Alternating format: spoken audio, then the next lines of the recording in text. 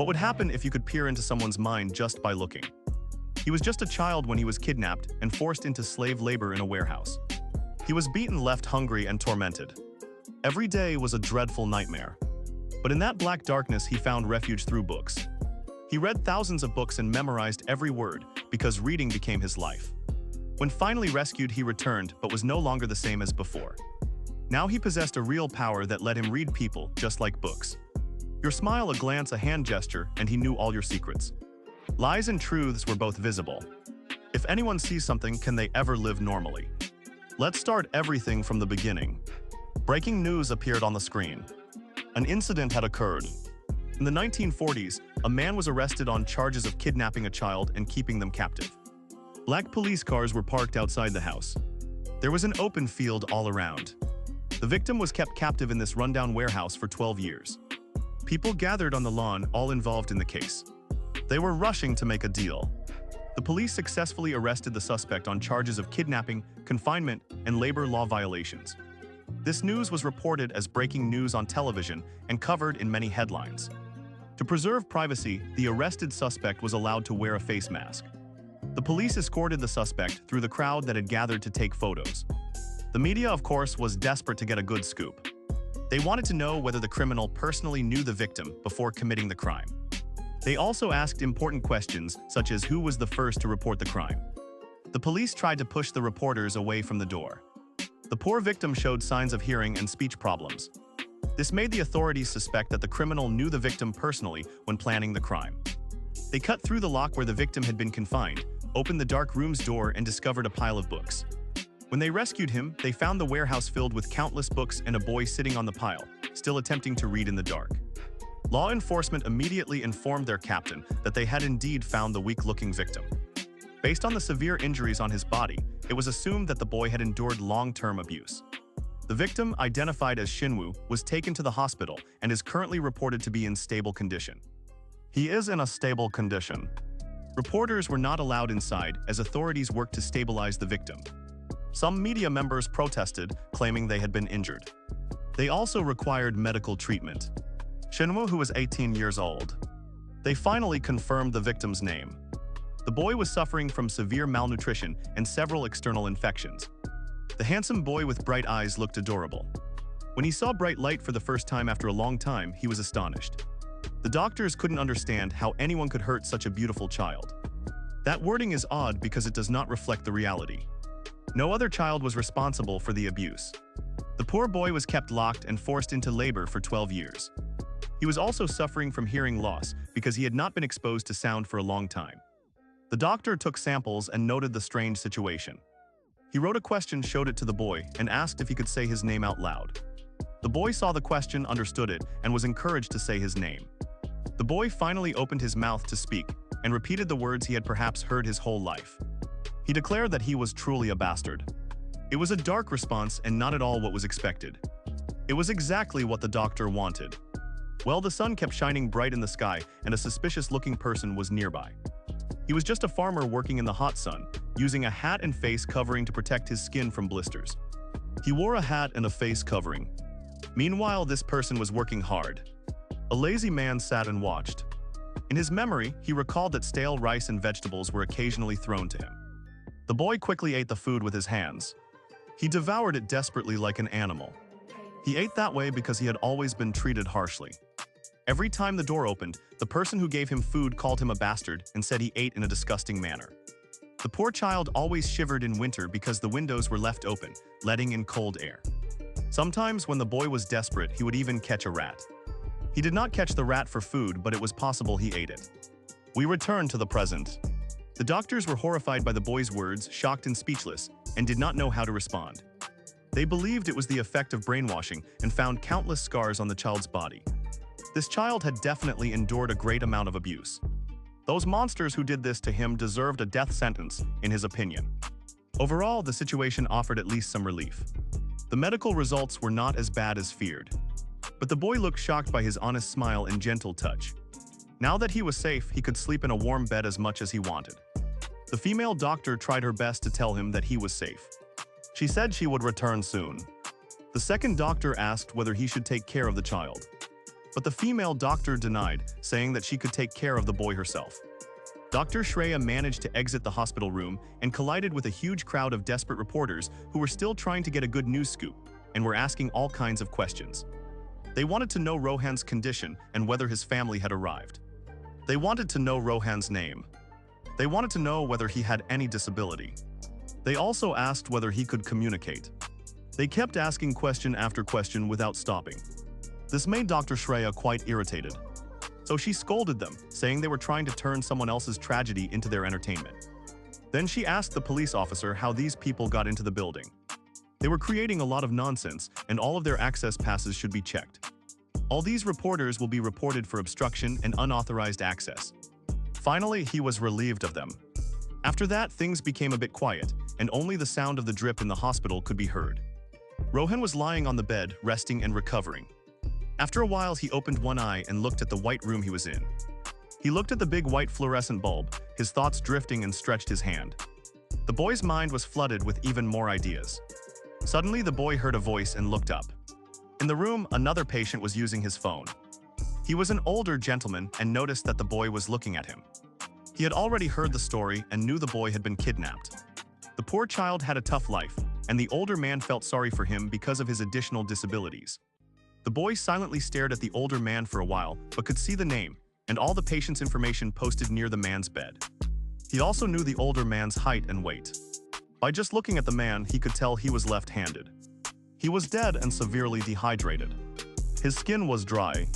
The man was unaware of all this because he was having a lot of fun using his phone. The man had no watch marks or rings, so it was clear that he performed a physical job. He had no spouse. By putting together all these pieces, the boy could figure out that his roommate, a plasterer, had been working on a low rooftop and fell. When he fell, his left side was injured and he died.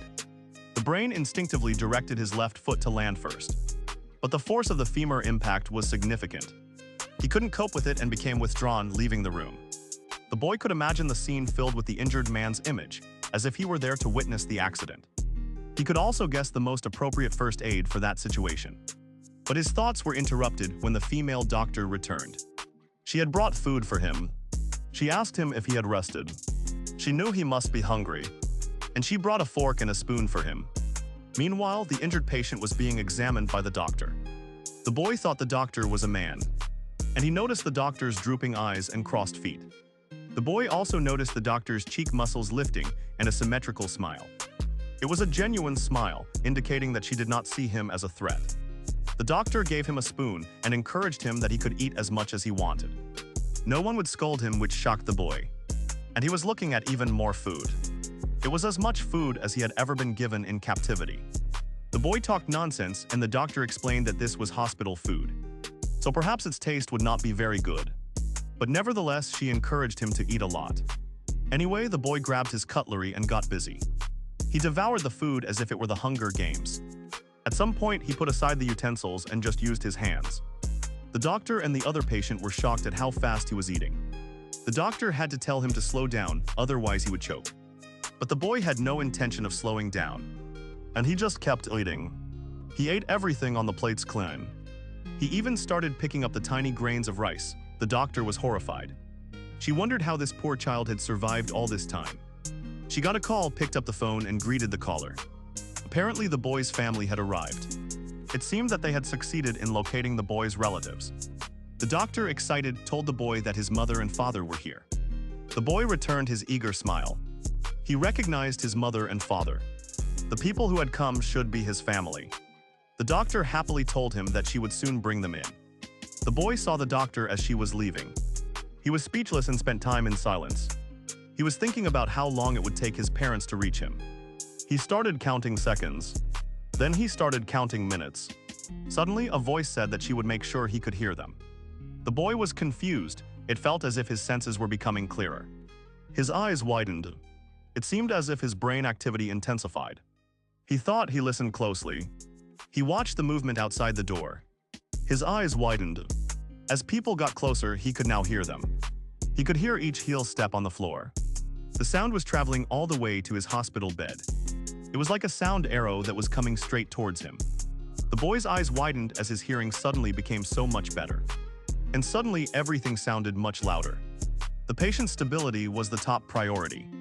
They had to make sure that he did not go into shock. The boy was speechless as he was listening. Then he was ready for them to come inside. His eyes widened, and he saw the people who came inside. A woman and a man's. Their faces brightened with smiles. When they saw him, they rushed toward him while calling Woojin's name. Even though the doctor had told them not to shock the poor boy, they proceeded anyway. The boy opened his arms to the two people for a big hug. Upon arriving, he was surprised to be embraced by his loving mother and joyous father. The mother was pretty, she resembled him a bit and had her father's hair. Both celebrated saving their beautiful son and expressed apologies for not being able to keep him safe. They were grateful that he was unharmed and thanked him for coming back. Their cries, love, and adoration were loud. The noise was so loud that Woojin became overstimulated and moved away from the pain. The boy covered his ears. In fear, they looked at him as if asking what went wrong. They were concerned. He was asking whether everything was okay. But the noise they made seemed overwhelming, and the boy was left crying because it was loud. Sobbing, crying, and shouts of joy and relief upon seeing their son made the noise far too loud for the little boy. He had just regenerated his sense of hearing. The sky above the brown apartment complex was bright and blue, heralding a new day. A lady was just wrapping up a phone conversation with her mother. Sitting at home, she admitted that she had cleaned everything and then ended the call. After the call, the girl sat in silence and began to wonder. Look, her big brother had finally come home. And he was probably the overstimulated boy we had already been introduced to. The sweet little brunette didn't know how to feel about this development.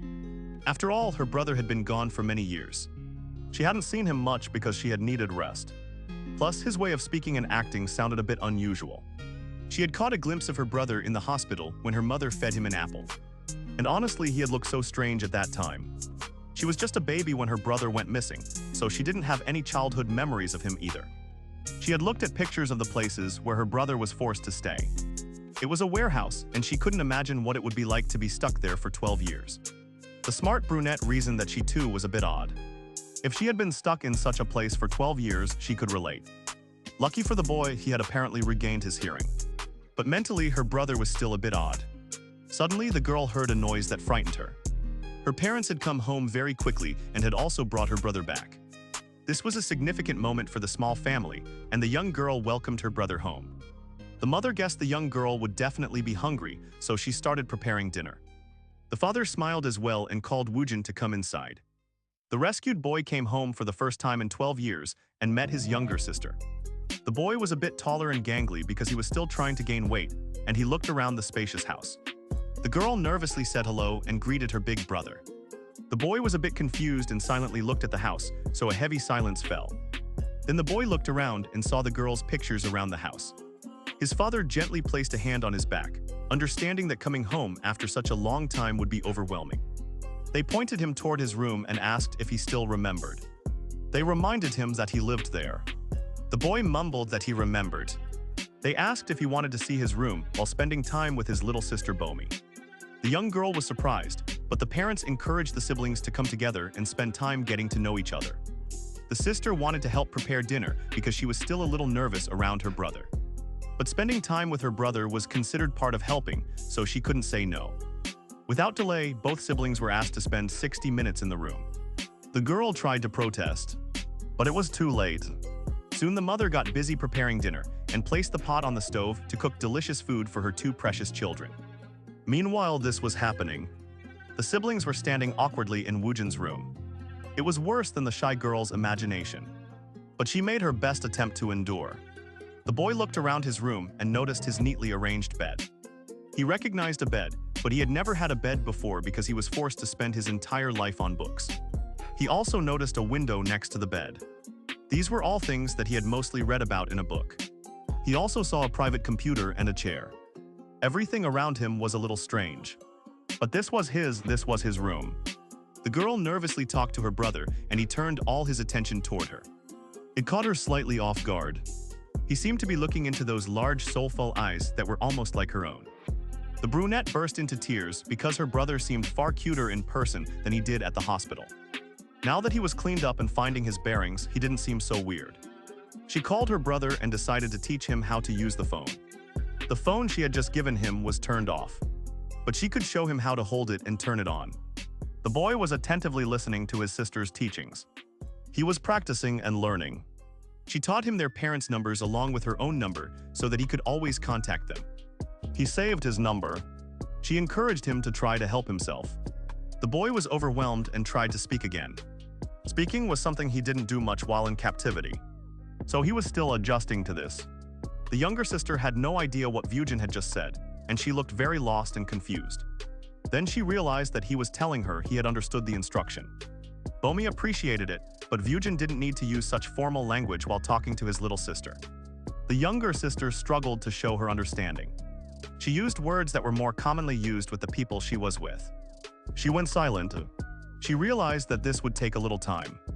While deciding to move on to other topics, Vyujin asked her to try turning the phone on first, and she did just that. The younger sister even watched as the phone started loading in front of her. The phone displayed bright colors and an interesting figure. Then Vyujin taught her to create a new contact and save its number. She listened attentively to everything Vyujin said. The little sister called the number and started writing it down so she could save it. She was watching the screen as if she had picked up the instructions quickly. With laser focus, she did exactly what Vyujin had told her, and she was surprised that this was her first time using the phone. Her fingers were not moving as fast as when she had used a phone before. Vyujin was just worried about whether he had done it correctly. She followed the instructions. She encouraged Vyujin by saying that he had done quite well. She is very smart. Now it seemed like Vyujin was the type who could pick up things quickly. Now he will teach her how to search for things on the internet. The younger sister was curious and confused, but she was also ready to learn. So Vyujin showed her how to search on the internet, demonstrating how to look up anything she was curious about. She can type it. Once she typed magnifying glass, many interesting answers popped up. The younger sister was looking at the phone. Exactly like last time. He let her try to search on her own. Vyujin was curious about many things. So as soon as she got the phone, her fingers started moving really fast as she typed what she was curious to know. Apparently, she was curious about her family. While tapping on the images, she saw various wonderful pictures of families loving each other and supporting one another. She couldn't really relate because she had spent her whole life locked in a cage. She saw in the pictures the mother and father dogs. Then Vyujin turned and recognized his little sister. That was their family. In that house, everyone was family. It felt like a homecoming. And the lady who smiled brightly. Her sweet, bright smile showed the warmth of the family. She went silent, looking up in surprise, while Vyujin was looking at her with a curious expression. She identified the scent coming from her sister as perfume. The perfume's origin dates back 5,000 years. It was first used in religious ceremonies as a medium of communication with the divine. They used to burn fragrant wood at that time. Today's perfumes are a blend of various aromatic compounds and solvents. Music is also used to appeal to others or create a personal image. Remembering all the knowledge from that ancient time was like transporting it. He was looking at those who were away. The brother pointed out that the boy now had a really strong perfume on. And this surprised his sister. The boy got up and followed the scent of the perfume, and it triggered his alarm. Someone asked where he was going. The sister called the boy as a surprise, and he seemed to pause. He called the boy brother, but he could not be distracted from the really important situation. It was the sweet smell that was coming toward him. This scene was truly incredible, and the boy was watching the plates in the oven that had been set out. It was not a perfume that had such a sweet smell. His deduction was wrong this time. The delicious smell of the food made the boy feel hungry. His mother noticed him. The mother invited the sweet young boy to dinner and said that he must be hungry. He was indeed hungry, and he sat down to eat. Dad also made kimchi stew, and it was apparently so good that a person wouldn't even notice. He wondered if he would die while eating the food. At this point, eating the food seemed almost dangerous, and the boy wondered whether he would die while eating it. But the statement from his father was just a small joke. His sister was invited to join, and they all sat down like a family. Food was pushed onto the boy's plate, and the parents encouraged him to try some of that good food. The family stood together. She was speaking nicely. She was feeding the boy and welcoming him, but she did not force him to try all the food. The rescued boy was struggling with his table manners, and when he spoke while eating, some food bits flew around. But the focus was on the 3 dishes. He was spending the best time of his life with the family. This family's beautiful picture was filled with light and bright vibes. Suddenly, small splashes of darkness began to appear. These splashes quickly turned into a trickle, and then a wave of darkness that consumed it. He savored the moment. A threat was arising outside this beautiful scene. The kidnapper was told at the police station that 5 years ago his family members had started dying. Each year, the policeman asked the kidnapper whether he had anything to say about the deaths. The first to die was his wife, and the second was his mother. Both female cops fell to the floor. The sister-in-law died after eating a poisonous plant, and 2 other close people also died. The suspect was held in the police holding facility. The weak-looking man declared that he was not responsible. But the authorities couldn't believe it. It was very odd that mysterious deaths had been occurring around him, and they suspected he was responsible. Everyone died and only he survived. Still, the suspect insisted he was not responsible for those deaths. The police suspected he was refusing to cooperate. So they called the detective. There is always this possibility that the suspect who is being questioned might not be a killer. He is not a killer. The detective found it hard to believe this, and he asked what the suspect was talking about. The suspect hid his hand on the table. He blamed the person he had fed and given shelter to. Yes, this Laoi kidnapper was blaming his victim for killing everyone around him. There is a man, he was drug-fed and crazy, and he was considered delusional by the authorities. The detective cursed him. He told the suspect to watch his tone, and an assistant came in. They tried to encourage everyone to relax. The suspect insisted that no one understood what kind of monster that boy really was. He was a very smart boy whom they had locked in the bookroom box for 12 years. He was there, but he was not idle. He was sitting, using the very little light coming from the window. He had read every book from cover to cover. He flipped each page while reading about autopsies. He was learning everything about human anatomy in the darkness of that room. The suspect was insisting that the victim was indeed being subjected to pain and suffering. And on a dark day, lightning flashed across the sky over the shed. That day, when the little victim was focusing closely on the book he was reading, evening fell on that beautiful block where the Woojin family lived. It was a fairly peaceful evening.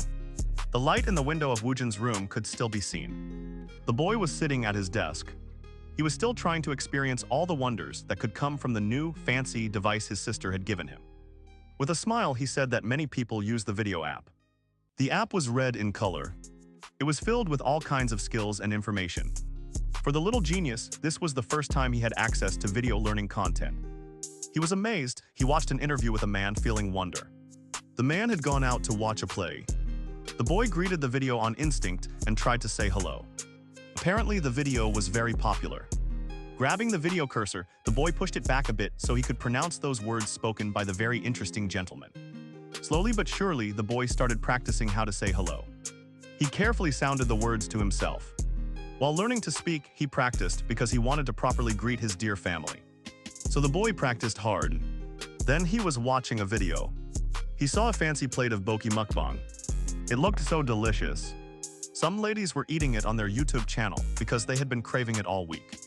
The food was very good and juicy. It was packed with so many flavors. It was so amazing, she gasped at the beautiful stretchy cheese. His mouth began to water as if he were watching the food. He was thinking that this was quite amazing and delicious. A loud knock came at the door and the boy panicked. His older sister had come that morning. She wanted to know what he was doing. She wanted to know whether she could come in. Sure enough, he invited her inside. Bomi greeted him with a smile. The boy asked if she needed help with anything. The girl was surprised the boy had been called. People wanted something from him. Then he asked if his sister wanted help. He suggested that she do some cleaning or something like that. The sister was surprised and quickly dismissed that line of thought. She wasn't supposed to do all this. Actually, she had called him to ask him to go outside for ice cream. The boy was surprised and repeated the word. The ice cream is super cold and delicious. She liked it. She also wondered if she had ever eaten it before. The sister took his hand and pulled him outside to meet their parents. The parents were quite concerned. When they saw their children going out, they told them not to go far and just to go to the ice cream spot. They didn't want to repeat the worst incident of the night. Bomi had to hold her brother's hand tightly and stay with him. The girl laughed. She assured her parents that they would come back soon. His brother echoed her words. Then they both went out together to get ice cream. It was evening. The sun had already started setting, and the main road had a few busy cars. The name of the ice cream shop was glowing brightly. The siblings went inside. The boy was gazing at the bright name, bright on the ice cream shop's sign shaped like an O. The beautiful and bright sign made the O inside even brighter and more colorful. It was the first time for Woojin to see so much produce in one place. His sister called him to stay with him so that he wouldn't get lost. She encouraged him to eat whatever he wanted. Picket, the boy, was amazed by the many ice cream flavors. The sweet girl giggled at his confusion and asked what he wanted. Should she help? Both of them kept watching the ice cream freezer for a moment. They tried to select the perfect flavor. Then he gasped and said that it was quite tasty. Both walked towards the counter. She wondered whether her older sister should pay for the ice cream they bought since she is older. She decided that rushing her learning was too early, so she went slowly, took the boy's ice cream, and gave it to the cashier so that she could pay for it. After paying for all the ice cream, the girl gave a goodbye wave and told everyone to have a good and wonderful day. A bunch of schoolgirls were eating ice cream outside, and they were quite surprised when they saw the boy. It was awkward, and the dashing boy was eyeing them. It was still too early for him to deal with the girls. His sister was cutely teaching him how to open the ice cream. There was a bunch of girls ogling an unaware beautiful boy. She was quite excited and wanted to ask for his number. She wondered whether her friend was beside her. Mind you, Bomi could hear everything she was saying and felt remarkably smug about it. Then she told her brother to give her the ice cream. She would open it for him. She greatly appreciated the assistance because he was struggling with a wrapper. The girl smiled and told him that he didn't need to say thank you and that he liked showing off in front of other girls. Once the ice cream was open, he gave it back to his sister.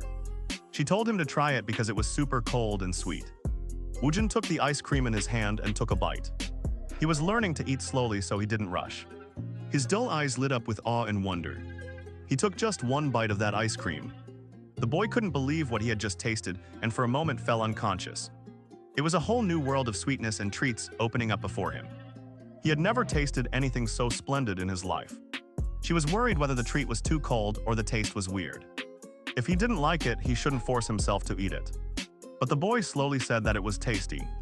That adorable little treat was so tasty. Actually, it was super tasty. The boy had never eaten anything like this before and he was overwhelmed. Her eyes filled with emotion. She ate ice cream with a yellow glare. Sister laughed, wondering when she had learned that new word because she was so good. She advised her brother to eat slowly so he wouldn't choke. Then she had a lot of fun calling him Oppa in front of the girls because they wouldn't have any idea that he is biologically related. His sister slowed down a little and he laughed with fondness seeing her follow his instructions. Then he suggested taking a picture of his first ice cream date to further annoy the other girls. They took many pictures together. Their cute, similar eyes were highlighted in many of them. So they moved forward and said they would eat while walking. That evening, the sun kindly set over their sweet and gentle household. Both siblings were still walking back home, holding their ice cream treats in their hands. Bomi had sent an adorable ice cream picture to her friends, and they were admiring her brother. They even joked about swapping places so that he could join them. Go out, the schoolgirl was amused, this was it. As he was walking home with his sister, he texted her back. Suddenly, Woojin started falling behind and Bomi didn't notice because she was focused on her phone. She kept moving forward, unaware that her brother was not following her. Look, Woojin had noticed something. A suspicious-looking man was standing nearby, and he was looking at her sister. This strange-looking man was a little too focused on Bomi. Her eyes zoomed in on his legs. He kept walking.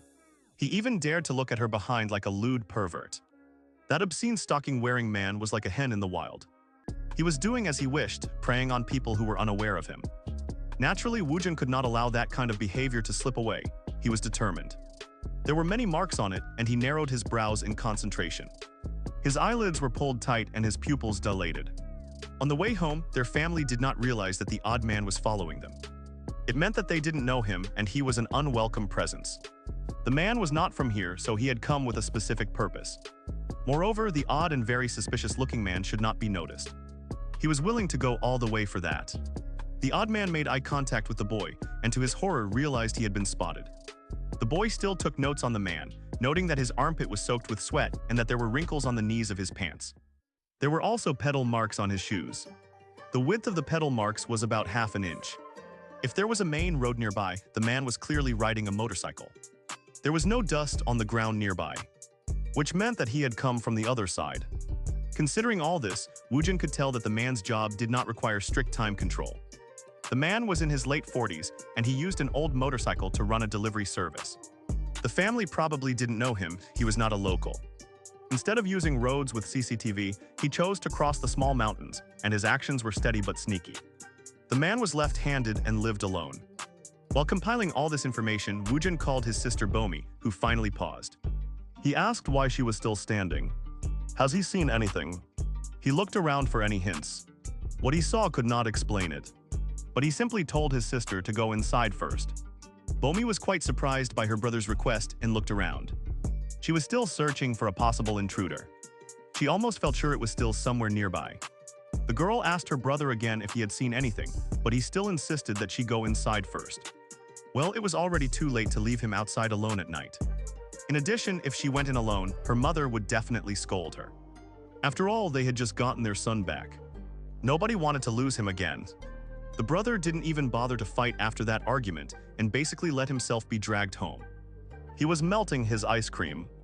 Their mother was waiting for him to come in, so it was time to go back inside. The house was peaceful and quiet, and the light was on in the window. Suddenly, the street light next to the window went out and the neighborhood seemed a bit darker. Another street light was burning bright and brilliant in the night's darkness. Its brilliant heat seemed to reach across the darkness that stretches over the countryside. In the room's silence, a clock was ticking.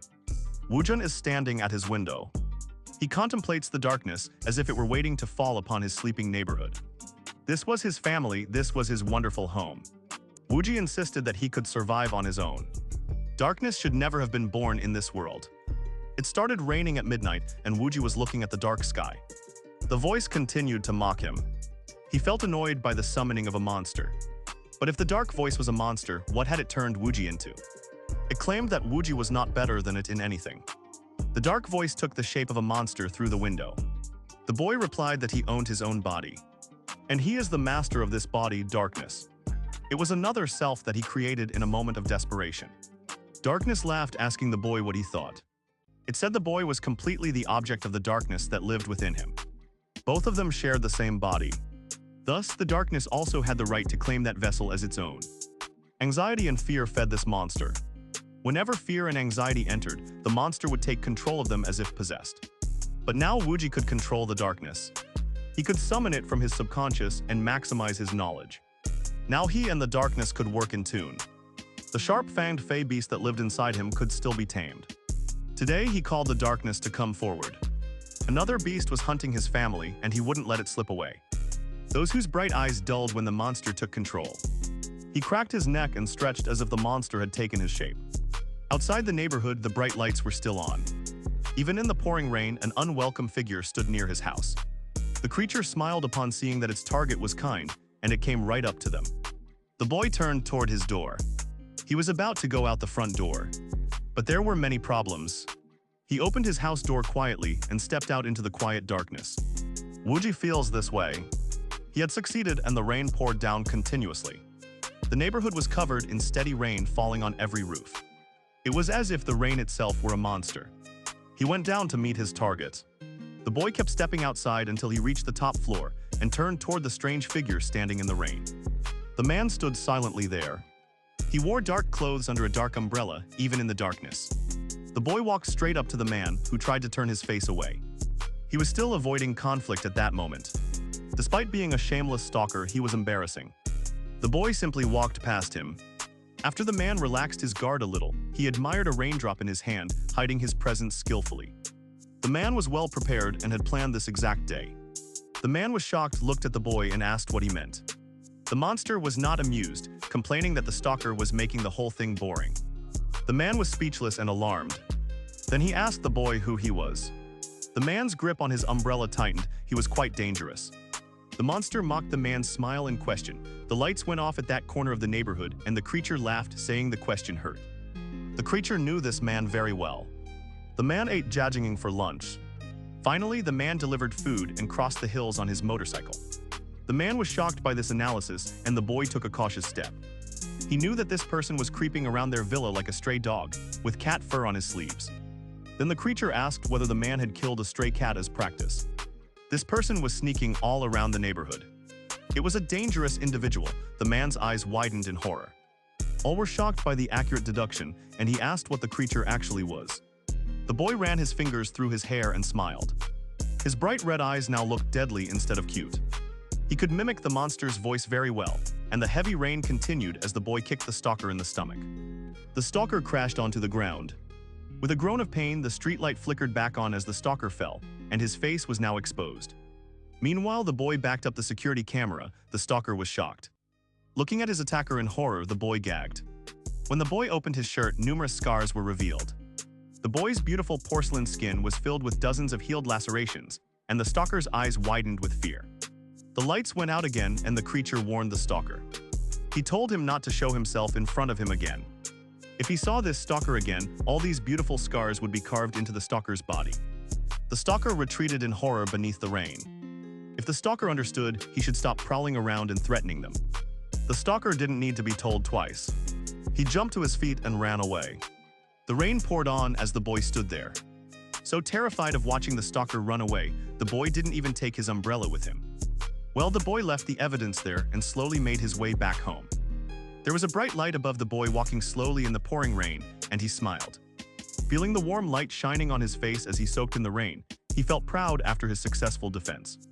The rain was making quite a nice sound. Darkness fell again over the neighborhood, but it was now free of the stalker. Morning came from night, and there was a slow and steady transition from darkness to light. The brilliant blue sky stretched across the morning. And once again, it was another bright day for the boy to spend with his family. They went out for dinner together and had a blast just eating hot pot. The next day he went out with his mother, and they ate legendary takoyaki on a stick. The boy was also excited to try it. On the third day, he went outside with his sister to watch a movie. However, the boy was busy enjoying the sweet, wonderful taste of the popcorn. On the fourth day, the boy stayed at home with his sister and did some studying. Now that he had been rescued, he had to be prepared to integrate with the rest of society. He was a bit behind the curriculum, but fortunately he had done a lot of reading in that dark room, so catching up was not very difficult. He was busy doing some basic science multiple choice questions to understand the flow of those concepts. He carefully read each question and picked the answers that seemed most accurate to him. The boy's pen moved quickly, fueled by his little sister's enthusiasm. It was as if he answered every question at an amazing speed. He sometimes doubted his choices, wondering if he was selecting the correct answers. Boo was amazed that he was answering so fast, and she gently reminded him that he had to read all the questions before answering and that he couldn't just guess them. But she gently assured him that she had read all of them. His sister laughed, wondering where he learned to say that, and wondered if she had made any mistake in teaching him about YouTube. It seemed that he had just guessed all the answers. But at least he should be taught to check his answers to be sure they are correct. She sat down beside him and decided that they would check together. Thus, they carefully checked each answer she had selected for every question to verify whether it was right or wrong. To Bomi's utter surprise, all the answers her older brother had selected were actually correct, outstandingly so. Bomi asked whether she had really read each question before answering, and she admitted that she had. Then he asked her whether she had done a good job. The sister was amazed and she raised more questions. She asked him to try it as well. The brother agreed and got to work just as quickly. He worked as quickly as he had filled in the previous questions. His hand moved fast and he answered all of the questions as well. He was amazing for his younger sister. Then he retrieved the questions he had answered and checked the results. In his amazement, his brother was an absolute genius. The brother countered that he wasn't a genius and just wanted to be normal, which was quite adorable. But a genius is a genius. The sister was surprised by his request to be normal and said that being normal was hard, but he still wanted to try. Her brother was not there when she was younger. She was living a sweet life with her parents. But her brother was kidnapped. Her sweet brother was beaten up by strange men and forced to do all kinds of horrific chores. He shivered in the cold. Surrounded by a mountain of books and struggling to stay warm, his older brother had traveled a lot in his childhood, and his sister had tears in her eyes because she knew it must have been tough. He noticed that his pupils had become smaller. His eyebrows lifted and his eyelids relaxed instantly. The corners of his mouth also drooped, and he was about to cry. He stood up and gently patted his little sister's head, telling her not to be sad. Then he went back to the table. He was curious about what he was scribbling, so he gave her a small note he had written. The girl's eyes widened and she saw the words he had put down. Bomi noticed that her brother was busy writing, and she asked what he was doing. He was writing very quickly because his sister was sad. As soon as he finished, he gave his note to his sister and she gasped. She gasped when she saw what he had written. Her eyes widened with surprise, and her brother encouraged her not to be sad. Eventually, a lower body temperature can weaken one's immune system. Sadness can also affect the tongue. This can lead to weight gain and cardiovascular diseases. Stress also interacts with cortisol hormones. It increases stress levels. It also disrupts sleep quality. Because sadness activates the hippocampus, the brain needs more energy. This makes a person feel tired. Sadness can also reduce serotonin levels. This can lead to depression and OCD. Her brother gave her all these very specific warnings proudly, and she turned to him asking how he knew all this. He admitted he had read a lot of books. The girl acknowledged it with amazement. Soon their parents called them to come out to eat. Suddenly, her usually overprotective brother just rushed out at the thought of food. It seemed like he loved his parents' cooking very much. Bomi was surprised and turned back toward the note her brother had given her. Their parents called them to eat, and they acknowledged the request. It didn't take long for the evening to settle again over the simple household, and there was a sense of calm. He went back to monitor YouTube channels. He favored food channels and loved to watch all kinds of delicious dishes. He might have thought they were all amazing chefs. He flipped from one video to another. His eyes widened in wonder, as if he had spent a lot of time learning on his phone. There were so many different types of food to try. They all looked so unique and tasty. His favorite YouTube host was doing it again. And the host greeted her viewers with a smile. Today he was going to try mala soup. He had already had dinner, so he would just take a small portion of soup. For this lady, a small portion meant 10 servings of mala soup. She really loved putting away food. She will start with white glass noodles. She used her chopsticks to scoop these unique noodles. Woojin was watching attentively. It seemed as if a stranger were eating. The host nibbled the noodles. While trying them, she selected the spiciest level. And indeed, they were very spicy. She thought the taste was very good. Woojin was now curious about the taste. Then it was time to try the corn noodles. She picked a lot of thinner noodles, gasping. Some heated pieces fell on her hand. But she assured her viewers that the texture was incredible. Now she will wrap it in a cabbage-like wrap. Woojin's eyes widened in wonder. He paid attention to each of her instructions. He listened closely to her direction. This host was a fairly popular YouTuber, and she had many videos trying all kinds of amazing foods. She scrolled through each one with wonder. In the next video, the lady was eating ramen, and she was about to boil it from scratch. He was watching the video, as if he had boiled the ramen on a hot stove. His eyes were fixed on the face of the lady, because he had seen her so much. Then he had to prepare before eating, and had to tie his hair back. This was a big pot of ramen, and she was ready to eat. The girl could actually finish the bowl. The boy was watching her in wonder. And after watching this video to the end, he also scrolled. The host has a completed pot of ramen with spicy chicken. Woojin saw. He complimented the meats. He was thinking whether acting like this would make him be considered normal. Seeing how the girl smiles on the screen while eating, he was wondering if he could also do that. His father once asked him what he wanted to become in the future. Although his mother was surprised by the question, it was okay. He had no answer, as long as he remains healthy and happy. That was the only thing that mattered to his mother. But the boy had his own desires. He wanted to become a normal person, or at least what passes as a normal person. A regular office worker was a good choice, and the parents encouraged him to become whatever he wanted to. He could become anything. Of course, the boy's biggest desire was to be normal. The next day, the sun brightly shone over the small neighborhood, focusing on the large parking lot in the area. Woojin was certainly there. The boy strode confidently toward the building with the parking lot, wanting to become a normal person. And he walked to achieve his dreams. He wanted to perform a fairly normal action. The main character had decided that reporting someone felt like a normal thing. So he was going to do just that. The boy went to the police office, listening to an ongoing interrogation. And someone was denying their guilt. A police officer insisted that all the evidence was captured on CCTV. So he was sure that the suspect in front of him was guilty. Despite this evidence, the suspect had the audacity to deny his guilt. The man across the table was a builder, and he insisted that he was not the suspect. He claimed he wasn't present. The police officer noted that the suspect would not admit guilt until the end. Even though they had a witness, the man was shocked. He asked exactly who saw him when he wasn't even there. There was no one who saw him. Suddenly, Woojin appeared in the room and called to greet the detective. The detective looked up, quite surprised. Upon seeing Woojin standing in the middle of his office, he repeated his greeting. He became a bit more specific and called Detective Kim Taeyong. Now the detective recognized him and looked at him in shock and awe. A large portion of the police force had already heard the news about that boy who had been kidnapped and rescued, so the detective correctly identified Woojin. The boy had become so articulate that the detective could barely recognize him. He even asked the boy whether he was doing well.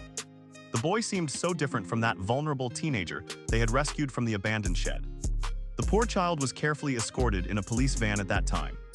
The detective gently told him to watch his head. After the boy shivered in the car, the detective strapped him with a seat belt. He told him that it was okay. Putting a hand on his shoulder, he assured Woojin that he would take him home safely. The boy was speechless during this rescue, but he never forgot the favor that the detective had done for him. He thanked the detective and said that he was indeed doing a good job. He smiled, acknowledged his well-being, and was impressed that the rescued boy now spoke so well.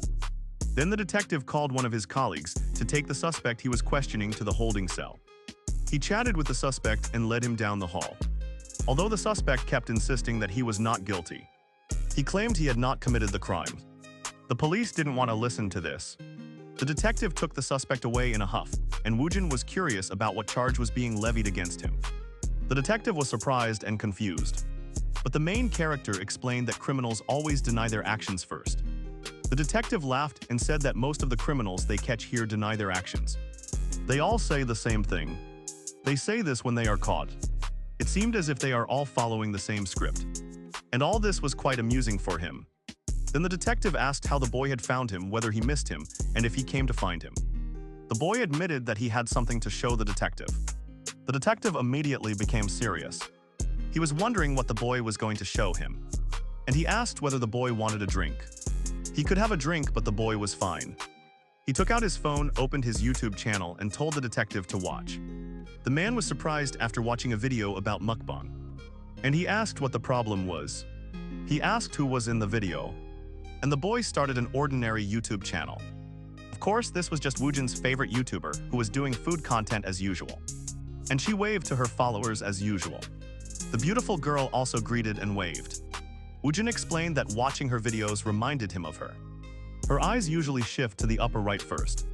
She does this when she is making her videos. He concluded that this means she is lying. At the same time, her fingers move toward her lips. To show nervousness, she brings her hand to her mouth. Meanwhile, lying is often a subconscious act. It shows the desire to retract a lie. During videos, she sometimes bites her lips a little. And this typically happens when someone is anxious or nervous. Feeling nervous in front of food is a bit off. Finally, of course, the lady could just be worried throughout the entire time. How is the taste of the food? But there was something that the wait couldn't ignore. Her eyes will shift once again to the right during the video. She will say the food is delicious, but her eyes tell a different story. Her words and actions don't match at all. Music plays while she eats. She will shrug her shoulders, prompting people to speculate. They feel threatened or uncomfortable. This was the limbic system at work. It triggers a natural self-defense reaction. This was a form of self-protection. Now while eating, her eyes will move towards the upper left. This was neither lying nor imagining. This time she was recalling a memory. But she was unconsciously covering her mouth, which meant that she was hiding something. Subconsciously covering the mouth often signifies the intent to conceal something. It can be voluntary or forced. She noticed that the host touched her necklace while boiling water. It was either stress relief or a subconscious action to regain psychological stability. The detective was speechless about this analysis. He was shocked upon hearing about a boy he had recently rescued. He wasn't just speaking so fluently, but also making all these quick deductions. The boy explained that his favorite YouTuber seemed to be asking for help. He had watched her videos many times to figure it out.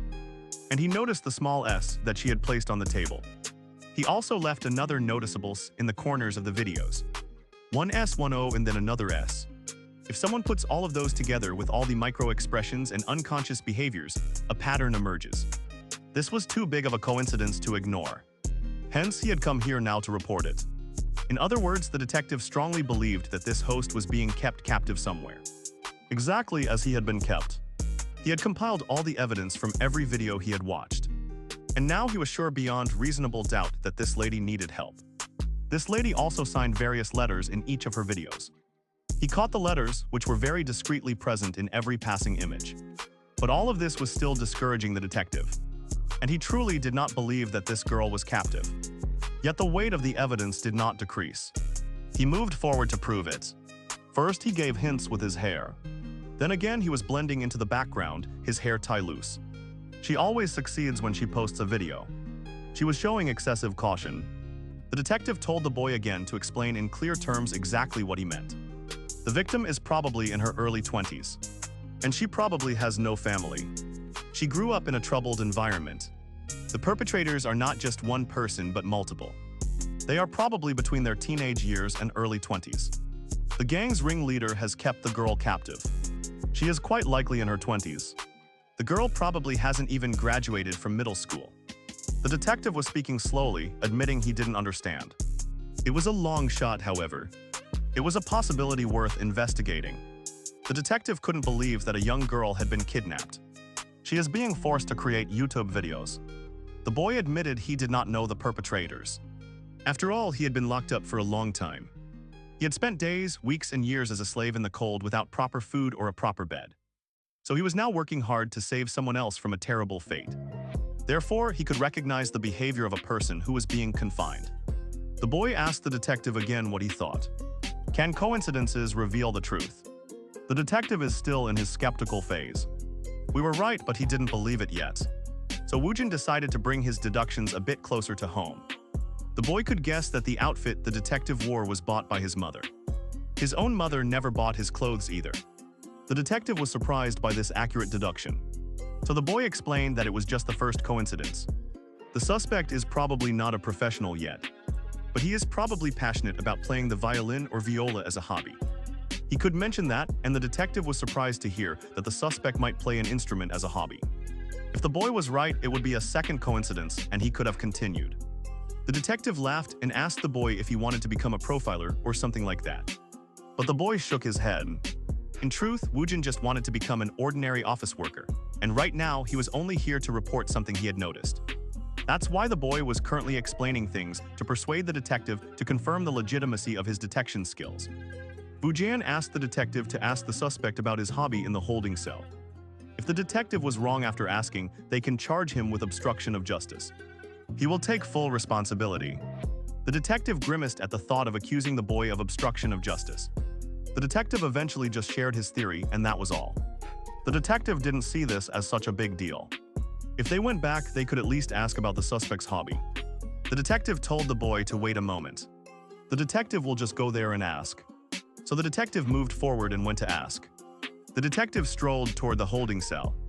He couldn't help but smile at his own actions, fully amused. The detective was letting the suspect play out his role because of a set of odd coincidences from a recent rescue. The boy was sure that he could speak much better now. He claimed that he knew how nervous people act. The detective then stopped, as if recalling the audit about who bought which shirt. The detective thought about how the boy came up with that guess. The detective didn't try to tease him and reached the holding cell, calling the suspect's attention. To be certain, he asked the man behind the bars if he played the violin or viola. The man was confused but explained that he does it as a hobby. There were two coincidences. The detective's eyes widened in shock. The chances of playing such a light instrument were slim. However, the boy guessed it in a glance. The man behind the bars angrily accused the detective of continuously investigating him. He was even searching his house. But the detective was speechless, wondering whether the suspect was somehow psychic. He was just casually interrogating the suspect. The boy arrived that afternoon. The suspect had never spoken to the detective even once. The detective was surprised to see the boy entering the room. But Woojin only needed a glimpse to draw his conclusion. A faint mark on the suspect's face indicated that he had worn headgear, a turtleneck, or a violin strap. It was also likely that the suspect wore a motorcycle helmet mask along with shaving cream. There were string marks on his fingers as well. He could be a fisherman, electrician, jeweler, guitarist, tailor, or a violinist. Bringing together all his deductions, the most likely answer was surely a violin and a violinist. Thus, the boy concluded that the mark on his chin was from a violin. The string marks matched that theory well. The detective returned to where the boy was waiting. Woojin had already left. His colleagues also had no idea where he had gone.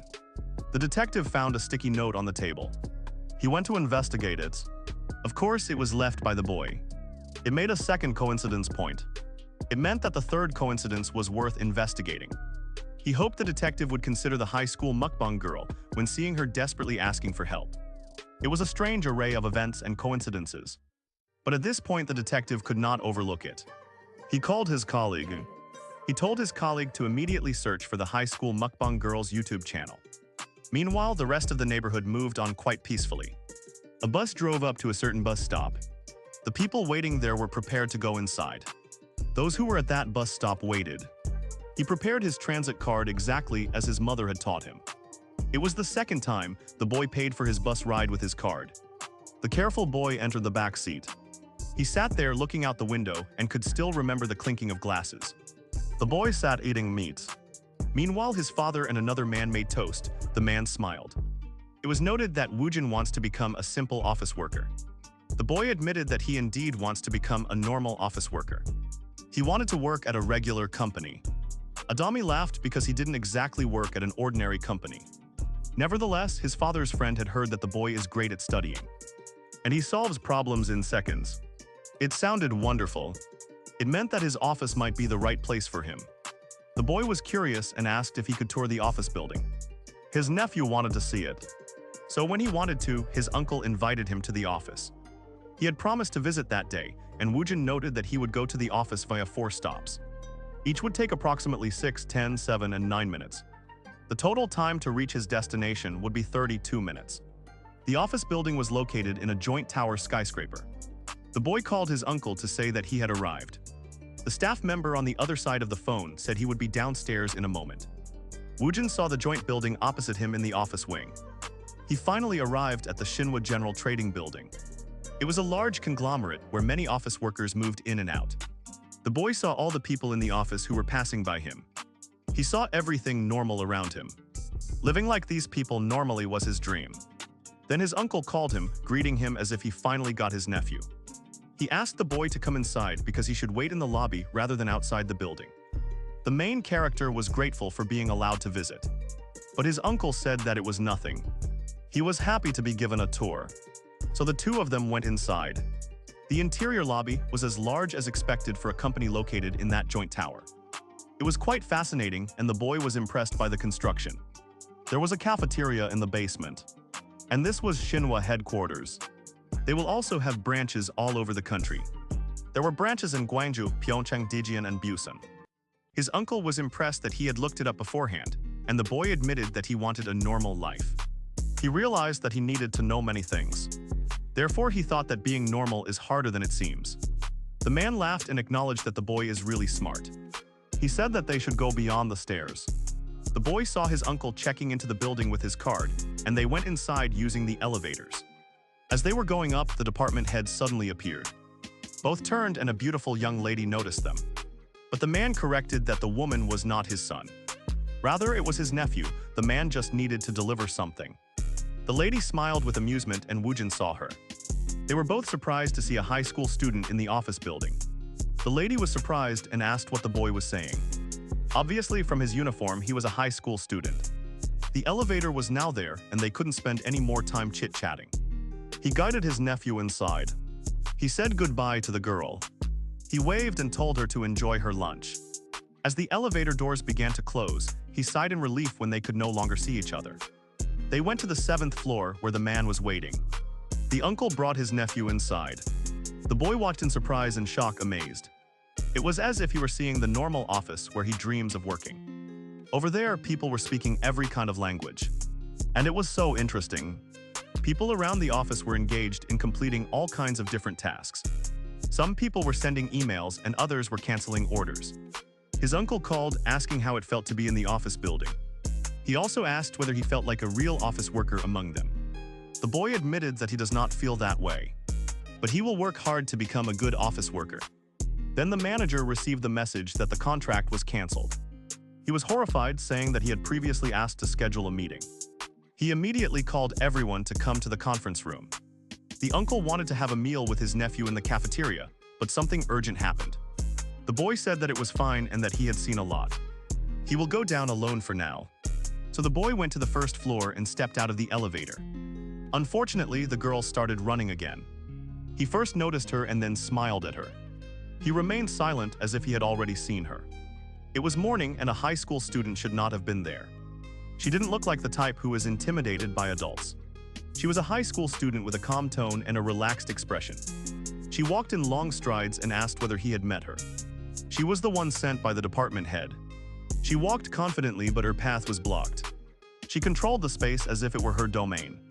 Based on her actions, she seemed related to a high-ranking company executive. If she was related to a high-ranking executive, it would be useful to know who. Then he said he understood and afterwards said goodbye. He walked away from her.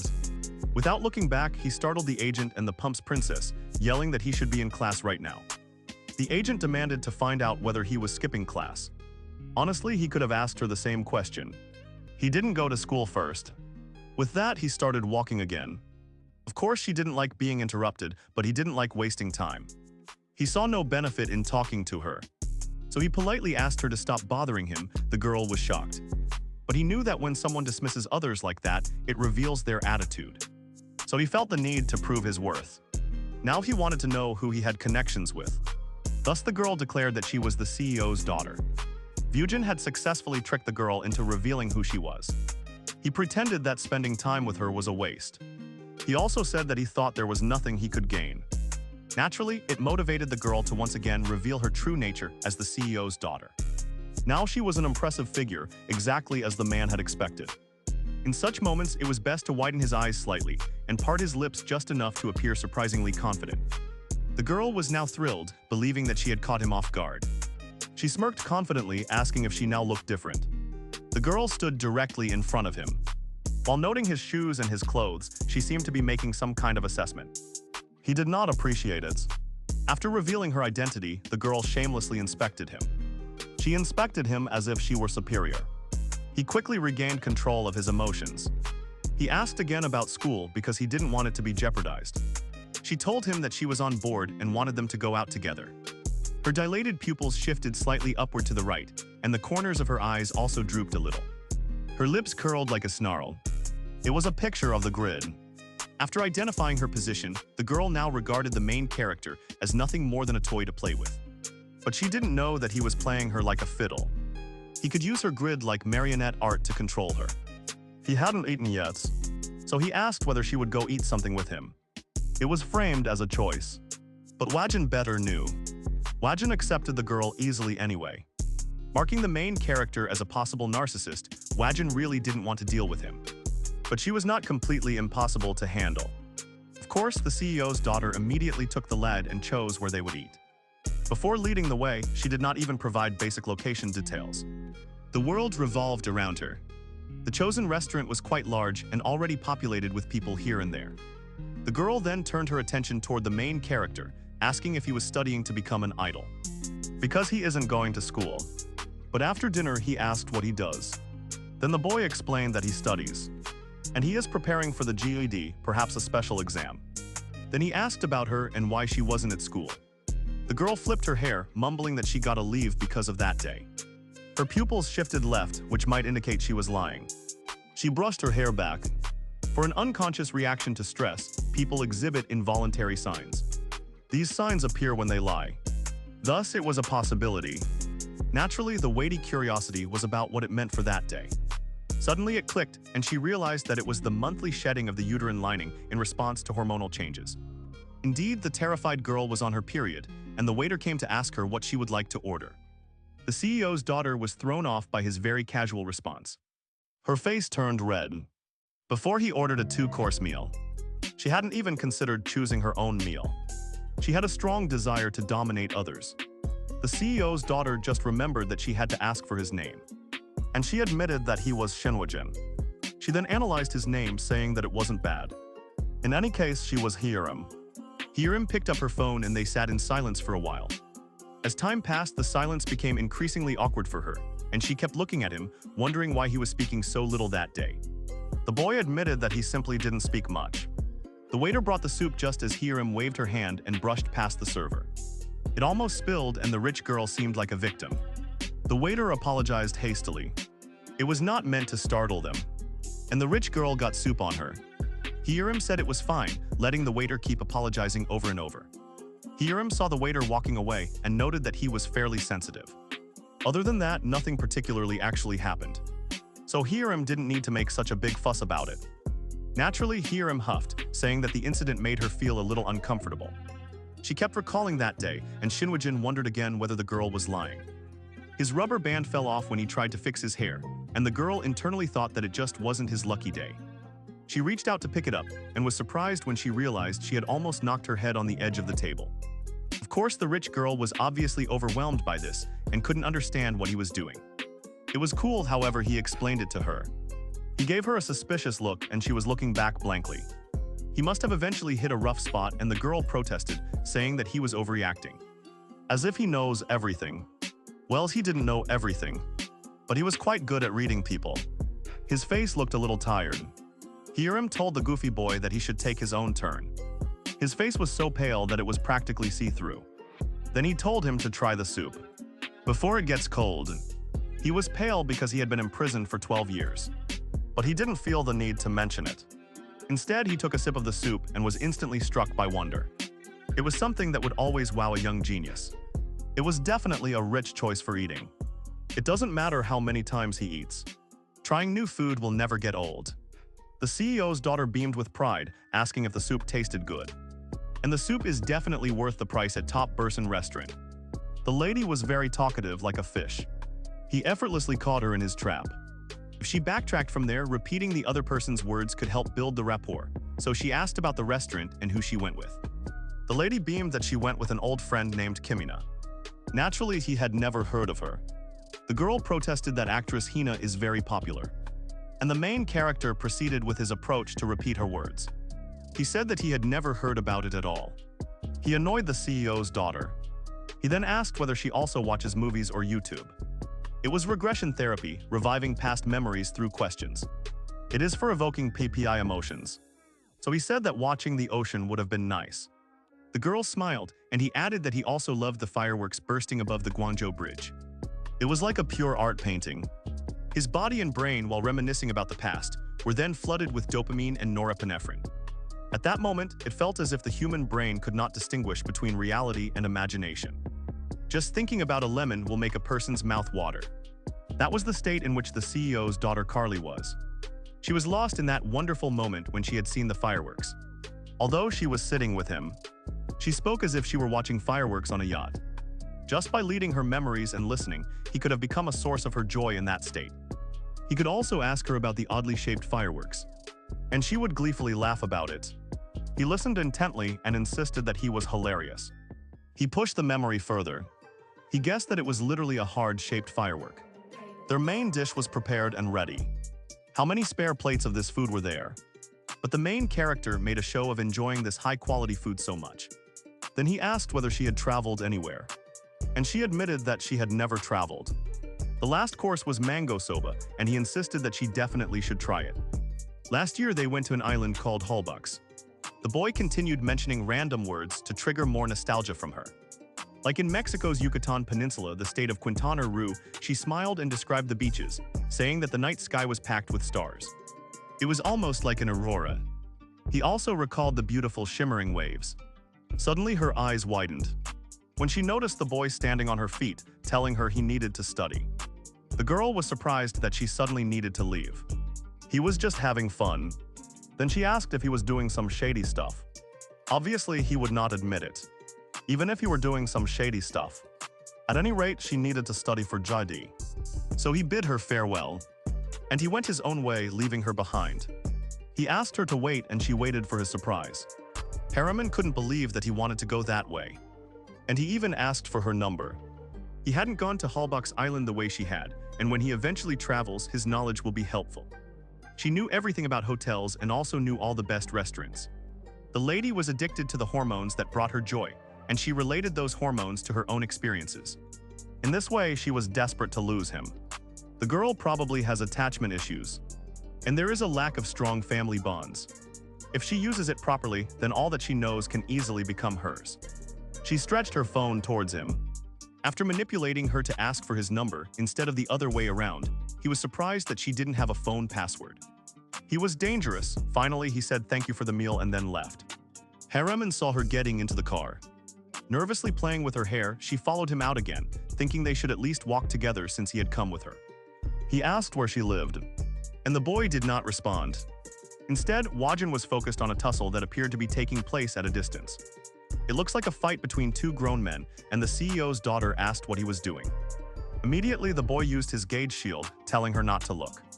It was a quite serious situation, and someone had just been stopped in an alley. The girl panicked, obviously horrified upon hearing that someone armed with a knife was nearby. Someone was willing to commit crimes with that dangerous tool. The knife-wielding attacker fled. Once he realized that he had been spotted, the boy saw him, took note of the attacker's details, then raced straight toward the victim. He pressed his hand onto the wound, administered quick first aid to stop the bleeding, and told the victim to hold on while he called the authorities. Someone has been stopped. He also asked the police to come and sent the restaurant's location. The man's pulse was rapidly increasing, which meant that his heart rate was rising due to severe internal bleeding. The boy asked what the man's blood type was. The internal bleeding was quite severe. The victim mumbled that his type is B, and the boy narrated it over the phone. There was a severe hemoperitoneum due to a stab wound in the abdomen, which meant internal abdominal bleeding, and the victim required an urgent transfusion. People over the phone asked him to repeat, and the protagonist paused. He explained using medical terms that the victim had lost a lot of blood. They required a transfusion during transport. His blood type is B. He was stabbed in the abdomen and required immediate aid. They tried to inform him about first aid, but he was already administering it and needed help to reach the hospital quickly. People over the phone assured him that they were preparing the blood. Woojin again thought about his desire to live a normal life. The man's blood pooled around his fingers. The CEO's daughter had come forward. She had told him to stay away. She was watching the victim in horror. His hands were trembling. It was as if she were watching a very gruesome scene. He didn't have time to comfort her. He was trying to save the victim's life. He couldn't help, but he thought that living a normal life was indeed very hard. Fortunately, it didn't take long for the police to arrive, and the sirens could be heard throughout the neighborhood. The ambulance was there and the police were there. It was fair to assume that the victim was being taken care of. So our dude carefully wiped away his bloodstains. Then an officer came to ask him some questions. He already had all the answers ready. He quickly said the suspect had short hair and was wearing a gray cap. The suspect was wearing a black collared t-shirt. He was wearing jeans and his weight was about 80 kg. He was approximately 180 centimeters tall and also described the suspect's shoes. The police officer told him to slow down. The officer turned on his voice recorder and told him to recount the description from the beginning. So he did as needed, and the CEO's daughter watched from a distance. Clearly, being the most rattled of everything he had seen so far, this was his first time experiencing something like this. Naturally, most people do not get involved in violent crimes. But our dude was raised in hell, so he was kind of used to it. The girl was quite frightened by seeing the knife-wielding man, and it seemed like a nightmare was about to strike her for a brief moment. In that state, she felt vulnerable, which could be exploited by the attacker. He took a stride toward her like a mother approaching a baby. She was taking her first steps. When faced with a shocking situation, it was normal for a person to stumble or fall because they were unsure what to do. Usually a baby falls. She was nursed by nurses and other caretakers. To encourage her to try again like a parent, he could immediately comfort her and restore her confidence. There was no one else who could take his place at that moment. He noticed that the lady was quite shocked, but that was okay. This moment will leave a strong impression on him that will force him to think about himself and the situation. Gently, she placed her hand on his shoulder to soothe him and told him that the victim is okay. He doesn't seem seriously injured. It was like a mother comforting her baby. Kalpit hadn't seen their faces either, so they might become suspects. And there were many CCTV cameras around. The girl was ashamed. Later in the evening, inside a large, well-appointed house, they moved deeper into a spacious room. Someone was taking a shower, of course it was Hari. She washed away the day's stress under the shower's warmth. Rich girl could still vividly recall how Woojin rushed in and took charge when the man was hurt. Woojin had protected him. Woojin reassured him that everything would be okay. The lady smiled under the shower. Her mind was filled with memories of that boy. Exactly as she wanted. Later, she turned off the shower and stepped out while drying her hair as if she were getting ready for bed. She stepped onto the luxurious towel in her room, wearing slippers. And she sat in front of her vanity table to prepare her face and hair for bed. The The lady glanced at her phone again and recalled that she never got a chance to ask, in fact. In the meantime, his bedroom window showed that the lights on the side of Woojin's neighborhood were off. He was in bed as always, watching his favorite YouTube video. He was still heavily invested in the strange kidnapped girl video. He insisted that the food he had made was seriously delicious. He kept saying that this was almost concerning. Woojin admired the food in the video. He promised himself that he would definitely try that food someday. Then he received a message from Hi-Rim asking if he had safely reached home. The boy glanced at his phone for a moment and then typed his response. He sent his response to her. He said that he was totally all right. It was a surprise that he replied so briefly. Then he cut the conversation short. He said that he was going to get some sleep. And he wished her a good night. Woojin shifted his attention to YouTube and delicious food. He chose to completely ignore the rich girl. The girl sent another message, complaining that she had barely eaten dinner even though it was only evening. It seemed early for a young boy to go to sleep. He ignored her and turned his attention back to the wonderful videos he was watching. The next day, the sun lit up the blue sky with brilliant fluffy clouds. His family was having breakfast as usual. The boy always loved his mother's cooking, and his mother was absolutely thrilled that her son ate so heartily. It was another normal day in their household, and the boy picked up his study books to keep reading. The boy got busy solving all kinds of problems as quickly as possible.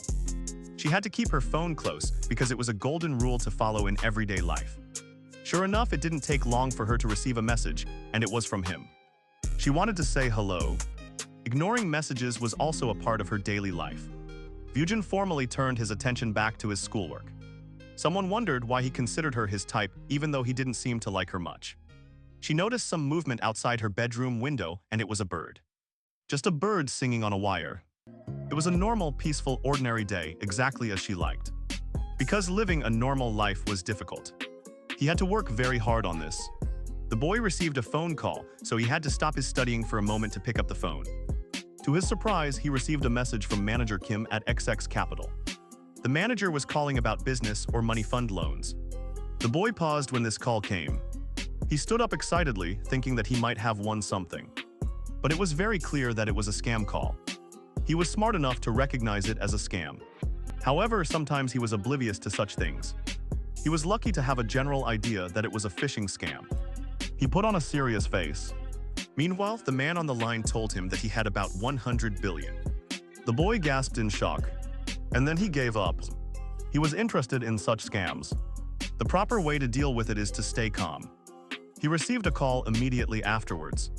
He was going to pretend it was a system error. He realized that this was a call from the police. The boy immediately became serious, just as they asked whether he was Shin Vision. And he confirmed that he was. The caller asked whether he was okay, and he assured them that he was fine. Then he was called to the station to provide a brief statement as a witness. Then the boy closed his door and prepared to leave his house. He was alone at home anyway, so leaving the house was quite easy. He slipped out through the front door. The door was closed. He opened it again for another peek because he was a bit suspicious. He looked down the hallway of his house, muttering that he would come back. Then he closed the door. This time will not be like the last time when he was abducted and tortured by horrible people. This time he will come back for a shower. He is here every day. He will return to the shining household. He will be there without being late for dinner. With a hurried thought, Woojin left his house. He made his way towards the station as required. The sky above the police station looked dark and cloudy. It was unlike the usual bright and sunny days. The sky always seemed quite dark because of the intensity of the situation. As mentioned earlier, this is it. It was because of the tension that he snapped. And he just went with his gut feeling. So the police kept adjusting the image they had drawn. They were asking whether it now looked more like the suspect they had seen. Woojin noticed that they had arrested someone who looked like the suspect. They asked Woojin if he wanted to hear the man's voice. So they let the audio play from the interrogation room. The suspect was protesting. He was insisting that he was innocent. Of course, it was surprising that it seemed like the police were just randomly grabbing people. If they said that he fits the suspect description, the man insisted that he was not that person who committed the crime, but the police could see past false denials. He focused his gaze on the man standing in front of him. He registered the man's face in his mind and made the necessary comparisons with the man he had met before. The suspect insisted that he had never met the victim before. so he had no reason to hurt a random office worker. As the officer said, the police closely studied every part of him. They examined everything from his facial measurements to his nerves. He could tell that the man seemed to be lying. And the man was obviously a terrible liar. It was kind of embarrassing for him. Wu Jin paused in his analysis. The police waited for his verdict. He wanted to know what he thought, after hearing that the suspect denied being involved in the attack. Anyway, Wu Jin stood silently for a moment and then said that the man is definitely lying. Wu Jin studied the suspect. The man was loudly complaining. He was denying the crime with all his might.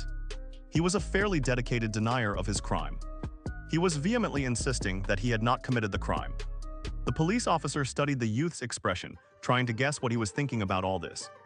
After hearing all his denials, the police again asked Wu Jin what he thought about all this. The youth was quiet for a moment. He put his theories and ideas together in his head. Then he finally spoke and said that the man was almost definitely lying. The man definitely acted suspiciously, and he looked like the prime suspect to the police. The suspect insisted that he was just taking a walk around the neighborhood. But as he spoke, someone noticed that he kept touching his nose. When someone lies, they often exhibit telltale signs. Kadoikola means secrets. Touching the nose and the area around the eyes can raise blood pressure, sometimes causing itchiness. Another sign of lying is supposedly biting one's lips and frequently touching the face. These are subconscious actions of someone who wants to take back a lie. When people are in danger, certain reactions become apparent. 3 reactions will always emerge. His freeze, flight, or fight response was evident. The man's crossed legs showed he chose to freeze. Even though he was not a captive, stress may have caused him to freeze, and the investigators could statistically analyze his behavior. Although this man was supposedly not an attacker, his body language indicated that he was afraid of being exposed. Woods asked the man about his educational background. The police questioning was surprising, but they confirmed that the man had a master's degree. Higher education often influences how people reason. The more educated they are, the more they value logical evidence. If the man were guilty, he would be more concerned about DNA evidence or eyewitness testimony. Woods then asked whether the detective had mentioned any witnesses, and the police admitted that none had come forward. If a witness had been reported, the man might have confessed. The man was currently yelling at his interrogator. He was very likely guilty, he could feel it in his bones. Then he asked the police if he could go home now. They indeed said he could go. But then Woods asked if he was sure that the man was guilty. Woods confirmed that the case had occurred and then told the police to take care. He did not need anyone to escort him outside. He could just build his home all by himself. There was no evidence, and the man insisted that no one had seen his face. Well, with that statement, the detective who was with Woojin finally stepped into the interrogation room. It was time to test another theory. He then informed the suspect that a witness had actually come forward and had seen the attacker at the crime scene. The man was absolutely shocked that a witness would appear. His eyes wide in dismay and fear, the man cried out while holding his face in his hands, and the detective finally told him to admit his crimes. It was hurtful, but the suspect could no longer continue with his lie. The shaken man confessed that it was an impulsive act. He had no intent to kill anyone. He just ended up in a fight. The police station continued operating inside. A small puddle had formed outside near the tire of the police car, and the blades of grass were green and wondrous. The boy, standing outside and gazing up at the sky after successfully solving yet another difficult case, turned for a moment. Glancing back at the building behind him, he was wondering what the Jazingen test was like at the police station. While going out, he had seen some staff eating. It didn't matter what case he was dealing with. He always loved food. He was wondering whether that food had been amazing and super delicious. Someday he would definitely have to try it. Now he had another item on his bucket list, and he marched forward on the path to build his way home. Suddenly, she received a message from a friend. While greeting him, she remembered that Hiram had texted her.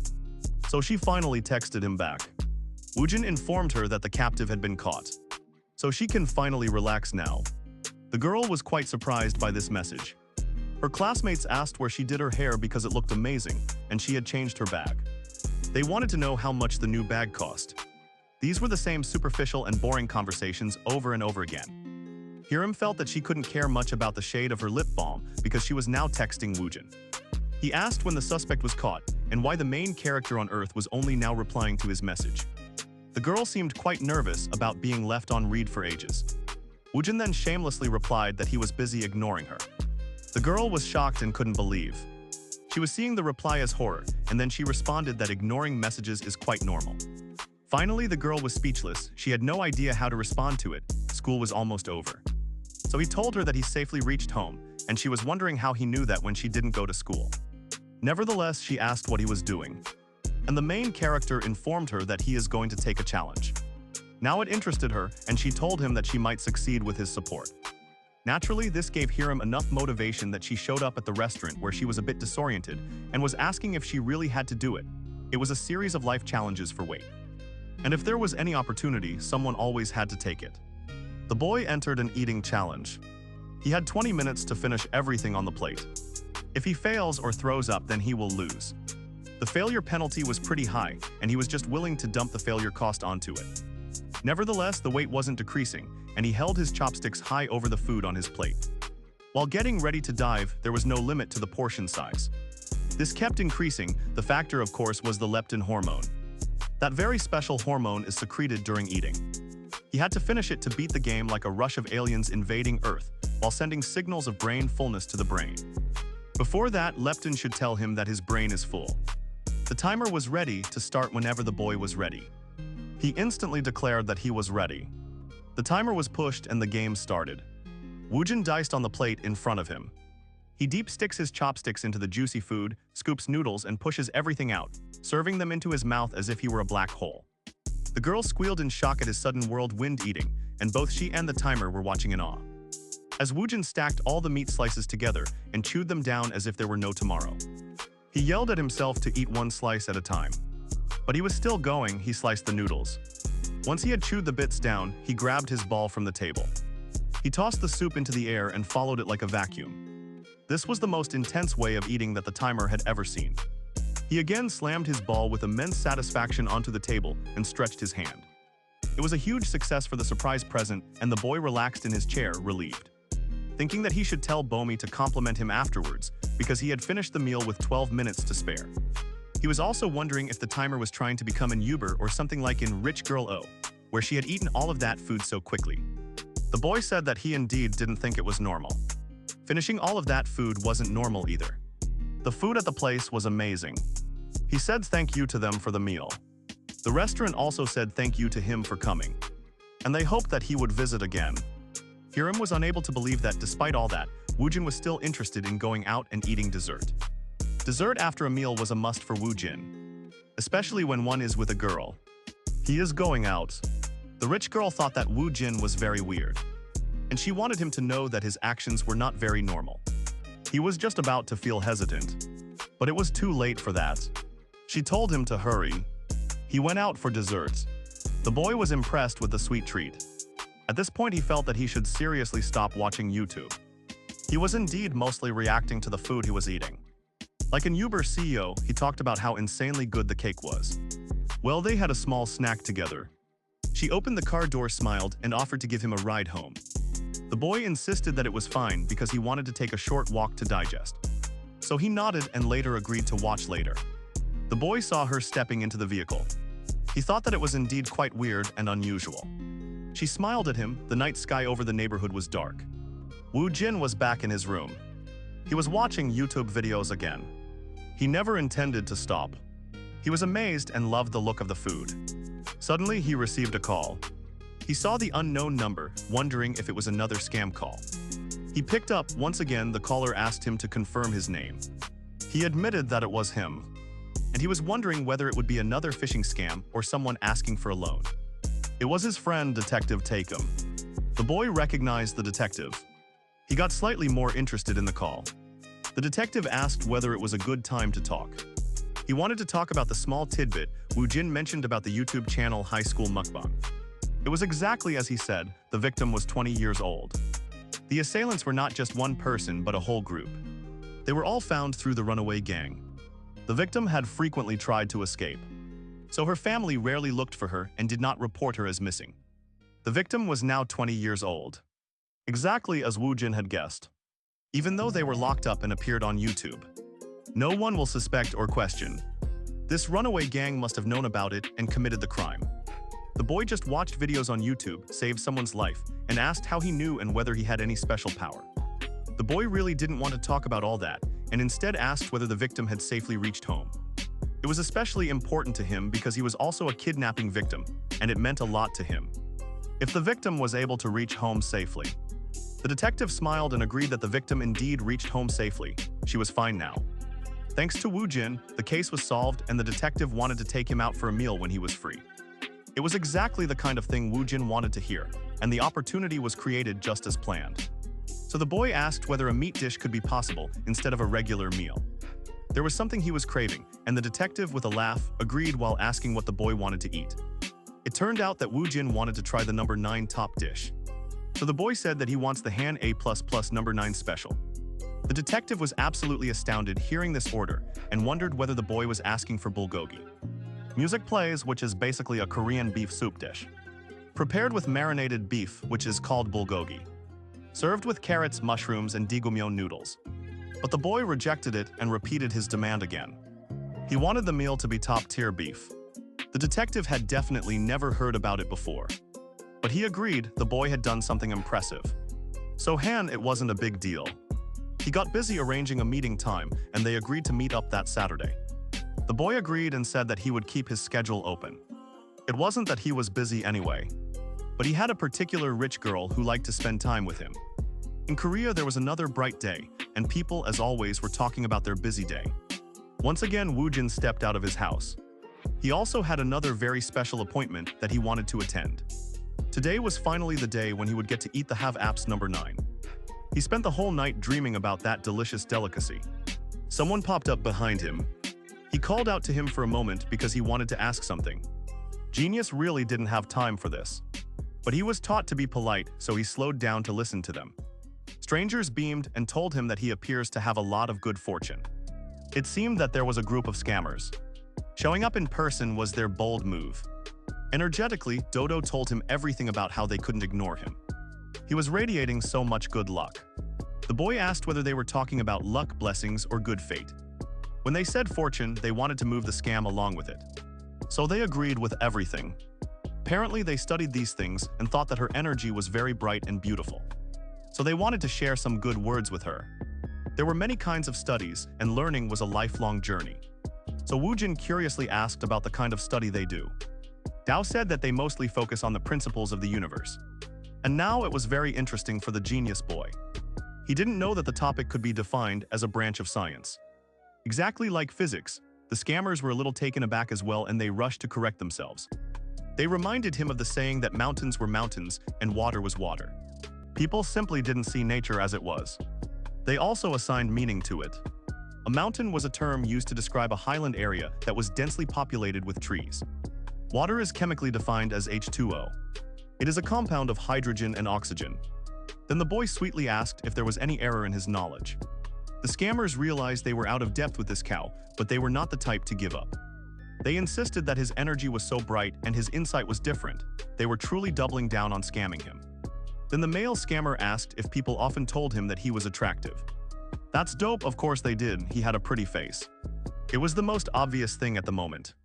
They claimed that they could see his ancestors sitting on his shoulder. And he really rebels against them. The boy looked so dignified. Woo Jin was amazed by the things these people said. They kept saying that his ancestors had been watching over him all this time. Did they just do it? It was quite difficult for a kidnapping victim to believe.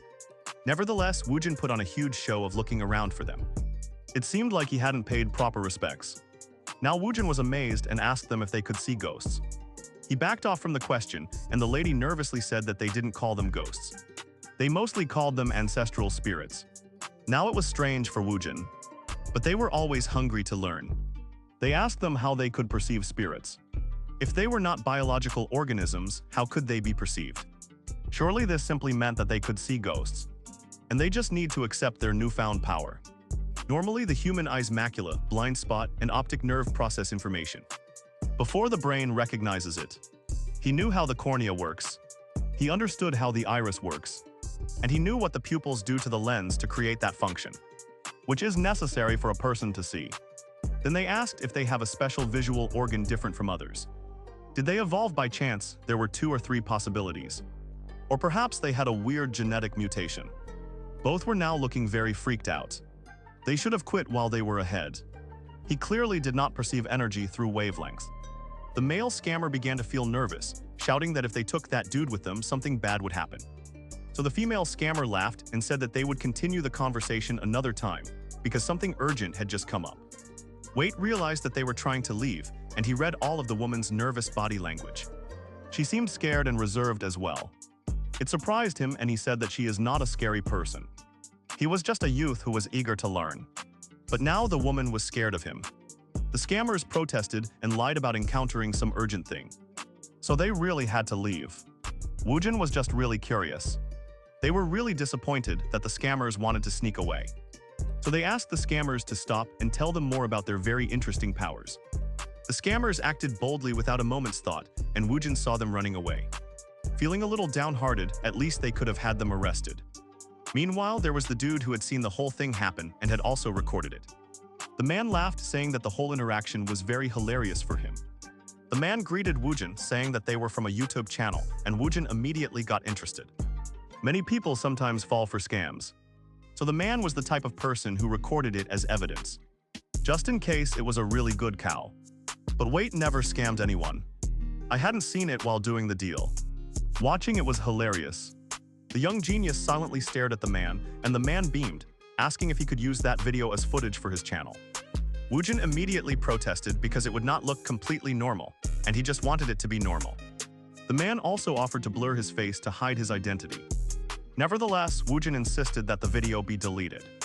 It was understandable why the man wanted to edit the video. Watching it would be hilarious, and it might get a lot of views. For the public good, he thought that this was the kind of video that should be shared. Woojin turned and was ready to walk away. The man requested that his voice also be modified so that he would not be identifiable. No one will recognize him. Nevertheless, Woojin insisted that the video be deleted. The man started offering money. He was quite desperate to keep that video. He finally offered the boy 1 million won, and a mod code appeared during Woojin's pause. Pulling out his phone to collect the money, Woojin was shocked and perplexed at how quickly he switched gears. Woojin was a broke kid and would appreciate some money so he could fund his real passion for food. Anyway, the money was transferred, and Woojin let the man keep the video until his face was blurred and his voice was modified. Then the young genius continued on his way and finally met the detective. The man met his special guest. He was happy and asked what he wanted to eat. The boy once again placed his special order of Hanu A++ number 9 Simple Roy Special. It still seemed ridiculous to the detective, but he nervously checked the menu and all the expensive prices that came with it, in case it was very costly. The boy then gently said that something else would also be fine. But the detective did not want to go back on his word. So the man requested 3 servings of that special beef. Then he beamed and thanked the waiter. If he had been even a little late, it would have been a disaster. When they reached the scene, it was complete chaos. The poor girl's screen ripped out and she was about to jump out of the window. It scared the police officer. The boy was also relieved that they arrived on time and that the waiter brought the food they had ordered. The detective was so busy that he forgot to ask. But he asked how the boy was and whether he was holding up well. The guard looked so different from the boy they had rescued. But they had to make a fuss that the boy was doing well. The boy admitted that he was trying to lead a fairly normal life. The detective recalled how the boy was able to identify the lady who was asking for help. Woojin recognized a captive victim because he himself had once been a captive. Woojin was also really smart and could easily recognize patterns and behaviors. Woojin could also guess strangers' hobbies after seeing them for only a moment.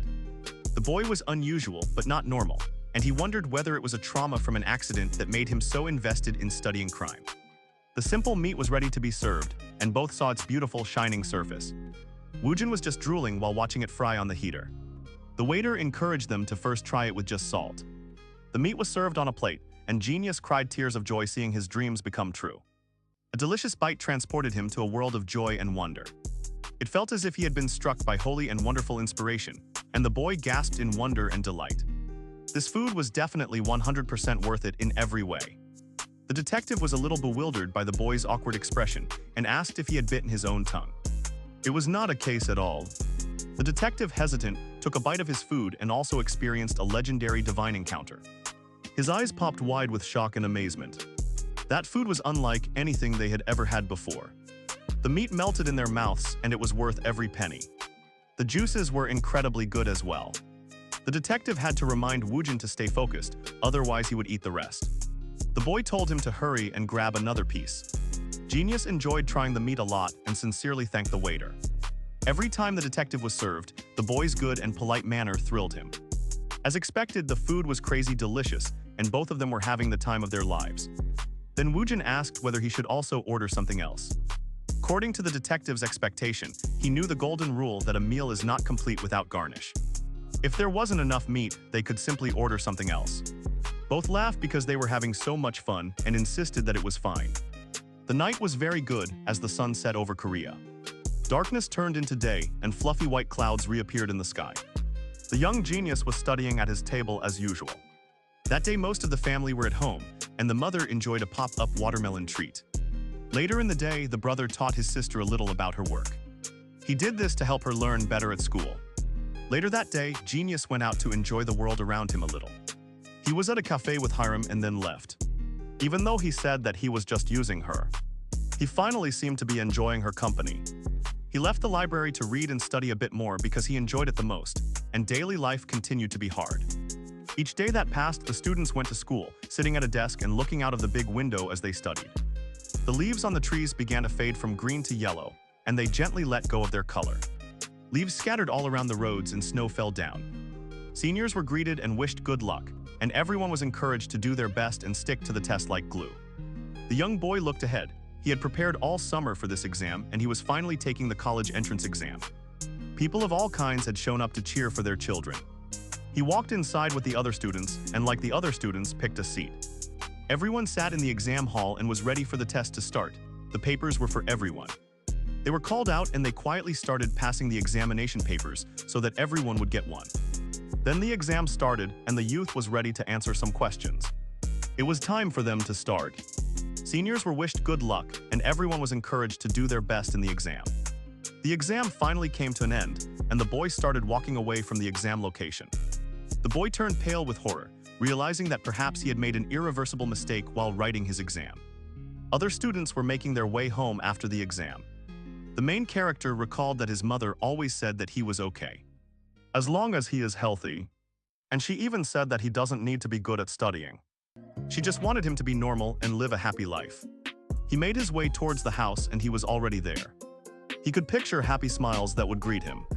Once he got back home, the boy was still grown up. He was wondering how he was going to explain what he did in the exam hall. The boy snuck out of his own house, but his sister was waiting at the door and she was thrilled. He asked if she had done well in her test. It turned out that he looked very gloomy. The girl was shocked. He kept walking and his sister was worried that she had failed the same exam, but she remembered that her brother was super smart and was very good at answering questions. There was no one who thought that he could possibly fail the exam. Then she hesitantly asked if he was okay. And did something bad happen? The boy lowered his head, saying that he was somewhat overconfident. Now his sister was wondering whether he had really done everything in the test because he was very nervous. So the sister tried to cheer him up, saying that it doesn't matter. If he didn't do well in the test, there is always another chance. No one is blaming him. The boy smiled and said that he is now going to wash up. He went in tiredly and his sister looked at him with concern. The boy wanted some time alone, so he took off his jacket and his bag. He wanted to slack off a little. Hiram sent a message asking if he had done well in his test. And at this point, Woojin was tired just after hearing about that awful test. He ignored her message as usual because it had been left near him. It was just a normal thing that the boy realized. He had solved many practice books without any reason. Later, when everything was washed up, he came out to join his sister in the living room. The boy was still slacking off about the test. It was the first time he had seen his brother so down and troubled. Even though he was initially hesitant and unsure, he was still so full of life. Now she was wondering how to comfort him while he was in that state. Then he got a call from his mother asking if he had come home. His mother wanted to know what her son wanted to eat after those hard exams. Because he didn't do well, father immediately wanted to talk to his son. They asked the sister if she really messed up, and she admitted that she hadn't gotten a chance to talk about him. But he looked very disappointed. It was just a test, and the father reassured that it was okay. And these things sometimes happen. He will get some good food and quickly head over so that he can cheer him up. Woojin appeared again in the living room. After the call ended, Bomi called her brother. She reassured again that it is perfectly okay. It is sad the boy probably got many answers wrong. But mom and dad will still bring all his favorite things for him to enjoy. The boy grew even more and finally confessed his painful melody. It wasn't normal. Yes, it was a terrible thing that had been a problem all the time. The poor, painfully gifted main character went to the exam hall expecting difficult questions. But the exam was frighteningly easy. Before he realized it, he answered all the questions without thinking how abnormal it would be for him to write them all. Indeed, the regret of the burden was that he could not rewind time and could not intentionally get any answers wrong, just so that he could appear like a normal student. His sister was baffled by this confession. She was so shocked upon hearing this that her spirit left her body for a hot minute. Surely anyone who got all the questions right has it. It should be overflowing with happiness and confidence. But the main character didn't want that. He just wanted to look normal. He was wondering if it was because he had solved many practice books. His hands moved reflexively without thinking, just like people's joints move without being noticed, or like people breathe unconsciously. Until before he realized that all the questions had been solved, he kept looking at his hands as if he were some kind of monster. Bomi was shocked by his disappearance, and she called him, grabbing his hand and shaking him back into his senses. She yelled that she could only say that, especially saying out loud that she got everything absolutely correct. Before the marking comes, it can make things difficult for him.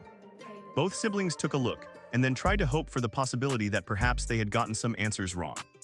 That would be good, his sister asked whether he had the answers, which he marked for self-grading. The boy remembered all the answers, so he didn't need to mark them. The girl was shocked that he had memorized the answers. But that was legit, just another random thing he could do. Woojin protested that he solved the questions himself. So of course he will remember all his answers. So he was going to check, and hopefully he would find that he definitely got some answers wrong. So they opened a tab for all the questions that appeared in the exam, and his sister quizzed him for the answers while the time was still running. So his sister answered each question, while he answered with his eyes closed. He realized that he had answered the first question correctly, but he tried to see whether any were wrong. He started to recall all his answers because he had easily memorized the numbers he had chosen. Bomi checked every answer with his eyes wide open. This was quite a difficult situation. Not only had he perfectly memorized every answer that he had given, he had also answered each question correctly. What a painful reality. Woojin was still blind. He called his answers and asked if she was listening. Because his sister had stopped talking. Talking in this situation was really hard for him. And the boy hopefully asked if he had any wrong answers. He might have made some mistakes in other subjects. So Bomi said that they should check everything first. So they attempted math where there were surely some wrong answers. Then he called his answers and checked everything very carefully. When it was done, he asked how the situation looked. The situation looks very bad, it just happened. But in a good way, the girl turned out to be amazing. As she looked at her brother, the poor boy looked very crestfallen and she took his hand, as if she is confessing that his wife is dead. Unfortunately, it was exactly as he feared. The poor boy definitely got all the answers right. Nevertheless, Bomi tried to encourage him to celebrate. It wasn't a bad thing that he got every answer correctly. But the boy was so upset because getting all the answers right wasn't a normal thing. His mother and father would be shocked and thrilled if he got everything right. His sister was sweet and tried to make him feel better. He already knew that his parents were proud. They would have been proud, but he was not proud. It was as if he was thinking on a completely different level, which made him feel worse because it was not normal. The boy was on the verge of tears. Honestly, she was thinking that she should just accept her fate. It seemed that anyone could solve a crime just by looking at a person. He wasn't normal from the start. His parents finally arrived home, and his sister ran outside to greet them. His sister tried to stop him, but the girl immediately announced to her parents that her brother got a perfect score. It instantly soured his mood, and the poor boy sank into deep despair. The parents were stunned because they were sure their precious boy had failed the test. But it seemed that this was not the case. His parents finally arrived home, and his sister ran outside to greet them. His parents were excited and asked if it was true that he really passed the test. Father, excited, dropped all the shopping bags and laughed. Mother hugged her son. She screamed that the boy had surely done it. Mother also insisted that his genius came from her. Altogether, the parents were overjoyed for their darling genius. They were thrilled. Father was so excited that he shouted that everyone should be called together the next day. He said it would be his treat. He was happy and wanted to celebrate his son's success. The man laughed when they asked if something had happened, and he said yes. Happily, she told all her friends that her son got a perfect score. He boasted that his son succeeded because he was super smart. Mother protested that she should meet Brent. An invitation had been sent out, and father insisted that the invited guests bring additional guests. He was in such despair that his father told everyone how abnormal it was. In his father's opinion, he believed that his sweet boy could become a doctor. He definitely had a brilliant mind and potential. He aimed to achieve great things. If not, his son could become a prosecutor. And he would be so good at it that he would gather evidence far and wide. He could also become a lawyer. Father imagined all kinds of wonderful jobs for his sweet boy. He can also become an appraiser, accountant, or tax officer. Mother scolded the man, telling him not to put pressure on her darling son. He can become whatever he wants to become. And any university he wants to attend. He will attend, she just wants her son to be happy and comfortable. The boy immediately said that he wants to go to a normal university. They all stared blankly at his quick answer and then asked which university he considers normal. Father hesitantly laughed, wondering why his daring and precious genius boy wants to go to a normal university. His sister then asked what major he wants to study. He thought about it for a moment and then confessed that he hasn't decided yet because the boy hasn't decided for himself. Father existed, he was there to push all kinds of dreams in his direction. There was a good idea for an appraiser's work that he could get into, along with an accountant or tax officer. Now the boy was sitting at his table. He was trying to figure out which major he should pursue. Naturally, he went to search on the internet. He looked at the most typical jobs he could pursue. He read about a judicial scrivener who drafts legal documents for courts and prosecutors. A tax officer is a professional who manages tax affairs. He used to do drafts, and an architect worked in designing, supervising, and construction. He also considered becoming a doctor or a prosecutor. The jobs that his dad mentioned all seemed to follow a pattern. They all operated within some kind of legal framework and upheld the long arm of justice. He also researched a long list of competent prosecutors. Prosecutor Lee Jongmai and Dr. Kim Jun were mentioned. Accountant Shin De-dongmin, lawyer Park Soo-jeon, director Jang Yang-tae, and tax officer Kim Dwan were also mentioned. All these people graduated from a particular university. So he wondered whether that university was simply the most ordinary one. The poor boy mistook popularity for normality. But at least he will pursue a good future. So the youth left his room and entered the living room, where the family was gathered and she was about to go out. He had decided on the university he wanted to attend. He said that he would attend the university like a normal person. This was the absolute most abnormal university that he could choose. For a brief moment, the family was speechless. That place was not normal at all. His father, in shock, even dropped the remote. But his father was thrilled and laughed. He said that places like Harv are not considered normal, so they would seem normal for that university.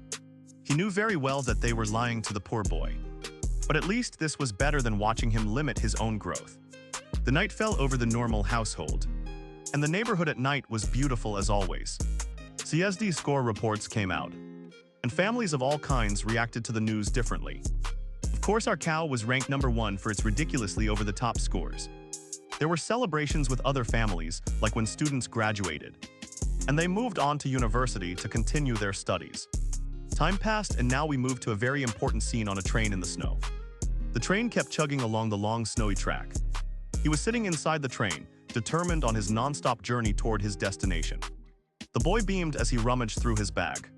He took out an egg and a drink from his bag. He always wanted to do this, and with excitement he cracked the egg on his head. The main character's bucket list was an odd collection of strange things. The eggshell cracked in his hand, and he carefully peeled off the boiled eggshell. Then he ate it on the train as his snack. After eating the egg, he took a sip of soda to wash it down. The soda was cool and refreshing. It washed down his throat, and he beamed, realizing why people eat on trains. It was a wonderful experience and an amazing combination. Snow kept falling, and people were thanked for using the high-speed rail. They were wished a safe journey again. As he disembarked from the train, Woozin hopped out of the train and then boarded a bus. The bus moved carefully on the road, and Genius got off at his bus stop. Transit was not an easy thing at all, and he headed toward a large building while walking outside. It took a few moments to walk. He reached the gate and was asked to sign some documents. Woozin signed without making a fuss and then was escorted to a certain room. He was told to wait there for a moment, and he thanked the person who guided him. It looks almost like a jail and interrogation room, and Genius looked ahead through the door in front of him. Woozin had a flashback as if he were recalling a man and calling his names. It was a dark time in his memory. When the man threatened him, he said he would beat him until he understood. The man also yelled that the boy couldn't do anything and called him an idiot. It seemed that the wait indeed turned into a prison and there was a prisoner. He was escorted out from the ducks. Genius saw with his own eyes the man who had tortured and mutilated him for 12 years. It was like a princess who showed up to check on her evil stepmother, and the prisoner, upon seeing Genius, became tense. The man asked why the boy had come. Did he come to see him while traveling? A crow silently watched the man. Then the man laughed, pointing to his ears and mocking the boy, saying the boy could not hear or understand him because they had beaten the poor victim until he became disabled and deaf. The man turned green again. He knew that the boy could at least read his lips. So he cursed him out and claimed ownership of the weight. The man asked Genius how he recognized him so easily. He claimed that the boy was the one who had killed his family, and he became hysterical, cursing and screaming and accusing the boy of a crime. Genius promised himself that he would no longer feel fear from this person and would have no emotions towards him. He had gone back to that awful room in which he was locked. He looked at all the books that were his only companions in that nightmare. Now he will experience complete freedom. He is a boy. The boy had walked away from his dark past, and now he was confronting that dark taskmaster who had once turned his life into a living hell. The wicked man panicked over the boy's confidence. The wicked man yelled at the boy to stop and return to that dark cage where he had kept him captive for years. But Woojin reminded the prisoner that the roles had now reversed. He had no reason to cower in fear or stay stuck inside a terrible little box. The boy asked the man if he was afraid of him. Yes, Genius. The boy came all this way to confirm that very fact. He hoped that the wicked man was indeed scared of him. The man still accused the boy of ending his entire family. Even now, while blaming him for his problems, his sister-in-law was not interested at all in medicinal herbs. And she beat the poor boy with a stick every day. The man received multiple scars thanks to his sister-in-law. The uniform fit the man very well in Woojin's opinion. The man was shocked upon realizing that Brad was talking, and fear came over him when he realized that the boy could hear him. Woojin noted that the man's voice was now trembling. He was now enemy number 2038. His family died one by one each year from all kinds of heart attacks and poisoning. The man scolded the boy while cursing, but the man needed to relax. People only watched what they wanted to watch, and they believed only what they wanted to believe. The police officer warned the prisoner not to touch the glass, otherwise he would be punished for it. People only wanted to hear what would validate their thoughts. Anyway, that won't give the man that satisfaction. Inmate 2038 had also beaten up his two acquaintances, and both of them were dead and gone. One of them died from a heart attack. Guspum stumbled, his hands gripping tightly. Crick should have risen. Even though he tried to curse out our foe, the man terribly wanted to block the boy's voice. His increased heart rate caused blood to pool in his chest. The boy wondered whether he should push a little further to reach the climax, which would eventually send this wicked monster over the edge. The wicked monster that lived inside him was hungry for blood, and it was currently disguised as a well-dressed gentleman. He was talking with a crazy inmate. The boy admitted that lately he was in a bit of a dilemma. He darkly looked at the man across the glass, who was watching him with surprise and fear. The wicked man's new name was Inmate 2038. The boy called out every number in his voice with a dangerous threat. He wondered whether he should carve the man's release date onto his own body so he wouldn't forget, allowing him to find the man and continue torturing him. The wicked man screamed in the rain, asking whether the boy was now threatening him. The genius laughed, saying, "Of course not." He was trembling. He saw the man with the scars. He was just concerned about his health. He asked the trembling man if he was writing an autobiography. He was wondering what the book would say. Will this be full of lies? The man was troubled in the forest, asking how the boy could know about this on Earth. He was indeed writing an autobiography in his spare time. The youth smoked weakly. He was told that for his health he should not eat until he is full. He should always put his spoon down before feeling satisfied. He should also try some moderate exercise and avoid sunlight as much as possible. Yes, if the weak man wants to survive this revenge, then he should focus on staying healthy. Now the man looked agitated and scared. The monster lived inside the boy. He also talked about depositing some money into the man's prison account with a wicked look in his eyes. The boy didn't have much because he wasn't working right now. However, he will try to send some money from time to time. Now the wicked man was truly losing his mind in despair. The reproduction funds were part of a plan set up to keep the boy constantly in his thoughts. The genius's wicked plan was to stay rent-free in this man's mind. And the more he spoke, the more the poor prisoner became agitated and scared. The wicked man screamed. Falling back into his chair, he screamed and cried that the boy was a murderer. He accused the boy of killing his family and his neighbors. He also cursed him. He shouted that this boy had killed everyone. His former torturer was now just another boring person to him. Nevertheless, he hadn't finished teasing him. The police called inmate 2038 and asked him to shut down the operation in a panic. The man instead insisted that the boy had a lucky charm that was still watching them. He yelled that the boy was a terrible culprit who had committed murder. The police officer told the inmate to tone down his behavior and also tried to restrain him. Although his former bully was now boring, Woojin still thought that he was an interesting person. He saw the panicking man trying to imagine how on earth such a crowd could possibly hold a prisoner. Casually, he just said that he would see him again another time, and then he left. Time passed and the boy took the train. He went back home. He picked up his bag and walked down a snowy path and up some stairs. Snow kept falling over the beautiful city, and people walked around talking about the weather. There were couples and ordinary people. It was the kind of life that he always wanted to live. Genius looked down at the snow that had fallen on his hands. They were microscopic ice particles that formed all around the vapor and fell to the ground due to gravity. Beautiful, wonderful snowflakes fell like magic among the people. Depending on a person's environment, snow could bring joy. But for the longest time, snow was nothing but a source of terror and stress for her. She was locked in that terrible cage. She was just shivering with books to keep her warm. She had no comfort, no family, and no home. That's why the environment was incredibly important. It could shape a person or break them down. But even in this cold weather, he didn't think that it could take people's warmth. The boy noticed a group of girls making a path towards him and recognized his sister among them. He took out his phone and called his sister, asking where she was. He called because they had to meet up. His sister smiled and said that she was now heading home. Then he asked where she was. Well, she was right in front of him and he could see her. So he told her about it. She was surprised and gave him a look. Then she noticed her brother cheekily waving at her. The girl was surprised and she raced towards her brother with joy. Her race was as beautiful as falling snowflakes. She raced towards him with a smile on her face. And this was something that had never happened to her in the snow before. Snow might be slippery, but she didn't even see the ground.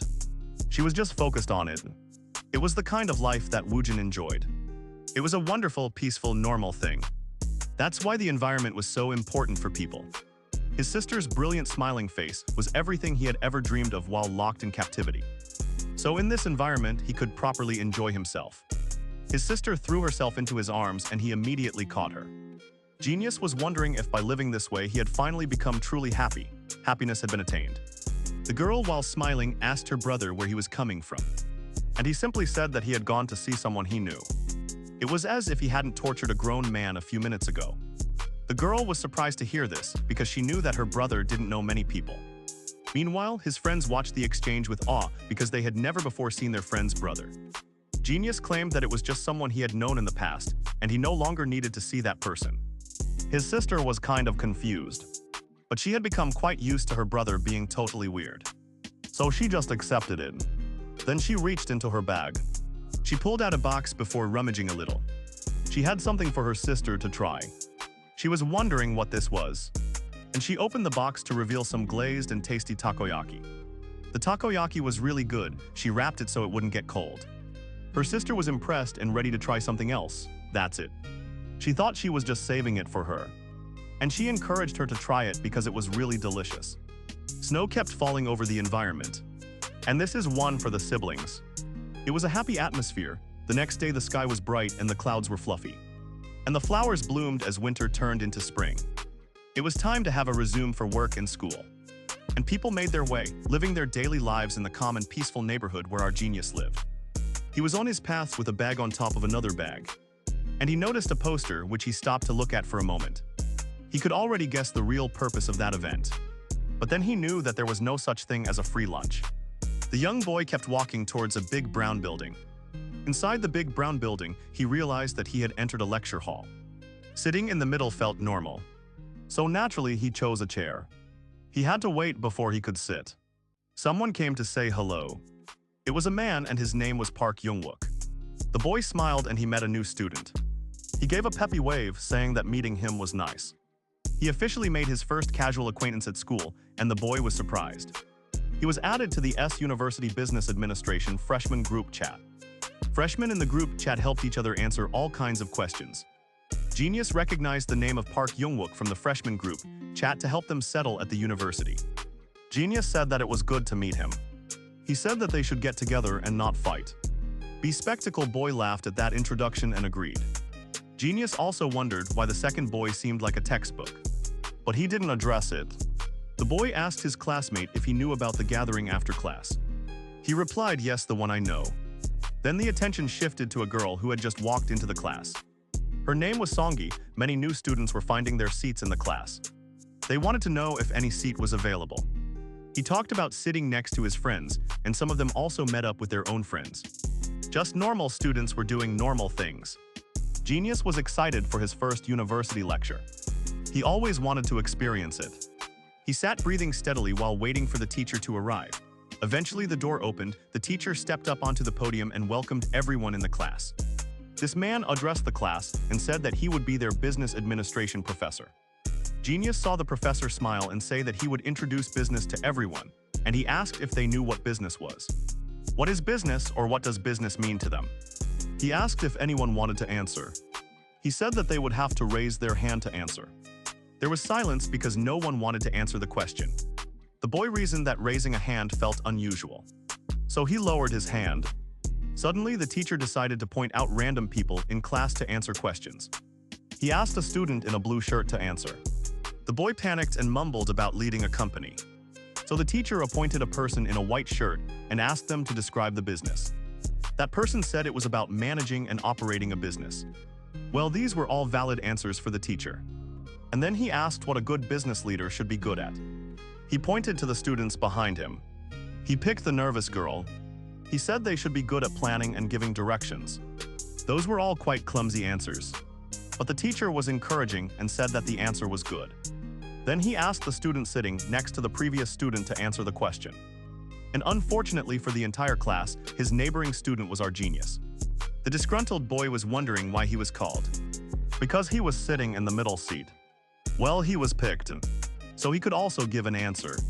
So the boy was ready to answer and said that a good business person should be good at persuasion. The teacher was confused about that answer. He was asked to expand it. The teacher wanted to know what genius means in this. Now the professor really dug them into a pit. Then genius was activated in Wuzhen. He remembered reading the poster of Genius Investment Securities stock trading on January 16. This was an investment competition that promised scholarships, internships, and overseas tour opportunities. The poster said that Genius Investment Securities was hosting a stock trading competition for all university students. So they should challenge themselves, become stock traders, and win various prizes. Wuzhen felt that this should be a fitting example. And then he gave an explanation about how he saw that a security firm was holding a stock trading competition. People imagine price, money, and image, and they feel the urge to take the challenge. But on the other hand, it can also be seen as a form of enticement designed by the security company. Like something in a mousetrap, leading them to try it out. This was a method to identify individuals who were skilled in stock trading from an early stage. If someone takes first or second place, then the security company can provide support, which would recruit them into its firm. This will create connections with first and second place winners through scholarships and similar incentives. The teacher was impressed by this explanation. But Wuzhen just kept walking. He said that when they watch the advertisement, it influences them. Then their brain will enter a form of hypnosis. His classmates were also impressed. For example, Genius Investment Securities explained that business leaders would know how to take advantage of this advertisement. They will want people to buy things, or they want people to do it. People will also feel compelled to go to certain places or want to own those things. It was the magic of that advertisement. Sometimes people were also compelled to buy certain things as gifts for their friends or family. Who liked that kind of thing? Advertisements made people crave something, and the students were amazed. When the boy spoke, everyone listened. The skill of making people want and desire was called marketing. But from a broad perspective, that kind of massive civilized society was fundamentally built on persuasion. And that's why we have a modern industry today. There was silence in the class. It was not a normal answer at all. The boy then raised his hand again. He called the professor and asked when the actual lecture would start. He just wanted to take a normal class, but he went. From the first day, everything was made absolutely abnormal. There was dead silence in the class. Absolutely everyone was focused on him. Their gaze was incredible. They saw this boy in shock who had just left their professor speechless. He covered the entire topic pretty much with his brief explanation. So there was very little left to teach. The professor finally spoke, amazed that his student had such an excellent answer. Fortunately, he was the brilliant kind of professor, not an ego-driven one who would get crushed by being a genius in his own classroom. He already knew about that genius who had gotten a perfect score on the exam. So he was quite ready for the class. There was silence as the class suddenly turned, and following the teacher's lead, they started clapping for him. It doesn't matter how anyone saw it. That kind of reaction was friendly. Not normal, it seemed perplexing. Being normal was indeed harder than he thought. He felt that he needed to try harder. He was sure that this was a normal answer. But he was dead wrong. Now it was time for them to start their first class in lecture. The introduction to business administration started. The professor asked whether any of them knew how to define business administration. And the boy saw the long-awaited lecture in room A, which was finally about to begin. He was waiting quite a while for it. Business administration was the study of managing an organization efficiently and effectively. The professor explained all that to the class. Woojin nodded in agreement. He remembered that definition. The core of business was planning, organizing, leadership, and control. The teacher displayed his PowerPoint presentation on the screen in front of the students. These 4 processes created business management. The first topic they were going to cover was planning. It involved setting goals and creating strategies to achieve them. This was the core of business management, and the students listened carefully. Woojin realized along with the class that he already knew this. The lecture proceeded and the teacher explained leadership. It was about motivating people and leading them. It involved achieving goals through the power of teamwork. The next step was controlling, where a person checks whether everything is proceeding according to the plan. It also makes necessary adjustments. Each PowerPoint highlighted topics that Woojin found he had already seen before. In fact, he had read so many books that he could teach a class himself. Nevertheless, the boy struggled to listen. He still gave his best try to enjoy the university lecture, and the girl next to him saw him. The boy then wondered whether he was asked to answer that last question. The professor noticed that he was not paying as much attention as the other students. In that case, he resolved to do his best and would not let his guard down. So he kept his eyes glued to the screen. Listening carefully, the lecture continued for 108 minutes. Then the lecture finally came to an end for that day. The teacher then told them to enjoy their lunch and said he would see them next time. After class, the students started filing out and made their way home. Finally, it was time to eat the legendary campus meal. Genius had also waited for this moment. The students all rushed out of the class. They were telling each other to enjoy their meals. They made their way towards the cafeteria. The students walked around the university compound and went from the lecture hall to the cafeteria. They eventually arrived at the cafeteria, and Genius was impressed by how crowded the eating area was. Woojin walked trying to be as normal as possible and joined the line. He got his food tray and sat down excitedly to enjoy the delicacy. Unfortunately, the way he ate was not normal. Everyone was watching him. Woojin cleaned his plate at the end of the meal and set his spoon down. He sat in silence as if reflecting for a moment. This food was lacking MSG. He looked at his empty plate sadly. Thinking that MSG was safer than salt, he wondered whether its absence was intentional because it was a school meal. Suddenly, he received a message from Detective Kim Taeyang. The detective wanted to know if he was busy. Woojin replied that he had just finished his meal. He also said that he was very busy. He didn't want anything to mess up his perfectly normal school life. Soon his phone started ringing, so he picked up the call. Even though he said he was busy, the detective said that he had a tricky case. He really needed some help. He offered Woojin 1 lakh rupees even for overtime help. Woojin was actually helping the detective with some cases.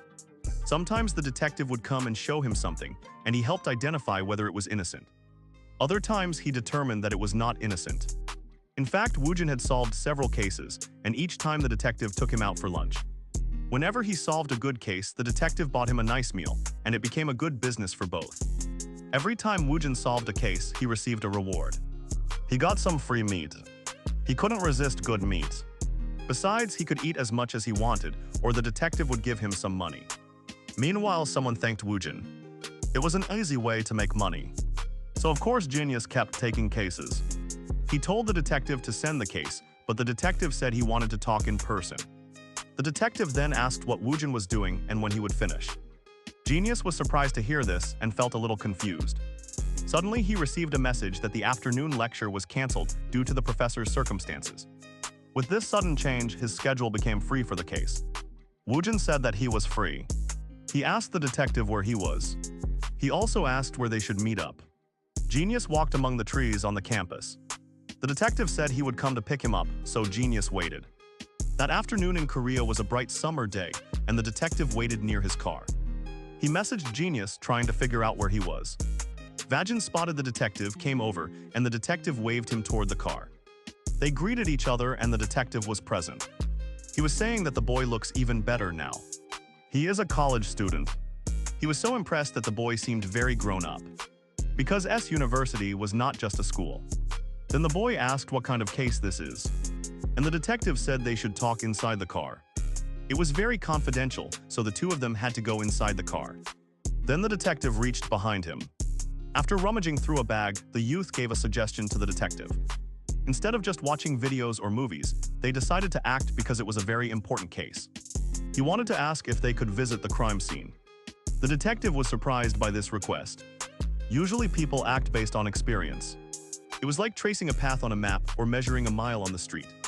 That is why the more experience you have, the better. The more experience you have, the more useful it is. Especially when trying to solve a case, the boy is the first to react to the situation. He wanted to have that experience. Maybe he will help solve it better. The detective thought about it for a moment and then said that if the boy insists, he may go. So he can go. Then he kicked the car into gear and they zoomed through the streets of Korea towards the scene. It ended in a quiet neighborhood and the detective pointed out that the case happened on the 3rd floor. He asked the boy if he was ready. And Vajin said that he is ready to go. Both of them went upstairs and were cordoned off with yellow police tape. A police officer standing next to a door was present. The door was probably the crime scene. Both men approached and the detective thanked the police officer for his hard work. He said that the guard at the door reported there was no problem. Then the detective asked the youth once again whether the boy was really okay as he arrived at the scene. The genius boy insisted that he needed to experience it. The police officer seemed a little surprised, but he opened the tape to allow them in. It was bloody, it looked like a murder scene. There were stains on the ground and traces where a victim had fallen and died. The white tape on the floor indicated where the body was found, and the boy was standing at the door watching. The young genius became serious when he realized how difficult the case was. There was also blood splatter on the wall, and it should not be taken lightly. Instantly his genius activated, and he could perhaps visualize the victims or attackers' movements through the house. He could estimate the weight, determine when the door was opened, who entered, and how the brutal attack occurred. It seemed like someone rushed into the house quickly and then drew a knife. Surprising the person inside, the attacker then unleashed his first attack. Stabbing the house's occupant, the attacker delivered a surprise attack, and the deadly weapon went on high alert. He escalated its deadliness and then struck again. That deadly knife was used to take the victim's life. Creating a bloody mess, blood splattered on the walls and the entire floor. This was a very violent crime. Especially if the victim tried to run for his life, he perhaps staggered backward in fear of the knife and tried to escape. But the victim was attacked again. A harsh stab in its midsection perhaps sent the victim flying down, which caused a blood trail. The victim probably crawled away from the door and eventually landed in the center of the room. Yes, the observer could visualize where the victim might have fallen and perhaps tried to drag himself away from the attacker. The attacker stood in the blood and his clothes became stained. His shoes too. The attacker then perhaps launched at the victim while grabbing him. Before the victim could get away, the villain was covered in blood. He covers the man's mouth with a cloth, while the victim looks at him and pleads. His eyes rolled back as he struggled to stay conscious. As he slowly loses consciousness, and then in that moment of weakness leans over the attacker's body. Genius could see everything playing out before his eyes. The throat was probably the first target. He said it as if he had studied all the prints that were left behind. On the right side of the neck, a stab wound caused excessive bleeding, probably causing most of the blood stains. The weapon that was used was a knife. It wasn't even a kitchen knife. It was not an impulsive crime. Especially with so much violence, it had to be the perpetrator's cold-blooded murder. Detective Pride beamed. He said it was expected of his younger brother. He knew that Vajin could figure things out just by watching the scene. Then the genius boy asked if they had found anything else. The detective admitted that they hadn't seen anything yet, and he showed the suspect's CCTV footage. He asked the boy if he also wanted to take a look. The genius boy took a look and then asked about the fingerprints and whether they had seen any clues on them. They hadn't found anything on them either. It meant that the murderer had come prepared to escape with his crime. Unfortunately, Woojin was not prepared to be involved in the genius's case. Suddenly, Woojin noticed something as he inspected the CCTV footage. In the video, he saw a blonde man at the door. He just saw the man's bag. He saw the victim opening the door to let the man inside. The suspect clearly knew the victim. He was facing the victim. He was identifiable by his smile. He was a man who was estimated to be 180 cm tall. There were no fingerprints on the blonde man's hand. The man held a plastic bag. Perhaps inside the bag there was a bottle of soju, and the suspect's shoe size was 270 mm. The detective said that he was correct. Then the genius asked whether this suspect had been caught yet. It seemed that this obvious suspect was not truly the kidnapper. There was a plot twist in this case. The detective admitted that he had actually caught the blood-stained suspect. But he was wondering why the boy thought that the suspect was not an attacker. The camera showed that he was entering the premises, so it seemed that he was the most likely killer, especially because all circumstantial evidence pointed to the suspect. But it was precisely because it was a little too easy. Plus, Woojin added that if the detective truly believed the suspect was guilty, he should act. He then does not tell the genius to come investigate the case. The detective knew that fooling the young boy wouldn't be that easy and laughed at trying it himself. The detective admitted that the suspect was not confessing to the crime. No matter, what did they try besides something felt off? It seemed that the suspect's alibi was quite ambiguous. He was after the money. The man they brought claimed that he had not gone home that night. In fact, that man had stayed in a hotel. But he paid in cash, so there were no time-stamped receipts. It was also weird that the motel's CCTV was conveniently found broken. The motel owner was also drunk and couldn't confirm anything they needed. Apparently, the owner could not even remember which room the suspect had been in. Upon inspecting the area, they found a hair strand. They carefully picked it up with investigative tools. That hair strand was tested, and the young genius saw all the evidence they had gathered so far. Authorities were aware that the murder weapon appears to be a long and sharp knife. It resembled a sashimi knife. But the boy only described what he saw, assuming that the suspect was proficient with a sashimi knife. That makes things easier. Criminals often use such tools. He was familiar with them. That's why a construction worker might commit a crime out of passion or sudden rage. A box factory worker might favor murder. He would also quietly use tape or a warehouse as a hiding place. People believe that using familiar items will reduce unexpected variables. If they assume that the perpetrator works in a water-related profession, it would explain why no fingerprints were found. He is bare-handed. Despite ringing the doorbell with the device, the detective admitted that it made a lot of sense. But he had no idea where the genius was going with this. So Woojin expanded his logic. He explained that people who frequently work with water often develop severe eczema that can erase fingerprints. The hair found at the crime scene could be fur from an animal. For example, it could be from something completely different, such as synthetic material. It could also be synthetic hair. The detective asked more about it out of curiosity, because it was an angle he hadn't considered before. Look, it was really quite possible that the victim had worn a wig. Now it was an interesting theory, and the detective wanted to know more. The possibility was that the attacker had disguised themselves before committing the murder, and that would be a perfect avenue to create confusion. More precisely, wearing a disguise all around the cameras could have helped manipulate the situation. Rather than just causing confusion, they could closely observe the scene setup. Then they can examine the suspect's footprints. And they can discover that most of the weight was on the heels. Hence, the front part of the footprint was now bent. When attacking someone, most of the weight will be placed on the toes. Sort of like when two wrestlers slam each other. During an attempt to knock each other over, the detective was curious and wondered what this new situation meant. The young genius explained that the attacker probably wore shoes that were too large for their feet. They will leave extra space in front, making the toe area of the footprint fan-shaped, because their feet could not reach far enough to leave an imprint in that area. Moreover, the shoe's side left an imprint in certain areas of the house in splash zones, and the detective reasoned that the attacker and victim probably struggled a bit. But our guy doubted that the situation was that simple. He explained that the victim was killed instantly, even though a struggle occurred. If If the victim's door twisted at this angle, at minimum, their ligaments would have been strained by a few degrees. A fracture was likely. This pointed them toward yet another clue. The attacker probably wore insoles. Plus, when they look at the picture in close-up, they notice the details. They could see that the attacker, without any limping, was stained with blood and walked away, even though his adrenaline levels were extremely high. This should not be possible either. Now that the attacker was in the camera's close-up, Genius asked the detective to take another look at the hair strands in the video. It seemed to be slightly shifted. In comparison, when Ascent made the first entry, the hair did not grow asymmetrically within a few minutes. Structurally speaking, the oversized shoe prints were impossible to match and would remain a fixed size. The murder weapon was a knife. It was either not done at all or a wig was used to disguise the killer. Detective O was looking at evidence he had not noticed before, and his eyes widened with realization. The killer deliberately wore oversized shoes and intentionally stepped into the blood.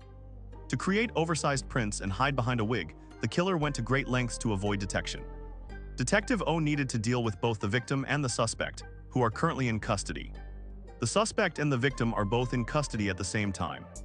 The investigation will have to proceed, and the victim was perhaps considered an easy target. Finally, the victim was small with a tiny physique, making him an easy target. But the suspect was taller and more muscular while in custody.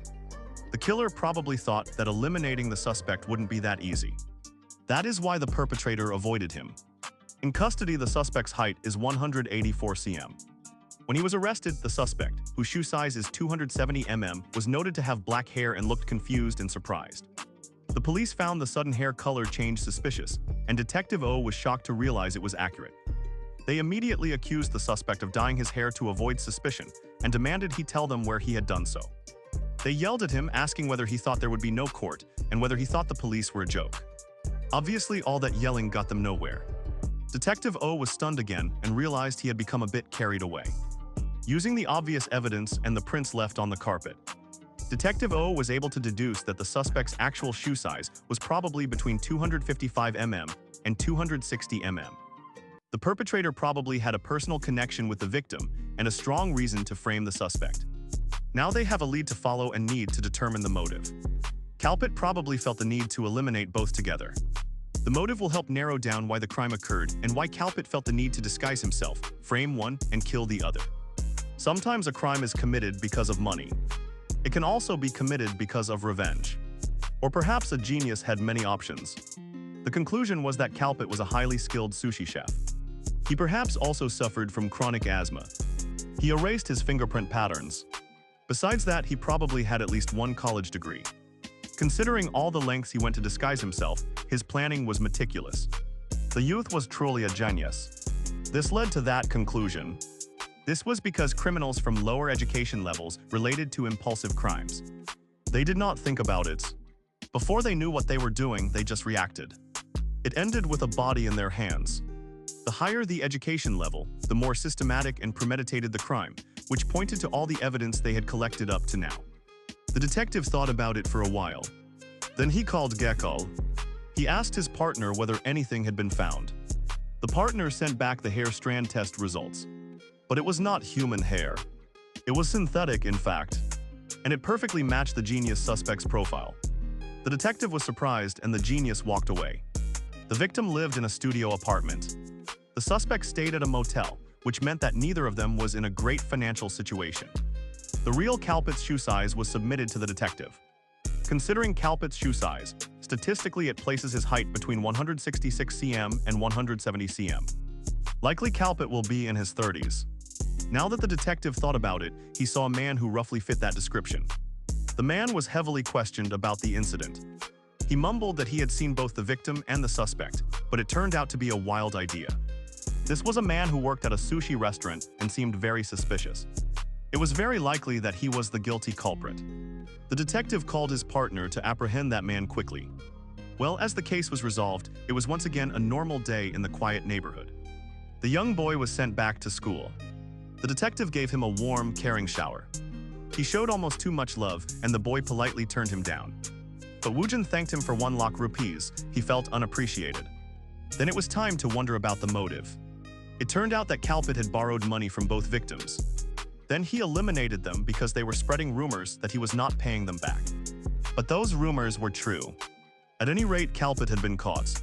So the detective thanked the young genius and told him to keep working hard in his studies. The genius also thanked the detective and told him to take care.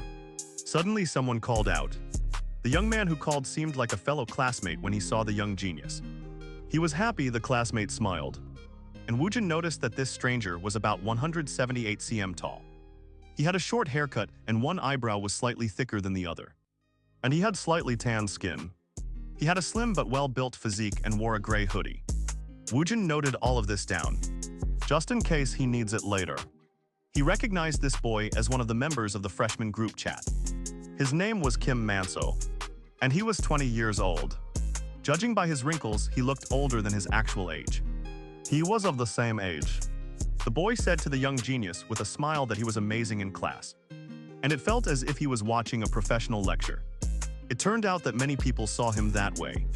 The genius wanted to be a bit more careful because he was trying to be normal. Then a classmate asked if he was joining the stock trading competition.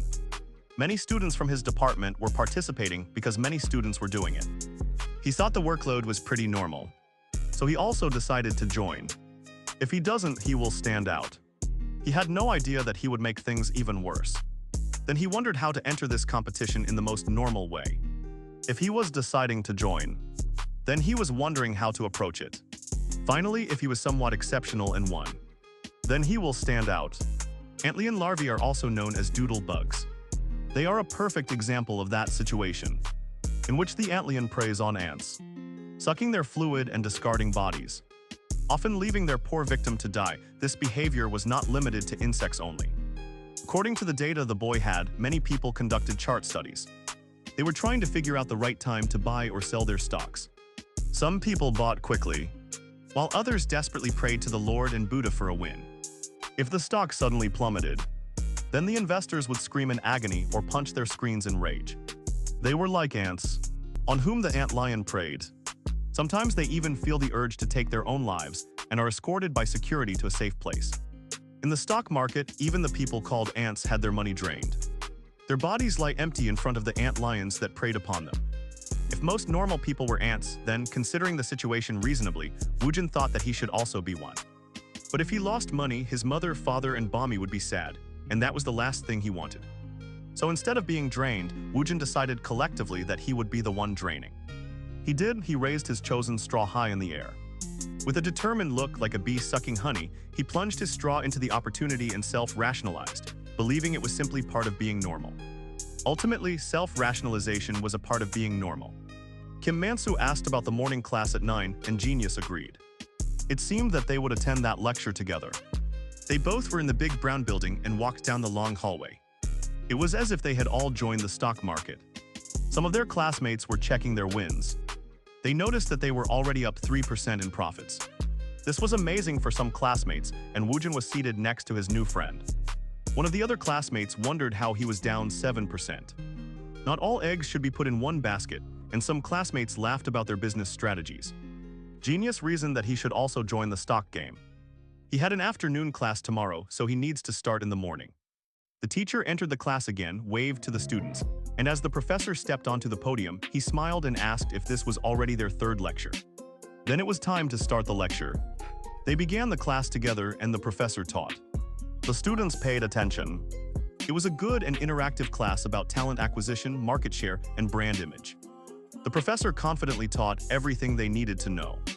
He communicated clearly and confidently. The lecture was pretty interesting, but there was also stuff he had heard and read so many times that he started feeling drowsy. He was a genius, but he was still human. The professor was talking about competitive advantage in the market. He noticed that the genius was drowsy. The genius finally gave in to his body's needs and nodded off to sleep in the middle of the class. In the previous class, the professor recalled calling for questions, and the boy was very energetic and engaging. When he asked his questions, the professor also asked whether anyone was struggling to understand something. And the young boy instantly raised his hand. He was eager to participate. Then Woojin somehow ended up explaining the lecture instead of the professor.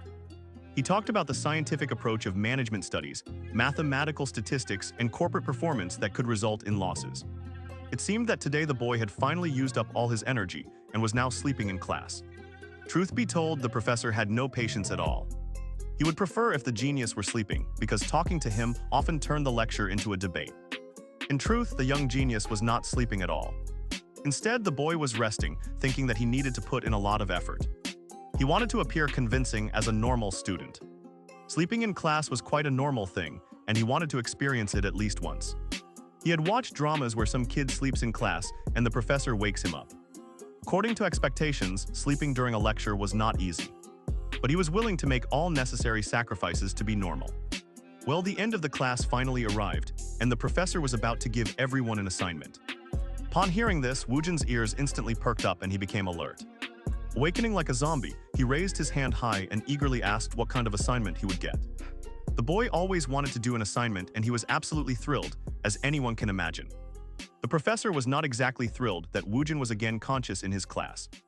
He passed the assignment anyway so that they would all read Adam Smith's The Wealth of Nations and understand it. They also had to discuss perfect competition markets and the law of diminishing marginal utility. In that process, they also had to analyze ethical management and discuss the role of a business manager. They had to form groups of 4 and submit their team list. Then Woojin once again raised his hand with great energy, asking whether scholars should use diamonds and air to explain paradoxical value. The poor professor was feeling very overwhelmed. Woojin added that in modern times, they could approach the law of diminishing marginal utility differently. He then asked whether they could reinterpret it with a new understanding. In the meantime, all this information was new to the other students, and they wondered who on earth used diamonds and air as examples. At this point, it wasn't even a question. It was just a full-blown debate. The other classmates hadn't heard it much yet, and they were wondering what their genius was saying. Then he decided to explain using a mukbang, which is an eating broadcast for excessive eaters. He asked whether the law of diminishing marginal utility applies to a mukbang. Look, he ate a lot but still seemed to be enjoying the food. Even though they assumed he was force-feeding himself, he seemed to derive satisfaction from it. For example, the joint random challenge was the most extreme example, and it had more than 1 million views. These people earned revenue through reviews. The boy was wondering whether it could be considered an exception to the law of diminishing marginal utility because of addiction. The professor nervously said that it was possible, but he was really going through it. Gambling and gaming addiction were also considered exceptions, so it could be seen in that way. Then Genius said that calling it an addiction-based exception made him feel as if he lacked the knowledge to fully understand it. The feeling of fullness was not just about a full stomach, but about hormones. Specifically, leptin and neuropeptide Y play a role in giving a person a feeling of fullness. Now the other classmates were wondering what on earth leptin is. And in the hormonal conversation, the other classmates were wondering if being full was just about eating a lot. What kind of class had they actually signed up for? Genius kept walking and said that if leptin secretion is low, it could lead to obesity. The professor was really going through it, and the boy kept babbling about how the appetite hormone ghrelin exists. And to maintain this addiction, it intensely stimulated the brain, making the neural response generally stronger. Genius kept babbling about everything he knew. And the professor was wondering how he should have known all this earlier. But judging from his tone and eyes, he knew that the boy was genuinely curious. He felt a little bad about having to lay the boy down. The boy was asking a real question. He wasn't doing it just to make the professor look bad. He really wanted to know. The boy wanted to talk more about the factors that influence addiction. In the end, the professor couldn't take it any longer and had to point out that his time was up. Oh no, he had to leave the class. So that's all for today. He asked the class to form their groups. He quickly slipped away to submit his names, leaving Woojin to deal with his classmates. Of course, naturally, all the other boys and girls in the class wanted to be in the same group with Genius. He asked him to let them join his group. The other classmates said that they had called first dibs and were trying to form a line. It was just to decide who would join his group. It was a surprising move, and the professor kept wondering. He wondered what would happen if he got a chance to bring that exceptional boy to the lab. No, he changed his mind. He will probably just get a headache. Spending more time with that boy would cause trouble. That will be more trouble than any help. The day passed, and it was a wonderful, lovely evening in the boys' neighborhood. Genius had finally decided to join the stock competition. And he bought something. His buy order had been executed. Tonight was just the time to wait for market prices and study. He carefully looked at the statistics, noticing which numbers went up and which went down. He felt that he had understood it. He should feel happy, but he didn't feel anything. Being normal as expected was really hard to achieve. Suddenly, the stock started dropping. His eyes widened, but he told himself it was nothing. He tried to ignore it. It just kept going lower and lower. His eyes widened while being horrified by Genius. He kept telling himself that it was nothing. It was really just a simulation. He really wasn't losing anything. Then Genius wondered how his subconscious self would react. He wondered if he would go crazy over it. He was wondering what his subconscious was like. He would delve. After losing so much money in the stock game, everything he had heard from his loving parents and wonderful friends seemed loving, kind, and caring. The loving home he got was not a place where he could grow a monster. It was a place where people looked out for him. He had new experiences with friendly people. This monster knew everything that he had unconsciously ignored. It was still living inside him. Maybe it wasn't a bad idea. Sometimes, in order to observe himself, he decided to pull it forth after having pushed it away for a long time. Inside Genius, the deep-down monster wickedly grinned. The beast grinned with joy while baring its fangs. Finally, after being ignored for such a long time, control was given. He swept his hair. He was already looking different. As if he smiled darkly. Peeking into the mirror, the beast acknowledged his new home and went wild. Since he first saw himself in the mirror, he has known how he looks. He had to admit that he was quiet, he was disgusted. He already looked like a different person. He was almost demonic with shining red eyes. The beast could easily become a celebrity. He could do it just with his adorable face. He took off his shirt, showing his scars. It seemed that he liked doing it for some reason. He reasoned that being a model would be a bad idea. Eventually, his wounded body would always get in the way of him becoming a celebrity. Perhaps acting was not for him. So he sat shirtless near a computer and checked the stock market and incoming comments. There was a lot of information, and he processed it with the mouse to scroll and observe. Then he noticed something he had to do. He was definitely interfering with the stock market. He remembered the day they spent locked in that closet. He was laughing like a madman surrounded by books when they were locked away. Monster was given control over this body. The real Genius could do whatever he wanted. The real Genius was hidden in the background. The weight was gradually taking over and diminishing his control. The beast was not fond of this because, if it continued, he could completely disappear. It seemed as if the Genius no longer needed him. So when the real Genius was around, the beast was going to correct it. That's why he needed to show Vyujin his worth. So Inner Beast looked at the stock market and noticed some big investors moving in. He was perfect, he could see the signs of accumulation. It was a pleasure the simulation was pointless. In the end, there was no need for them to act like children. There was no practice in real life. It was just reality, and the buy order was executed. It explained how it happened and how the move-in occurred. He bought and he bought and he bought.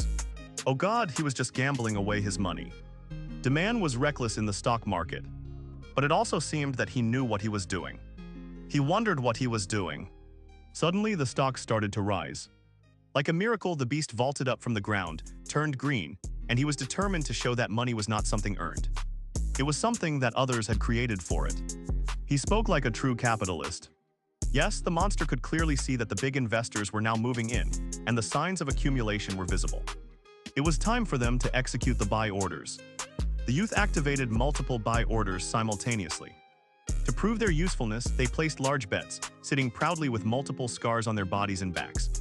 The beast was going to teach that money was something others had earned for you. In other words, the boy stood like a manager in a business meeting. Until a person wants to print money themselves, they must provide some kind of value to receive it. Whether they are an employee or a CEO. The chief executive officer of a company must always generate revenue to pay employees. Generating revenue involved going to business meetings and boosting the ego of their partners. To generate that revenue, they should relentlessly pursue business opportunities. They had to make all kinds of connections. Bow down to the people who will pay for their services or greatly contribute to their business. They will run around all day. They ensure they have perfect customers throughout the year. Stay happy even if they are exhausted. A street light will pop on late at night. A company owner shining over the exhausted executive hired employees to make money. Those employees will encourage buyers to test out cars so that they can be sold. The more money these employees make, the more money will continuously flow in and out in a repeating cycle. Then the employees could be commended for their good work, and a small party could be hosted for those who performed well. Choosing a stable life was the best way to avoid big risks. But a chief executive's life was deadly. Like dangling on a rope, as a person climbs up, there will be many willing to pull them down. If a person seeks wealth, they must be prepared. Then they should also accept the risk of falling. But even without running a business, a person still has workers who make money for them. Everyone had that, it was money. People go to the store and pay for goods and services. Money itself was, in a way, an employee. Money gave people permission to enjoy hobbies, and it has triggered endorphins and serotonin. Money brings happiness while reducing stress levels worldwide and also regulates motivation. It also influences activity and reward responses. Money improved both the physical and mental well-being of a person. In this way, money was very much like a personal massage therapist who looks after a person's inner state, and people are always eager to receive that benefit. They were happy, but most people did not consciously realize it. After enjoying hobbies and self-care, the remaining money could then be employed like an employee. A gold mine was discovered, so an employer could instruct money to dig for gold. In this way, the money will move forward. Every time a person decides where to allocate his money, the decision directs money's assignment. They were basically deciding where to send their employee. Some people consider sending their money to dig in a gold mine. Zishant was a crypto investment. However, a more strategic person could, instead of wasting time mining for gold, also sell pickaxes at the gold mine. People go inside sending their money to dig for profit. There is no fuss about whether there will be gold or not. One of the diggers swung too hard and couldn't hold onto his pickaxe. So it was time to go back and buy another pickaxe. It turned out that at the entrance, someone was accessing a restricted area. A true businessman knew how to take advantage of demand and supply opportunities. All the diggers who searched for gold needed equipment. Eventually, they will approach the person who was selling pickaxes. They hoped that their continuous digging would earn them a reward. If the businessman sold each pickaxe for 10,000 won, he would make a lot of money. Even though he sold some pickaxes daily, the profit was already substantial. Selling pickaxes was clearly more profitable than mining for gold. Then there was a possibility to expand their operation. They could have sold even more, but that would have been overly greedy. Sometimes just taking the profit and leaving was best. Making the right financial decisions when investing in business was always important. It was also important to know when to move on to the next opportunity. Money was an employee, and eventually what mattered was always where and how it was sent. They had invested in Trinity Corporation. It was a company that once developed its own cosmetics, and its stock was stable. Their stock plummeted and stagnated after the CEO changed 2 years ago. Signs of strategic accumulation were visible. The market cap was Rupee 8 billion, a significant amount of money. If a major investor had enough capital, manipulation became possible. Trinity Corp's monthly report and many other news items flooded in yesterday and today. It seemed that the Trinity CEO had a university classmate from Repex.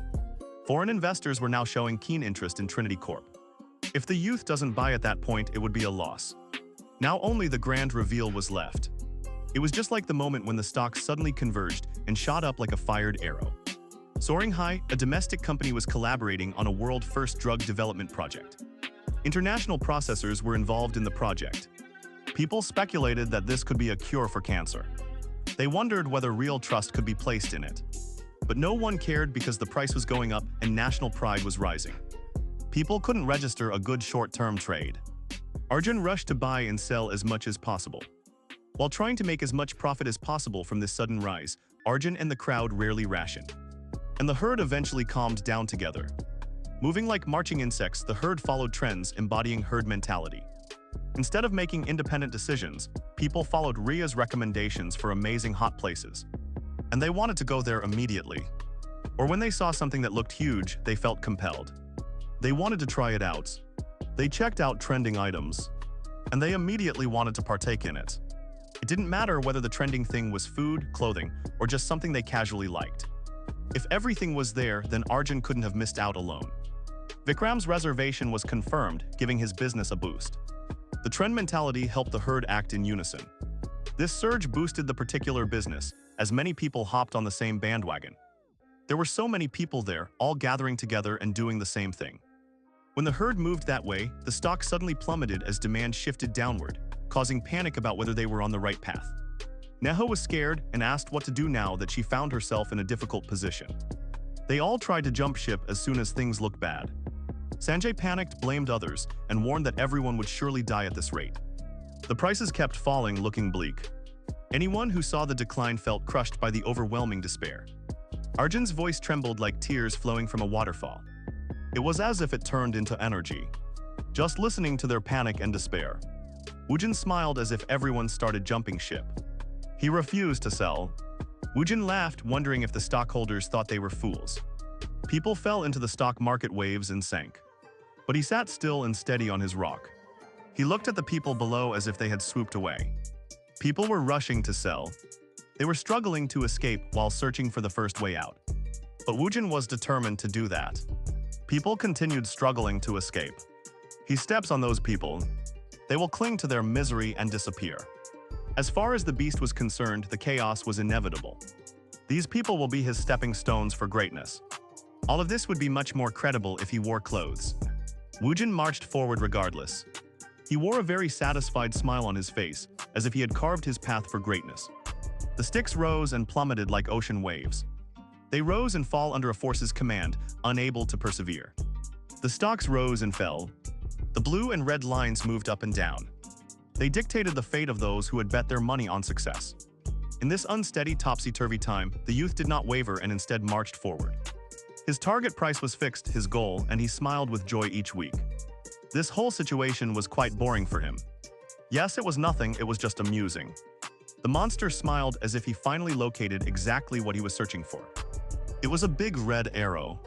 It trembled as if it prepared to rise. He always knew that the sign would be there, and he smoked while wondering how Arrow was doing. Red Arrow looked down at the youths. It rose high, so high that it flew past the clouds. This was the fruit of their labor. It was a benefit that many others had thrown away. The arrow they could see could soar high behind it. It was everything he had earned in the game he played. Now the beast had called checkmate, and it was his victory. The next day in Korea, on a bright and beautiful morning, he got up to head out to school, as was Woojin's usual routine. His parents told him to carry lunch because he wasn't eating before leaving. But he assured them that he was fine. He was already quite full. It was another very bright and sunny day. Even as a young woman, she admitted that backing out now was too late. He would have been better off not starting in the first place. The other students were still playing the stock game, and they asked each other how it was going for them. He had a 19% profit. They thought it was pretty impressive. He even wanted to teach them how he had done it. The boy beamed and said he would tell them exactly what to do. They will watch the trade volume. They could also scalp the trade volume, which was a hyper-short-term trading strategy that required investors to buy and sell securities. They had to quickly check the indicators as well. It was the tricky part some other students had gathered. They were discussing other methods to succeed. Each of them was separated into different parts of the class. If they knew how to observe and analyze, trading would become a lot easier.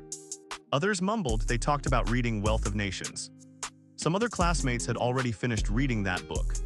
How interesting it was. The students were now introducing themselves by name.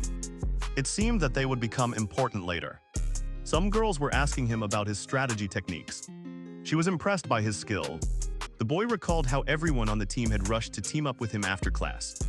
Some of them had also promised to make snacks for him. Shin Vajan was known as a genius. One of the boys, Bosting, appeared on his feed. He smiled while trying to check out the conversation happening there. He waved, looking almost coy, as if he asked them how trading was going. The students looked up at the question about the mock trading competition. It seemed that some classmates had decided not to do it. They must have lost big time. It must have been completely stopped. Woojin's latest friend even said that he really didn't have a knack for it. Many others agreed with him. He wasn't really sure how to trade stocks, and he didn't want to lose money while doing it. The boys were surprised by the lack of interest. They tried to encourage them to give it a shot. He thought that trading wasn't a big deal. Woojin heard the conversation. His eyes were focused on the boy who was replying and asking questions. This was an interesting interaction. Then the boy turned to Woojin to ask if he was competing. He said he looked like that type. Woojin praised that the boy had a crescent-shaped smile. He also had a frozen expression. His smile was not reaching his eyes. He had asymmetrical lips. It was a fake smile. A moment ago, this boy Jang Hun sensed hesitation from his female classmate Ms. Nanny. It was an unconscious reaction. It was sort of a natural reflex to avoid the big hulking muscular man. In simple terms, men were more visually driven than women. They would be the kind who glare at a beautiful lady, amazed and impressed by how she looks. He could see an attractive woman all day. But the moment she made eye contact, she panicked and looked away like nervous rabbits. When a man, even a professional, locked eyes with someone he found attractive, he would freeze. So freezing was natural for them. It wasn't just nervousness, it was actual fear. An evolutionary instinct that had developed over time. And it was strengthened in an immediate reaction. This instinct was present since the time of the warriors, when a disadvantaged man provided cover fire against stronger opponents. A long time ago, a powerful man always had the most attractive women. That woman always stayed by his side. Meanwhile, Vision Man trembled in front of them. Messing with one of those women meant risking death or being kicked out of the group. That fear generally is now built into the DNA of human beings.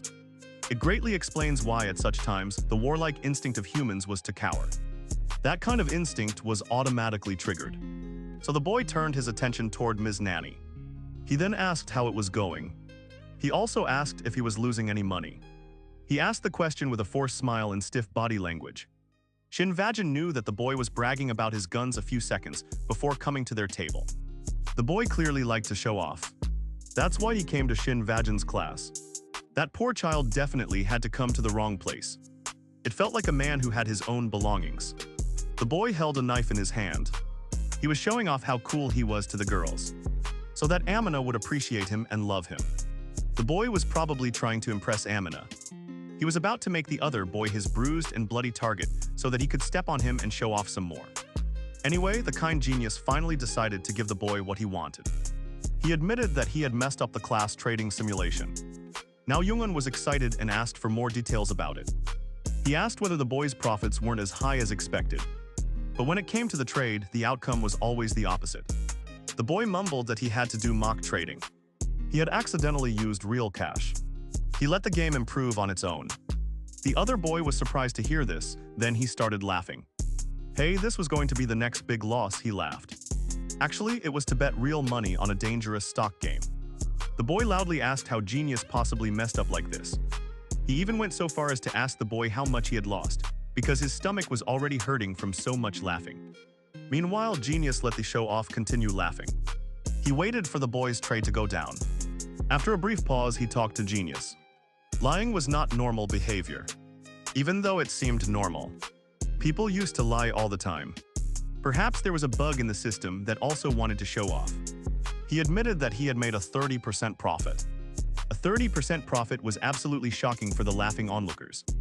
His laughter almost immediately dried up. The other classmates were shocked. They leaned forward to see everything. He was amazed that the boy also came with proof. The genius was just showing off at this point. The girls were super impressed. Leaving the show off in the dust, the girls couldn't believe that the genius actually made money from the mishap. She got angry with him. Calling him a trading genius made the boy's eyes widen. The genius blinked. It seemed that he had done something quite abnormal. Shin Vazin, the main trader, was a guy who wore simple clothes and nothing was flashy. His eyes were huge. He had an old phone without a watch. He had long fingers. His shoes were clearly under 500. But a maxed out daily trading limit was insane. He accidentally made that much money on his first try. He could not believe how Shin was able to pull off those gains. He was wondering which stock Shin had bought. Then Genius gave a side glance while internally smogging because he could see the other boy's downfall. He was now searching for a weakness in Genius. So the show of that kind was a person who needed to be better than others to feel relevant. How sad it was, Young-hoon rushed forward because of them. He kept asking which stock Shin had bought. Even his phone was buzzing as he tried to watch. The phone flew into the air. Genius gasped. Genius gasped. Show also gasped. The phone plummeted down in an instant, burning as it flew over their heads. They could instantly calculate the device's height, weight, specs, and drop speed. Also the angle at which it would fall. The stair material on which it would land was also taken into consideration.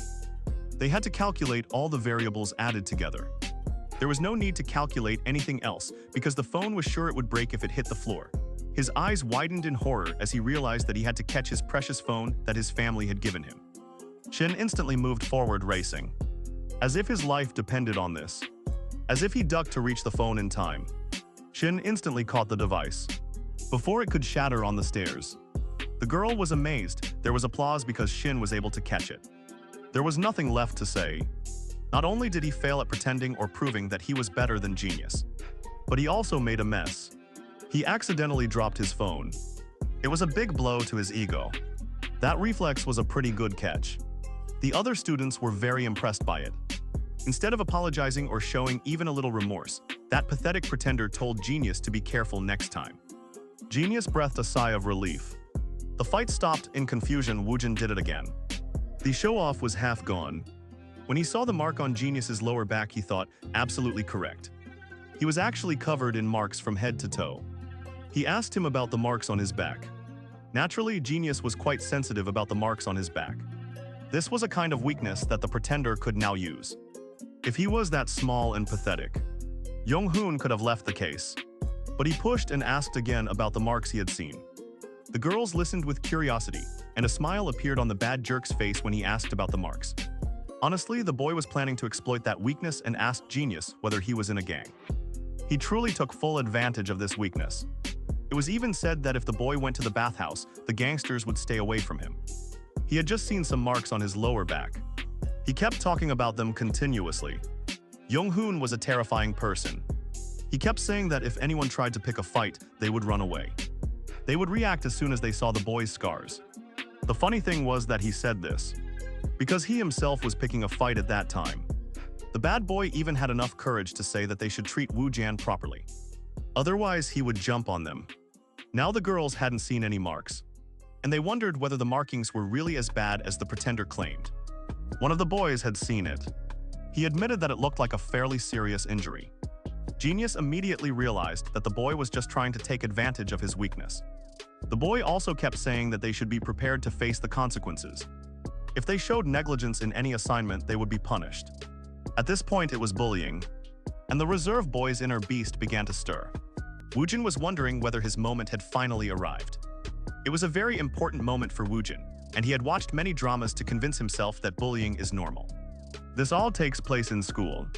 He had seen over-the-top dramas about kids being bullied. He knew how people insult others. He also understood how they put others down and how girls sometimes tease. They make jokes mocking a girl because her boyfriend is tall, or mocking a boy because he is a bit chubby. People develop a superiority complex when they put other people down. This triggers the brain's reward system. In this way, dopamine is released. They form a gang and gather together. They kick someone while teasing and mocking them when they are already down.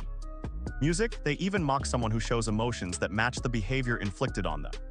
Such bullying gives them a temporary confidence boost. Insulting others is not just an emotional act.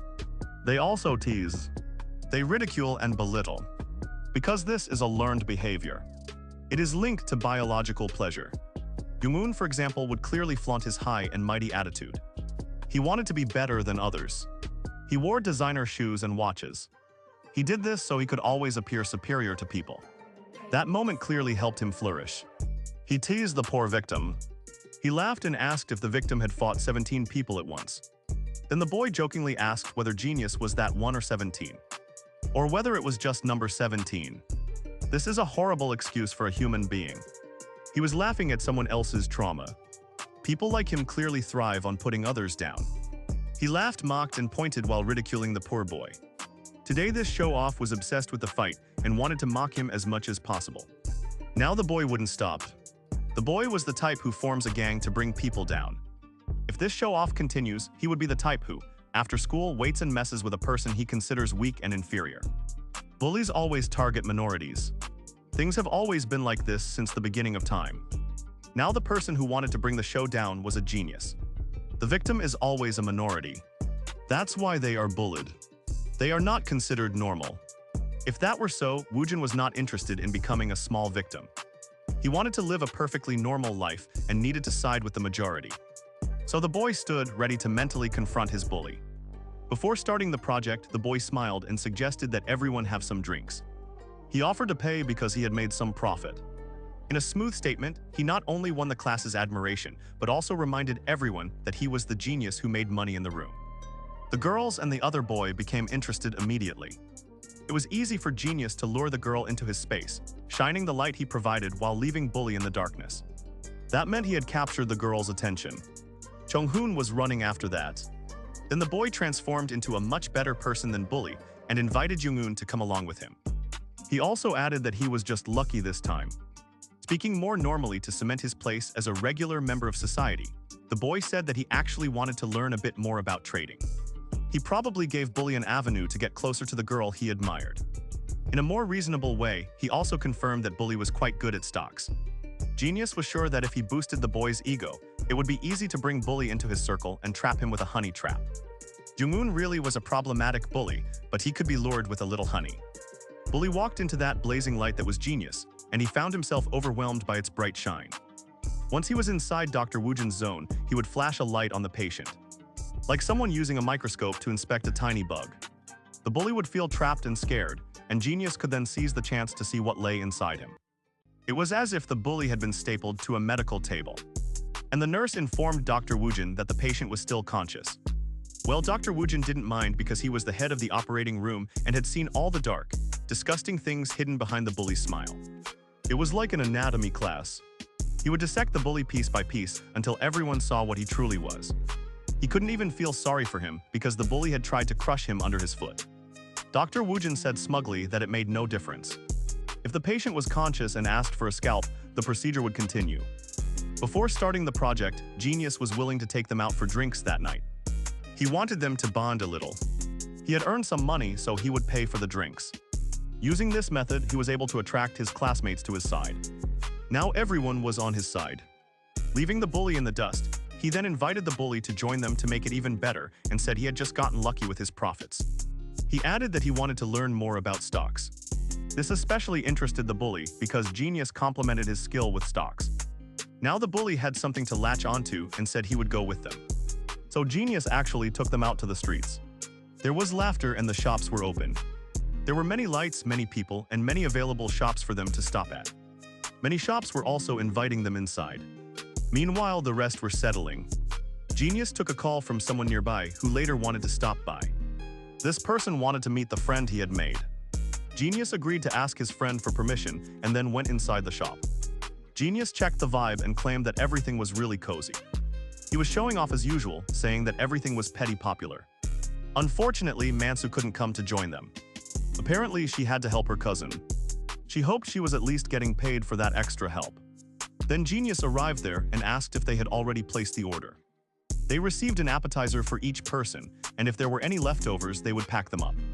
However, they were sure that there wouldn't be any leftovers. Then the bully asked Genius how he had been dozing off a lot in class lately.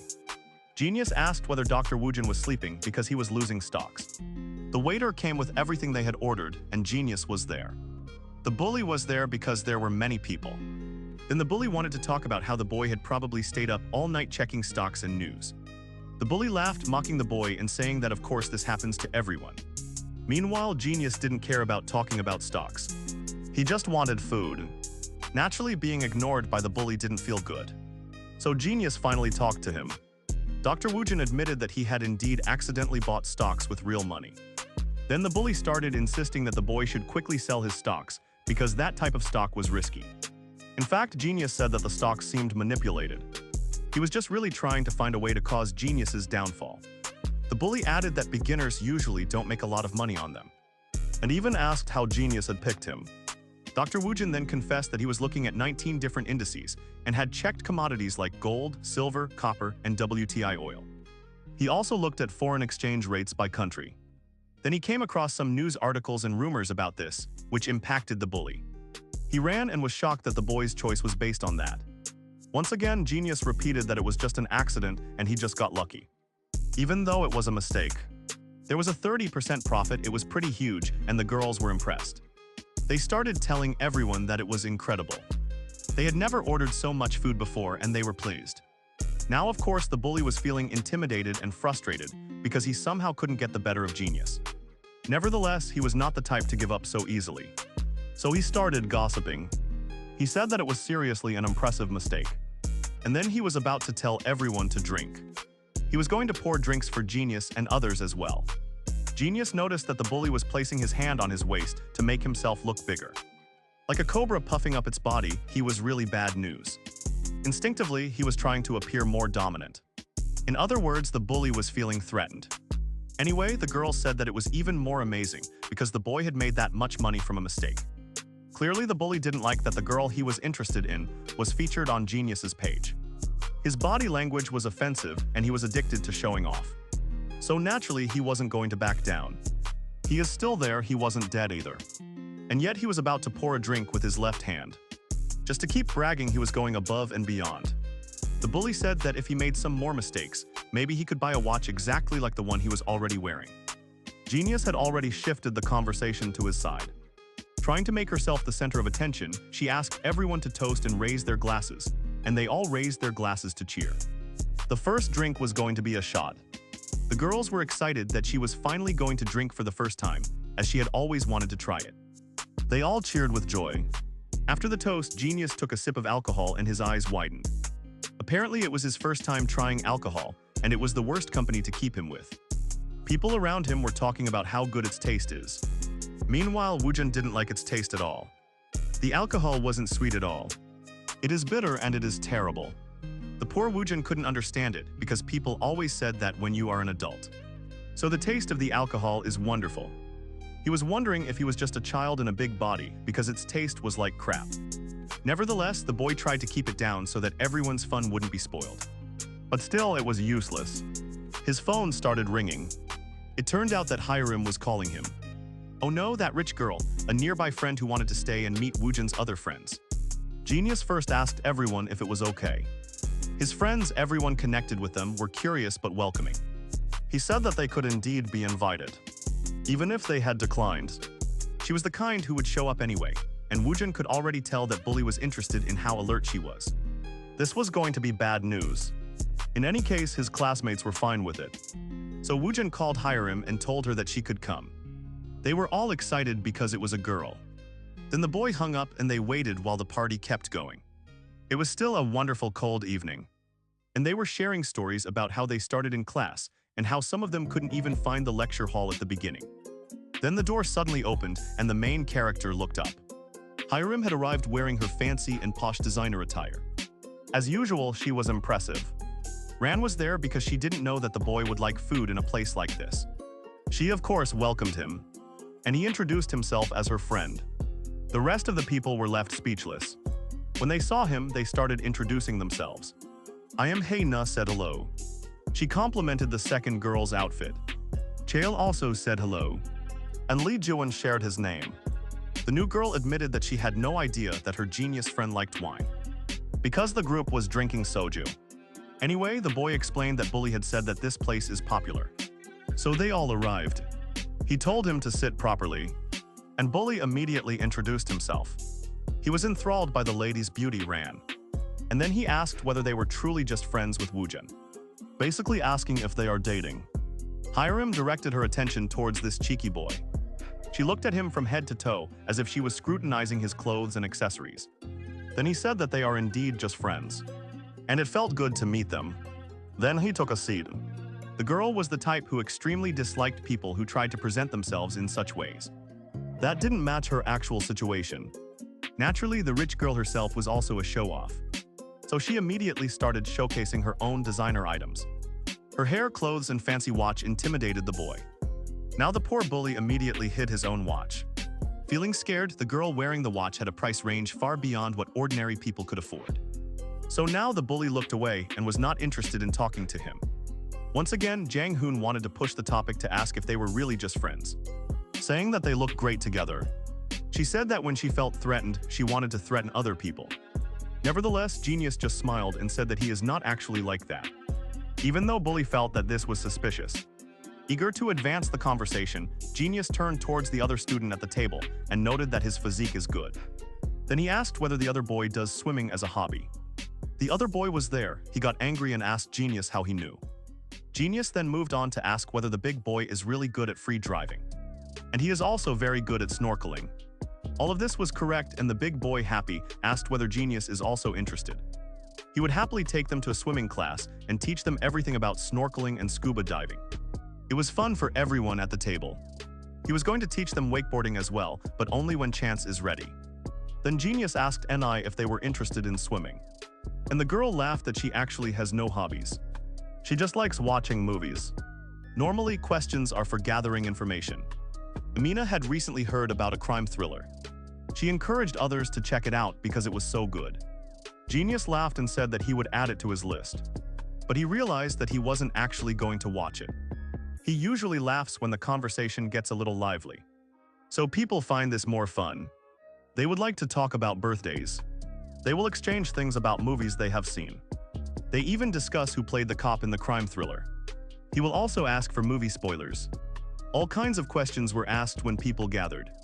Meanwhile, everyone was enjoying the situation. Bully was silently drinking alcohol, feeling detached. Maybe that's because he only enjoyed it when he was provoking people. He is the type who thrives on attention. He won't stay silent for long. Suddenly, he wanted to talk about stocks. Bro didn't care about anything except stocks. He asked the big swimmer which stocks he had bought. It was a strange question for the swimmer. He paused but thought about it for a minute. He couldn't remember the name of the stock he had bought. Then Bully mocked, saying that of course the swimmer is losing money. Because he doesn't even remember what he has invested in. For Young, it was clear that swimmer was not taking his stock seriously. Bully also added that anyone who starts something should stay committed. He should at least focus on it and take it seriously, or perhaps he'll get lucky like a genius and accidentally make a profit. Now Bully was being pretentious for no reason, and was talking about how people were slipping up and somehow expecting a big win. Now the alcohol was the kind that usually stops nausea. It controls rational thinking and judgment. Bully was babbling about how things work. Just because it worked once, it doesn't guarantee future success. That does not mean that it will keep working. He mocked, saying that genius was just a myth about buying drinks. The situation Bully was in put the limbic system and brain stem in a relatively stronger state. In other words, emotion, impulse, and survival instinct were all working together. This will weaken rationality and increase emotional instinct and behavior. It was as if a person were wearing a mask. Everyone who was still sober still had their mask.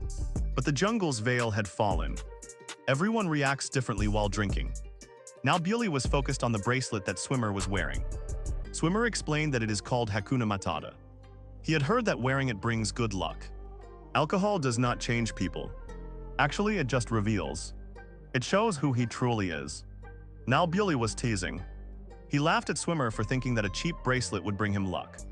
Then he said that luck and opportunity come to those who chase them. If merely wearing the bracelet was enough for luck to come their way, then that was clearly nonsense. Everyone was still wearing their sobriety mask. Bully's mask fell, revealing his true self. He has probably always been like that. He thought that making fun of people made him look cool. But Bully had no idea what he had stepped into. He was shamelessly making fun of people while Amir was listening. Look, the show-off in the war room was not alone. He looked up, his eyes gleamed dangerously. And she said she wanted to know more about pursuing luck. Then the crowd hushed when Amir showed off her flashy hands. She showed off everything she was wearing and asked if they could see her nail polish on her fingers. This was clearly a blossom flower dye. There was a saying that if you dye your nails with it, then your first love will be true. She guessed that wearing it turned her into an idiot. Then even Amir believed that the world revolved around her. He asked for his name, confirming that it was Oh Jong-han. The girl didn't care what other people thought about her, but they stayed on topic. She was about to ask a very important question. She pointed at all those cheap fake branded clothes, watches, and shoes that he was wearing. She wondered if they really made her feel better about herself. He asked, "Do you really believe that?" He wondered whether they could support her fragile ego. He still liked to belittle others. Now it was the turn of the bully to cause a commotion in front of everyone. The boy stood like a puppet being controlled in anger. Everything was unfolding exactly as the genius had planned. He was really the puppeteer, and everything moved step by step as designed. It was designed that way. Somebody was ranting about girls. It turned out that it was Bomi, and she smiled. She realized that the girls were starting to talk about her brother again. She had seen her brother pick her up from school. She just wanted to ask when he would introduce them and whether she could bring food to his house. They also jokingly said that they wanted tutoring from him. When Bomi thought about him, it seemed like something that would actually interest Woozin. Her brother finally messaged her many times and she praised him. His brother, who had endured prison-like restrictions for 12 years, had not experienced many things because of that. He didn't go out or try many things, and he wasn't someone who wanted to explore. She also hoped that no one was bullying her at school. He was so brilliant. However, he didn't really need to worry about it. He was the one who roamed around bullying other people. If that was the case, it didn't matter who he was. Bomi refused to forgive any bully who messed with her brother. She will not let them run away with it. She also practiced punching her pillow to get back at them. His parents were concerned. They got angry and even asked if something was wrong. Meanwhile, his brother was drinking outside with his friends. The conversation had become quite dangerous. The rich girl wanted to ask a question of that arrogant boy. She pointed at his fake watches, clothes, and shoes. She asked if he wore them, believing they would show off his cheap arrogance. She got angry when someone she disliked spoke. Hiram was the type who looked down on them. She regarded them as pathetic. The bully refused to be looked down upon. The rich girl mocked him and called him pathetic, like a toddler who is showing off cheap candy. Bully hated being judged, which was ironic because he had been judging people just minutes ago. Bully demanded to know who this girl was, and why she was so busy looking down on people. The rich girl mocked him, calling him childish. He asked if making fun of others felt fun for him. Jang pointed out that Bully had come as a guest and that she couldn't call his things fake. She had only come as a guest. He wanted to keep talking nonsense, but he grew tired of listening and flung the money onto the table. Now he fell silent. The boy had already killed the vibe for the rich girl the moment she opened her mouth. If she got in a bad mood, he'll pay for it because he can afford that kind of thing. Basically, she was telling him to keep his money where his mouth is, because he was so good at trash talking. The rich girl stood up and told Genius that she was leaving now, because she couldn't stay any longer. She left everyone, abandoning the stunt with him. Bully was groaning, asking why the girl was being so jerky. The pot calling the kettle black. Genius then revealed that she was the daughter of the CEO of East Shenhua Group. At this point, Wudson himself was just pretending.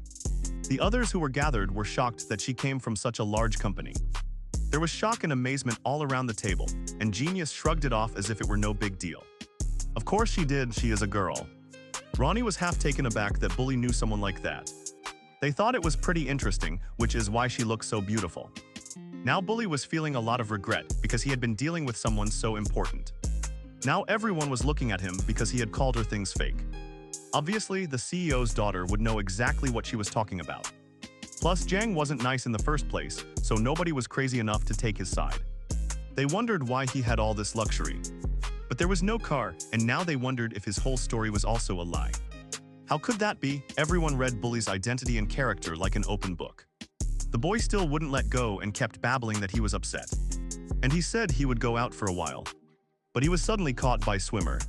Swimmer told him to calm down and that they should just drink quietly. Plus, the boy was drunk and Swimmer didn't want him to do anything foolish. Bully started to struggle with Swimmer, and the girls wondered why he was acting so weird. Along with this, the majority was now on Wudson's side and hoped that Bully would be ashamed enough not to approach her again. Bully was actually shouting at someone to stop acting like a madman. He was actually chasing the rich girl, barking like a mad dog and saying there was no way out. She could be the CEO's daughter.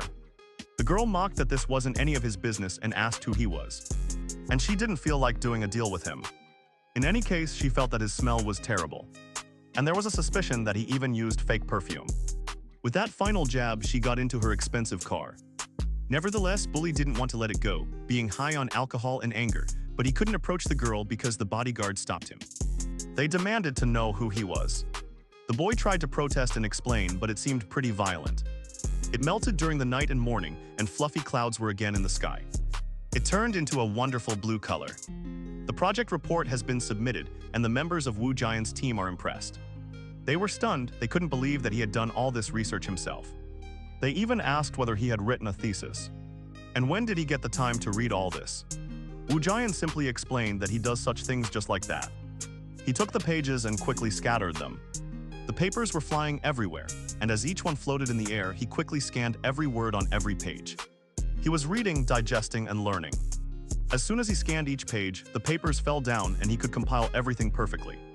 They all watched him with considerable hesitation. They were thinking about what kind of crazy technique he had unlocked. Clearly, the others could not read it that way. Well, Wu Giant told them that they could use huge bulky material for reference. And they can summarize and extract whatever they need. People encouraged Mansu and gave him time to work. Then they will finish it that day and dispense it so they can attend to other things. Mansu admitted that he was already feeling dizzy. He felt dizzy just by looking at all the material they had to cover. They also made a small joke with Mina and the group laughed, easing their spirits, while Wu Jian made his way out to do the things he liked. He was walking. He came into the hall while someone was walking. He saw the person entering blushing. It seemed like Jang Hun and he was here for a group project. Show-off admitted that that's why he came. Wu Jian smiled and said that his group is also inside. So the show-off can go.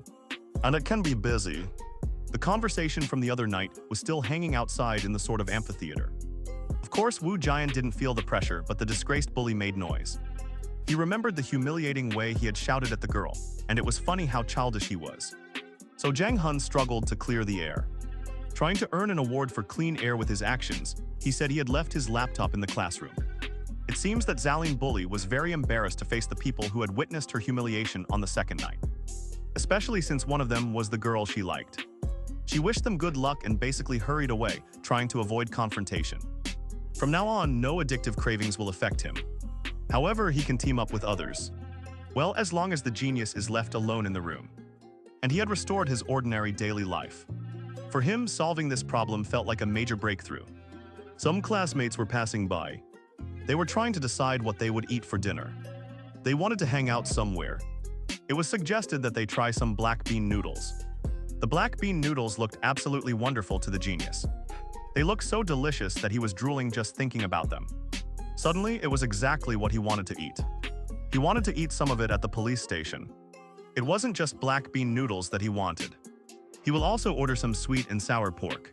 Of course, the genius immediately contacted his favorite detective, and the detective understood.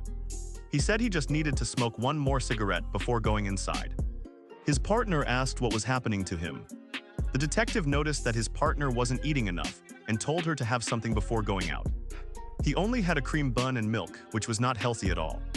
It seemed his blind date also didn't go well. He probably asked for a second date and got rejected, and the partner then smiled. He realized that his older partner was now acting like a genius. He asked whether he was trying to imitate Jangan. The detective first asked if he was wrong. The partner smiled and explained that she had not skipped breakfast. She had eaten a generous bowl of Sunday soup. She smiled as if the detective could see the tension in her facial muscles caused by the soup stains and stress. Besides, the blind date was delayed because of Pink Kim Jong-un. He then teased that his friend is a heron. He said the friend, a heron, was trying to imitate a sparrow.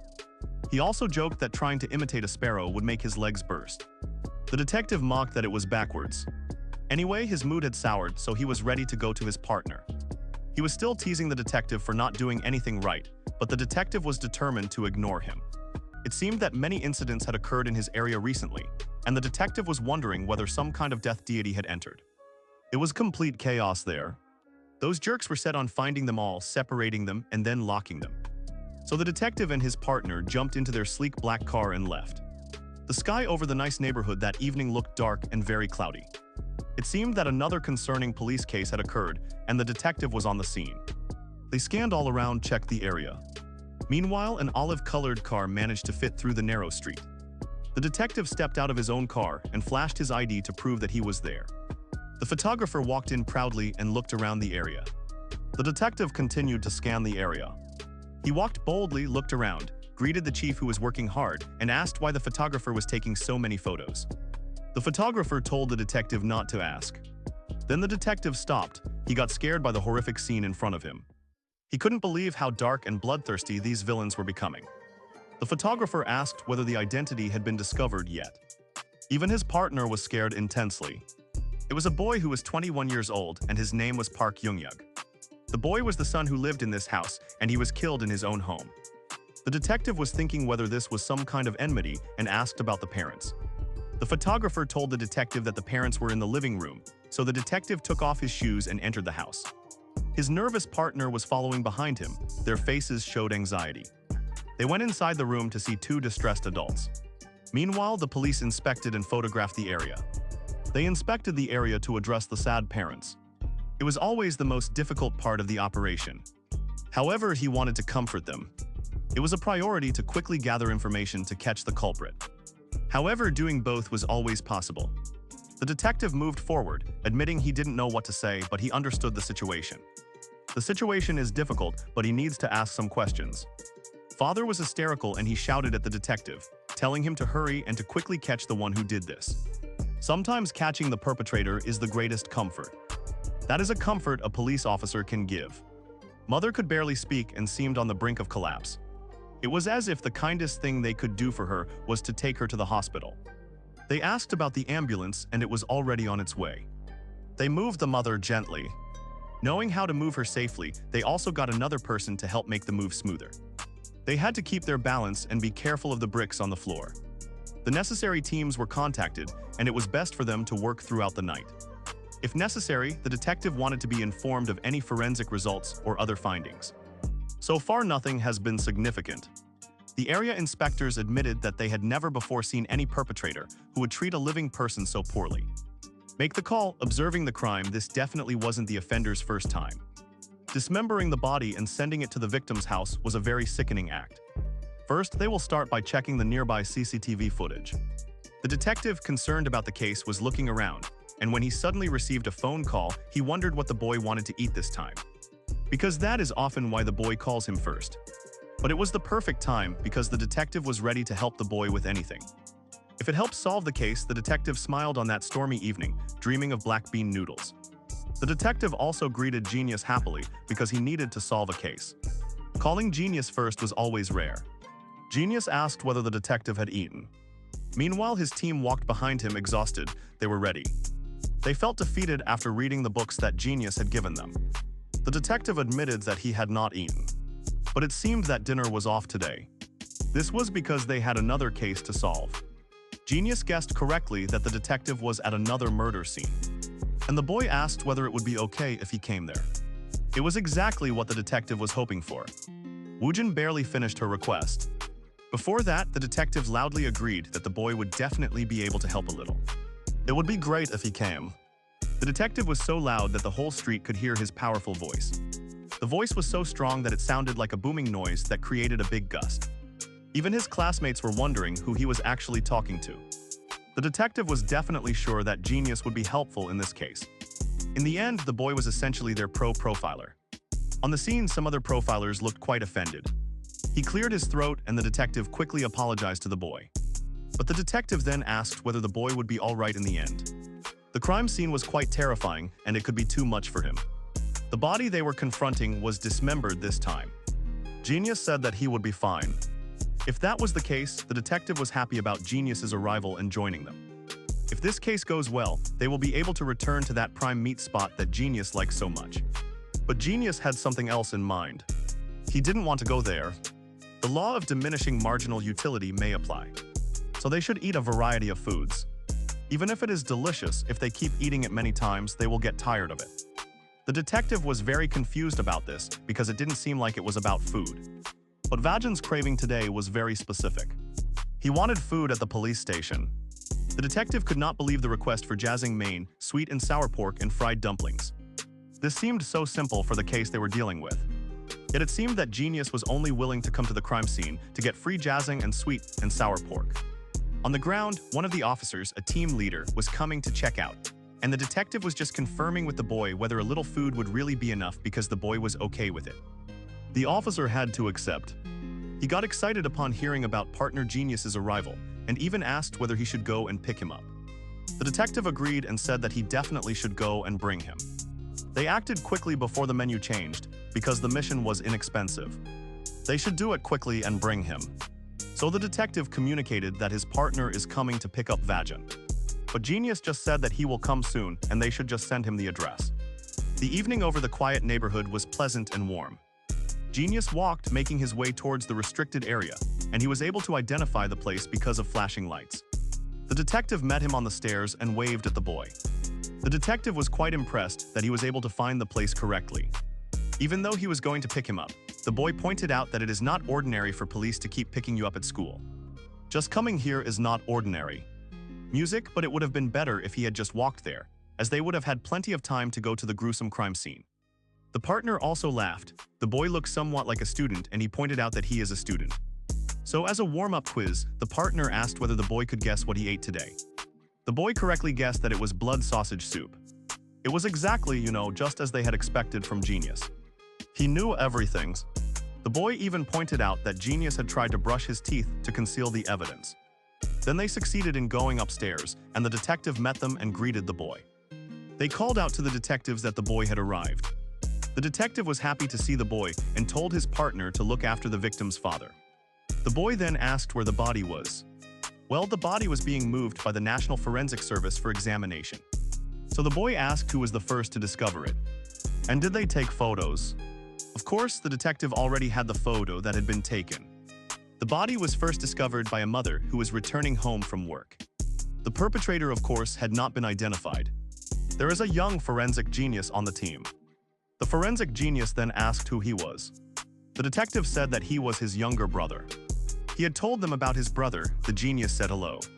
But the profiler was slightly skeptical when he met this young boy who supposedly had the profiler's intuition. He was wondering whether it is really okay for a civilian to walk on a crime scene. The detective promised it would be quick, so the matter could remain a secret. Well, then the profiler made fun of the fact that the boy was brought to the scene only because he had made some lucky guesses a few times. The profiler told the detective not to be careless and to stay disciplined while handling the case. After he left, the detective told the young boy just to ignore it, and they will continue trying to solve the case. Anyway, the boy believed that this was a natural treatment for a civilian and that he wanted to be ordinary. It was fine. He then asked to see the photo quickly, but the detective hesitated.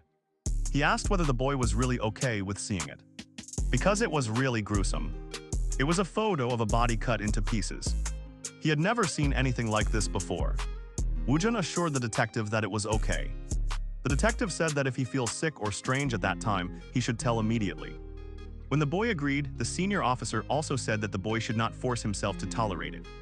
If it's too much, he also said that the boy can just swipe through them. If this is too much for him to see. The boy now felt that the detective was doing too much. Then he opened the pictures and finally saw a terrifying, gruesome scene. Even the forensic genius was present. He was amazed at how terrifying it was. But it ended quite quickly. Examining the arms, legs, and cut surfaces, he began to identify the tool used.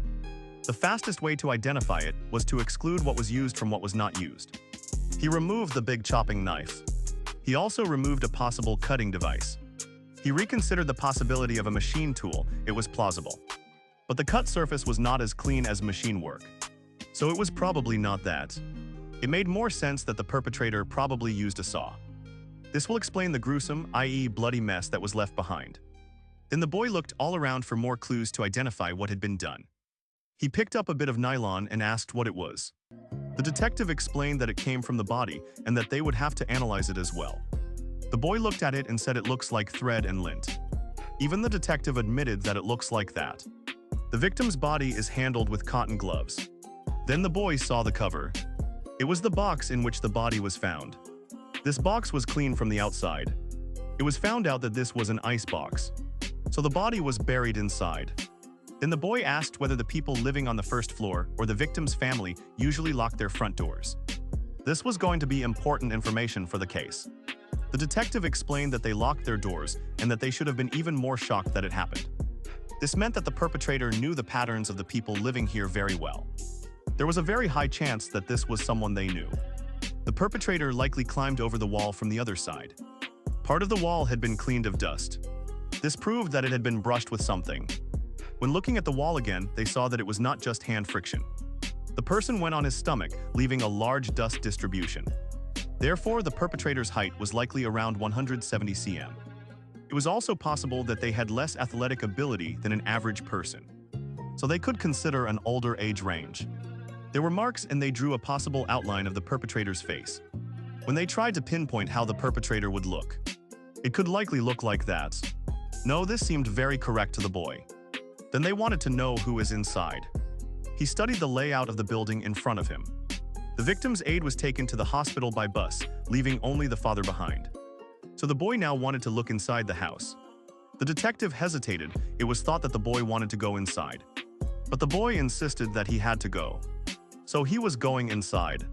They made their way inside. The detective reminded the boy that after going inside, he could not touch anything. The boy understood and asked him to open it quickly.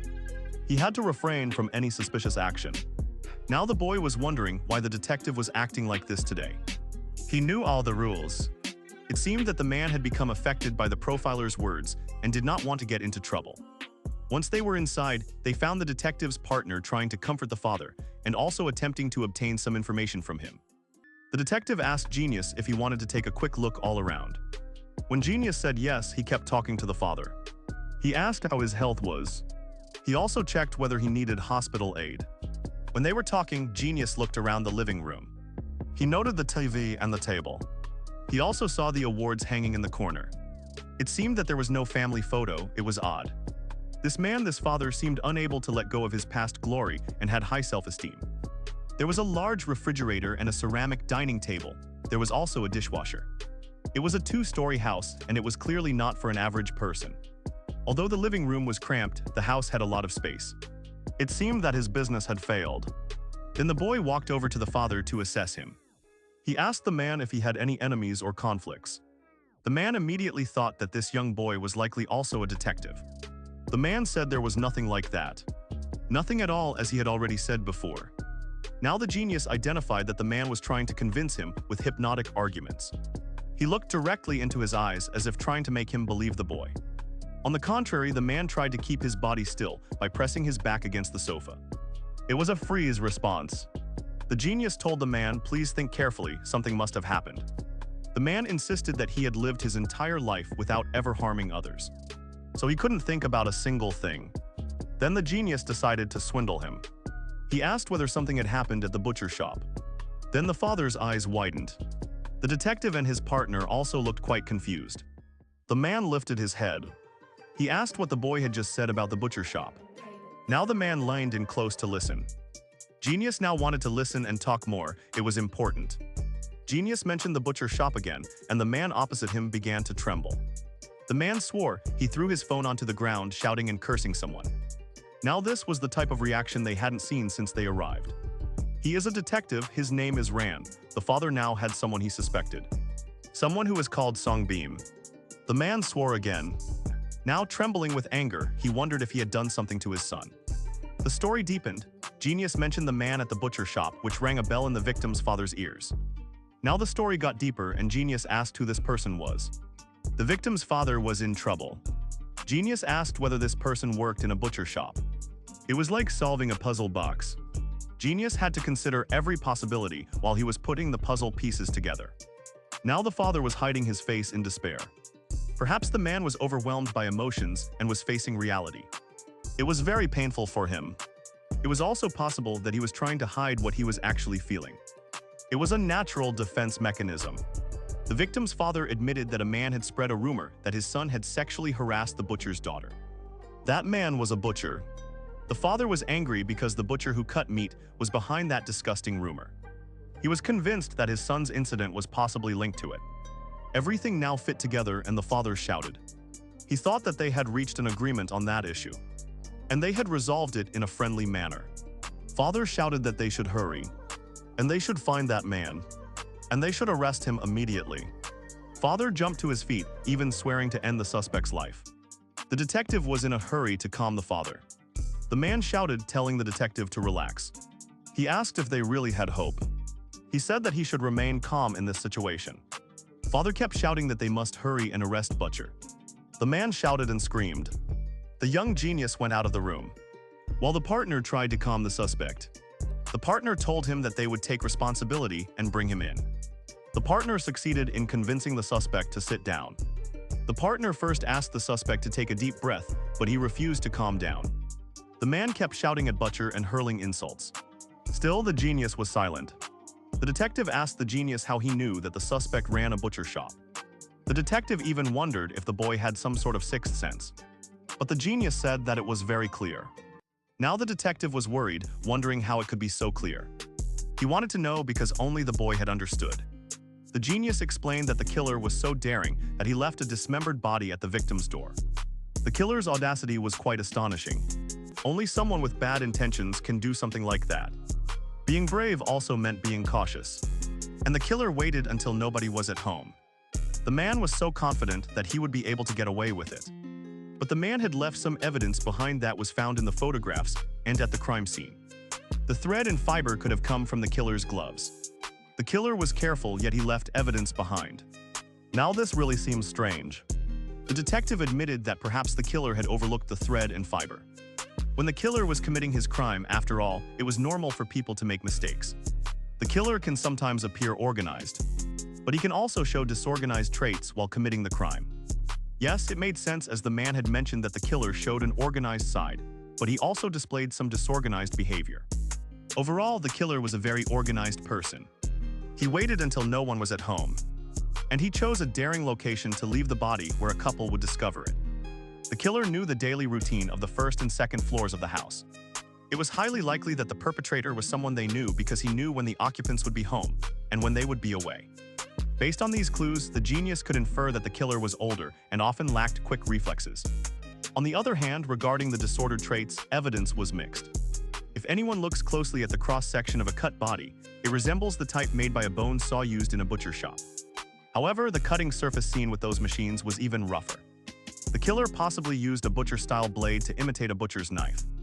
There was a very high chance that the killer was trying to stage the scene. In fact, the machine had not been used. When the genius considered this, it seemed unlikely that anyone would leave such a careful thread and fiber behind. It didn't make sense. Especially for someone who regularly works with meat, the tool would become dull. Like a butcher, his job was to spot and remove any foreign material from meat. A person like that would not make such a mistake. Actually, it seemed more like the killer deliberately used a butcher-style blade to cut the corpse in order to intentionally trap the butcher and leave thread and fiber behind.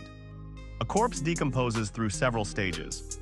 Freshly swollen, active decay, advanced decay, and eventually it reaches a skeletal form. The killer also used ice packs to slow the corpse's decomposition, presumably to confuse the timeline of death. So even though everything seemed calculated, some uncertainties remained. Some staging was done. This perpetrator only showed exactly what he wanted observers to see. The fiber was placed deliberately as if by a machine.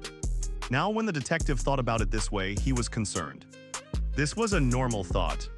So the gentle genius told the detective not to kill himself over this.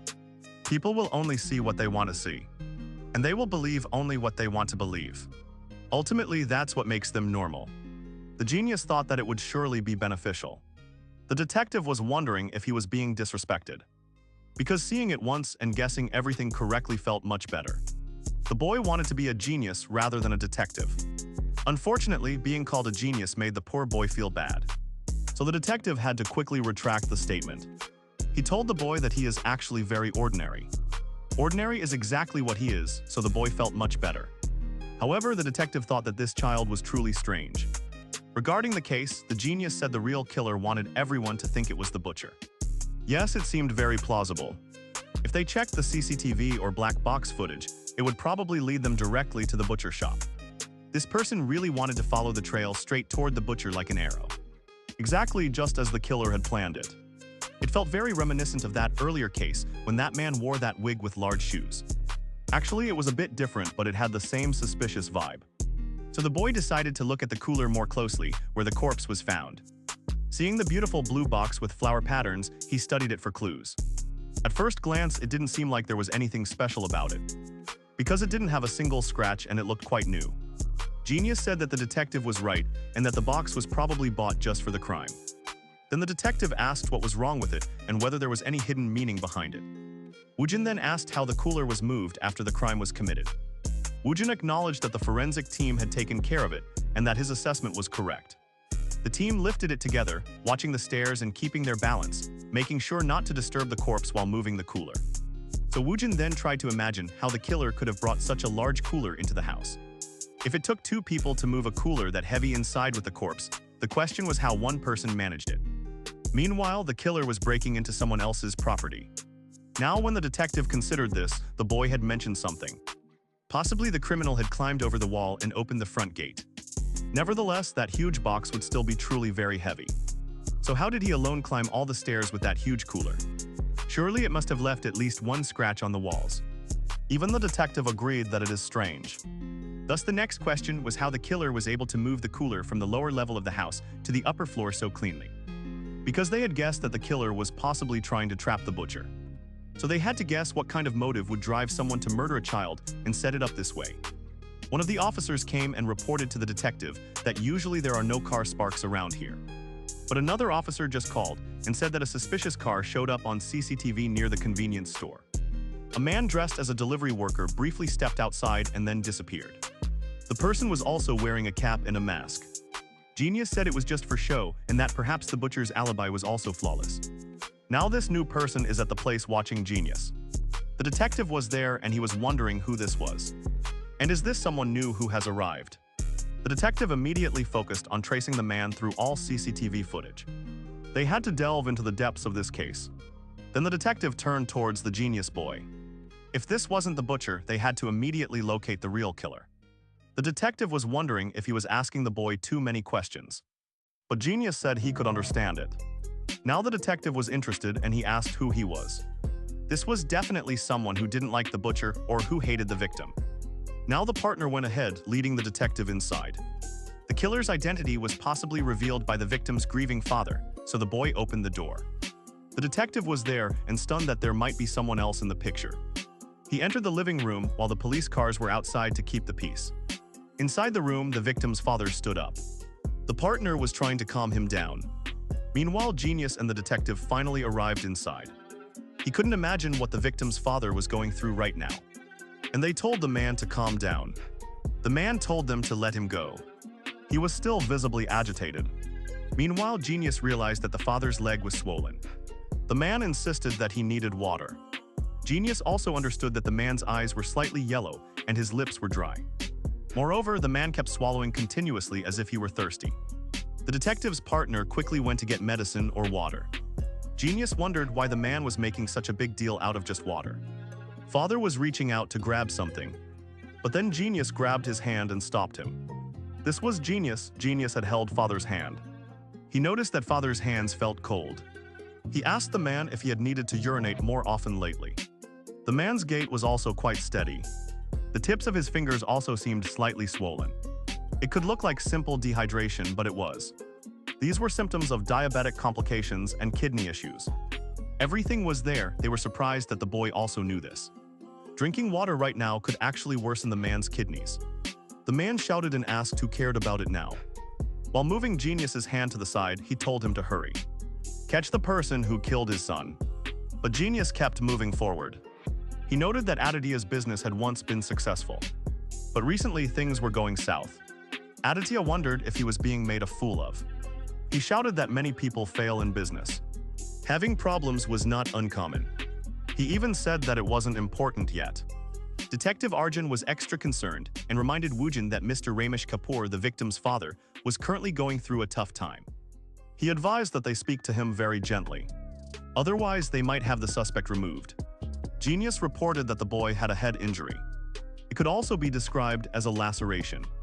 The boy died from a blunt yet sharp object. After his death, the corpse was cut into pieces. The effects vary from person to person. Generally, if a relationship lacks resentment, it is rare for anyone to create such a situation. That's why Genius asked about the business. Woojin then asked whether a man like Aditya could truly have such hostility. Even when an attack occurred on his daughter, Aditya chose to settle. He was the kind of father who chooses peace. Genius wondered whether such a man could truly murder a young boy. Then they could leave the terrifying scene and look for clues. It seemed impossible that a man like Aditya would harbor such hatred. Detective Arjun and Officer Priya silently admitted they could not let anyone get away while harming the boy's sister. Most fathers will never agree to a settlement, especially when their child is involved. They would want the person behind this locked up immediately. Therefore, they had to consider every possibility. In other words, the killer probably held a very personal grudge against Aditya. Ramesh was shocked, saying that he had never done anything to anyone in his life. He seemed like a liar. Nevertheless, Genius asked Aditya to think very carefully and remember. He had to think with great effort because he didn't have much time. Ramesh was thinking deeply about who could hold enmity against him. Apart from the butcher-like man, he wondered who else could do something like that. The time kept moving on the clock. It was evening and the time was running out. Genius was wondering whether he should have dinner at the police station, exactly as he had seen in his dream. Nevertheless, Ramesh hurried to think. Suddenly, the victim's father noticed something strange. He rubbed his chin. While connecting the dots, Woojin encouraged him to keep thinking about who else could have done it. The man again admitted that he remembers an event. It had occurred about 4 years ago. The chair was rotating as the man was speaking. On a table, noticing a cute setup, there was a small business note taking paper beside the table that read, H with U Solutions. The world had become so convenient that Genius could not help but praise it. Now it was an era where they could easily find out what others were doing. The man picked up his phone and researched the company H with U Solutions. While everyone read about its downfall, it was discovered that the Jungek sexual assault scandal may have contributed to it. But the victim's father said that a similar event had also occurred 4 years ago. Even then, the parties had agreed to maintain a relationship. It seemed that the victim had some sort of history with sexual violence. The language used to refer to Park Jung-hyuk had changed. Now the victim's father no longer called him his son and instead called him Jungek, as if he were distancing himself from the being that had committed all those disgusting crimes. As if the perpetrator was separate from the child he had lovingly raised. Calling his son by his name rather than recognizing him as his child created a larger mental distance. It was as if a gate or barrier had risen between them. An unknown response to keep himself apart from his son. The other party also claimed that they had been sexually assaulted in the previous incident, and therefore the man's beauty business began to decline. The empire that the man had built with so much effort collapsed completely, only because of a reckless teenager who was related to him by blood. The man had an incident 4 years ago, and Genius asked who was involved in that incident. It turned out that it was the daughter of his company's employee. Genius then asked whether that case had also been settled. And the father admitted that he had also promised a promotion to his employee. Young children can still make mistakes. So he was willing to give settlement money to sweep the case under the rug. He was going to act as if his son had not harmed a helpless innocent teen. What a disgusting behavior. The father thought that such compensation was sufficient back then. But the news eventually uncovered it. Those garbage reporters quickly spread articles everywhere, talking about how a boy attacked his father's employee's daughter. The girl couldn't endure the backlash and public shame, so she took her own life.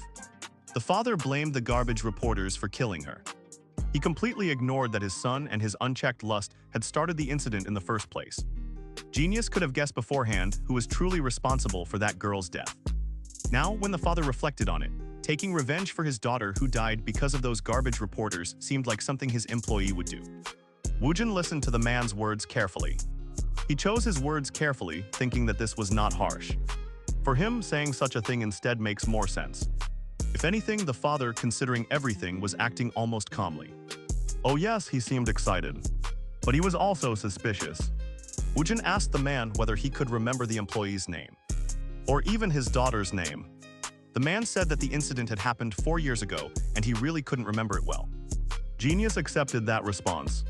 But his eyes fell once again on the many medals and trophies that were proudly displayed in the man's living room.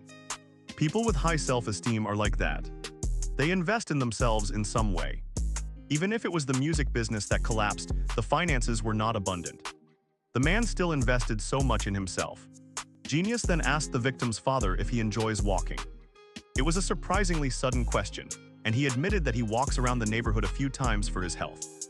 But he didn't understand what walking had to do with that incident. They are walking right now. He wanted the detective to hurry and go catch culprit. But Genius Youth said that his questions were relevant. They were actually very relevant. Genius continued his questions. It seemed that the man had moved here about a year ago, and Genius asked whether he had seen any suspicious people while walking. The man actually hadn't thought about that. Then Genius asked whether he had noticed anyone who had moved into the area during that year. The man also admitted that he didn't think there was anyone. In that case, Woojin wanted to explore the situation in a completely new direction. Look, Genius had a new working theory, and his theory was that the former employee, whose name he couldn't even remember. He harbored enmity against the man and Jang Yug, and then used the butcher shop owner. In this theory, the angry employee must have used the butcher like a puppet. All the sarcasm was focused on depicting the butcher shop owner as a puppet. The man protested that the employee might have been holding a grudge because his daughter had taken her own life. He was also shaken that the employee might plan something like that. He even insulted him. Once again, Genius remained silent, as if he had studied father's behavior and reaction. This was all very interesting. Then he explained how that former employee was excluded from the list of suspects. This startled the victim's father. He couldn't believe it and asked what it meant. The problem was that the perpetrator needed to know the geography of this neighborhood with his eyes closed. For that, moving around in this neighborhood or dozens of reconnaissance visits would be required. But according to the father's testimony, no movement occurred after that, and he never encountered any suspicious person. This is despite his hobby of roaming around the neighborhood. Even if the perpetrator hides his face and identity as much as possible, people instinctively sense potential threats. It was because the limbic system, a primitive brain, was activated and the unconscious was awakened. If it was that former employee, the victim's father would definitely recognize him.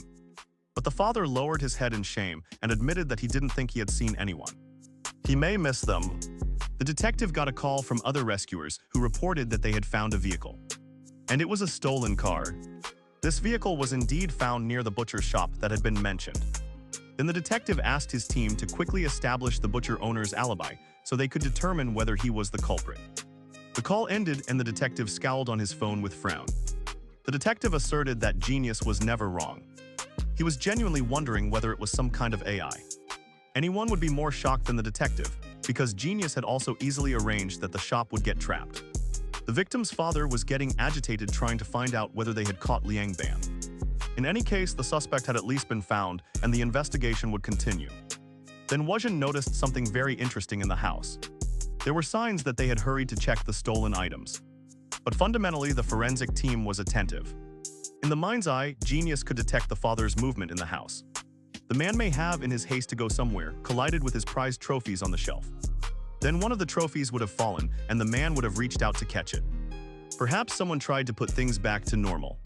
But this was not normal. Genius could just imagine everything playing out in front of him.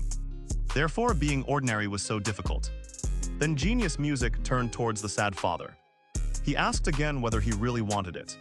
That the perpetrator be caught quickly. If that was the case, the father needed to answer some questions quickly. The man was happy to help. He told the young genius to move forward. The boy asked the father whether his wife cleans and organizes the dining table every day. And the father admitted that his wife often did that after meals. Then the father got flustered, asking what Genius was trying to say. The father refused to make jokes when his son had died, and he was wondering why such an insignificant question would matter. The young genius kept moving forward. He noted that the man had diabetes. His son had caused many problems, leading to complications. The man's business was in trouble, it eventually shut down. All of this, of course, had contributed to the downfall of a once proud man. The father used to be healthy. He used to enjoy golf. The man had also lost a lot of wealth. His physical abilities had significantly declined. Now, when the boy was talking to the detective, he recalled the conversation they had earlier. The perpetrator was about 170 centimeters tall with reduced physical abilities. He was probably old. Detective Ruka stopped, thinking to himself that something very scary was coming together. Wuzhen asked the panic's father if he had ever dreamed of becoming an actor. He shouted, asking what nonsense the child was saying. The man stepped back. He said that he does not believe this boy is a real police officer. He pointed angrily at the youth, and Wuzhen just told the man he was right. The man huffed in anger and said HMPH. The man could not understand what the boy meant. Then the father turned toward the detective's partner. He asked if this guy is really a police officer. The detective's partner was trying to calm him down. Then he turned toward the genius detective. The boy asked if he could borrow some laminal reagent. It was a rather strange request, and the detective was wondering why the boy suddenly wanted it. Nevertheless, the genius detective insisted that they didn't have time. So the detective went to get something. Someone had come to fetch the chief, who was upset about being disturbed. It was the detective, and he borrowed some of that fancy material. The chief was quite curious to come along, just to see what the detective was using his stuff for.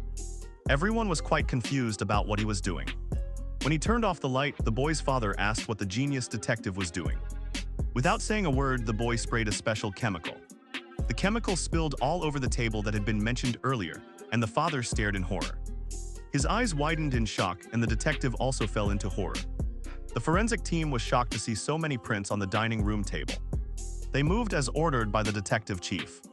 But the expert profiler was already moving off-site to bring in additional resources. The victim's father, a detective, was speechless in front of the other officers.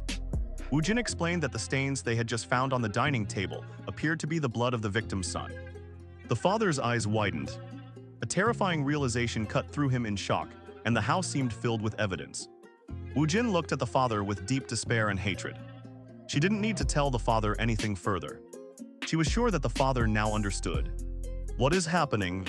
The father had killed his own son. Obviously, the father immediately tried to deny it. In the end, who will accept the accusation that he killed his own child? The father admitted that the blood was his son's. But there had been a brief argument before his son was killed. It was scarcely believable considering how much blood was spread on the table. The father shouted that emotions were running high. He had pushed his son. The boy's head hit the edge of the table. Then his blood was scattered everywhere. Father insisted that his son was not seriously injured in the fight. If the boy was badly hurt when he fell, it would make sense. The blood was scattered all over the table. The father told them to also spray the floor. He said that no evidence would show up. It was 99% true, but genius had also detected a lie. Youth said that, of course, there would be no evidence on the floor. The boy looked all around. His gaze fell on the shelf that was standing in the corner. He proudly kept his row of trophies, just as his father had said. The bleeding probably wasn't severe. What happened later became the problem. The victim's father looked stressed as he approached the Wushu trophy stand. The father asked what the boy was talking about. The boy picked up one of the trophies on the stand.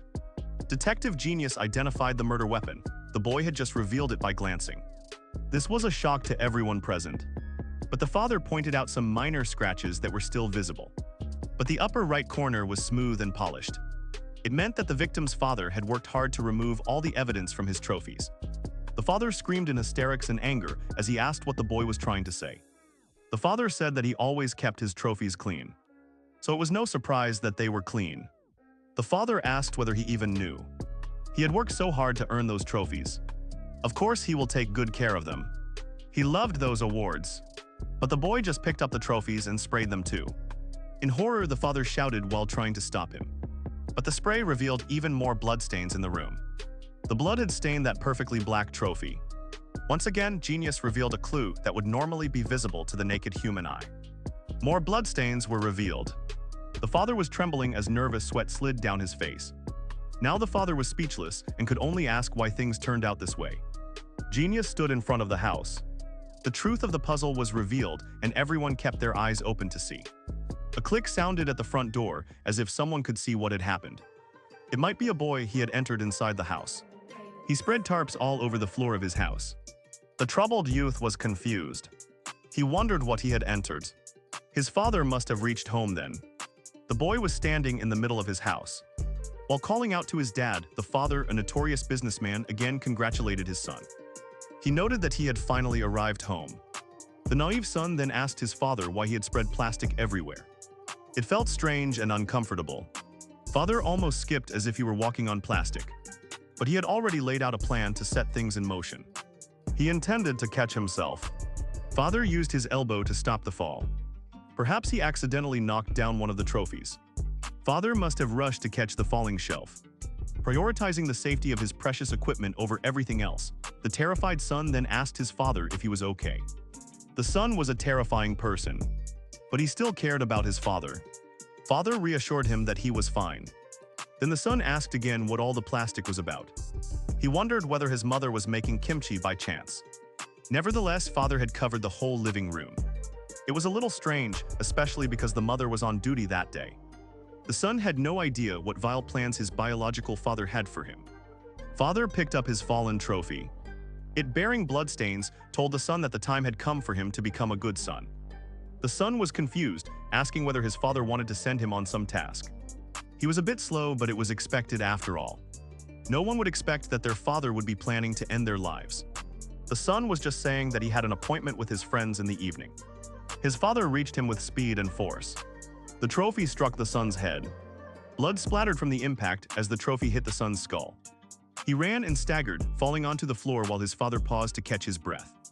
It wasn't a fatal blow, but it was enough to wound him, and the son reflected his father's confusion and injury on his own face. It seemed that the slow child was beginning to understand his father's intentions. The father cursed. He said that all this time he had worked so hard to clean up after the mischievous child. The son was shocked and tried to run away. His father swung the weapon once again. The son called himself a son and cursed. The wicked father, by smashing the trophy down onto his son's head once again, ruined his own reputation with his careless and disgusting behavior. The son shouted back, asking his father if he was crazy. He also asked what was wrong with him.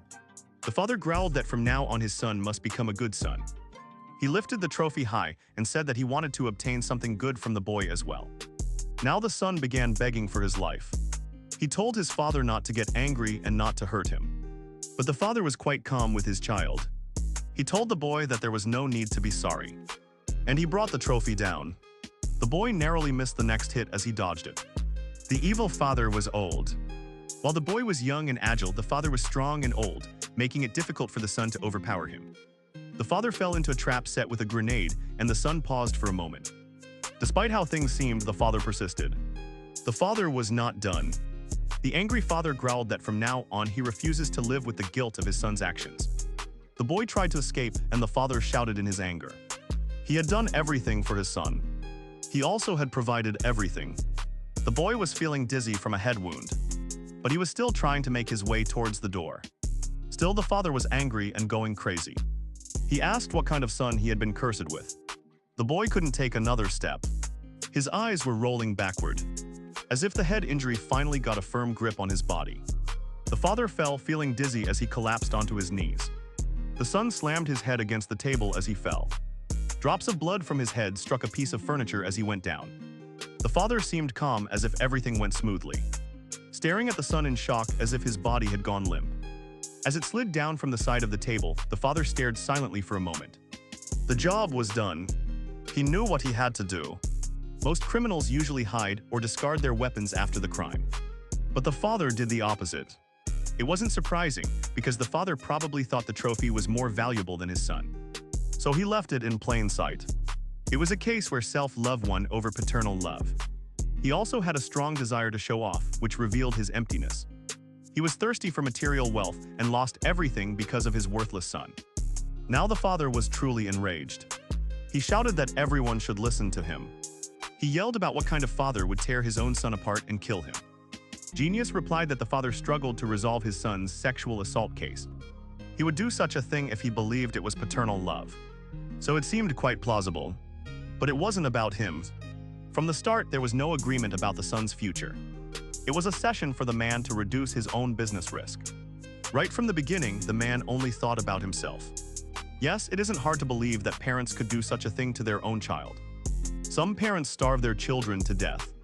There are also parents who abuse their own children, and they feel catharsis by doing so. Thus, the man covered his son's body with a tarp and rolled it out of the house without caring. Genius then asked whether the man needed more examples. The man had moved the son to a different part of the house. It was a place that would not be investigated. Then he choked and dismembered him. Nevertheless, the victim's father remained persistent in his denial. He shouted that it wasn't him.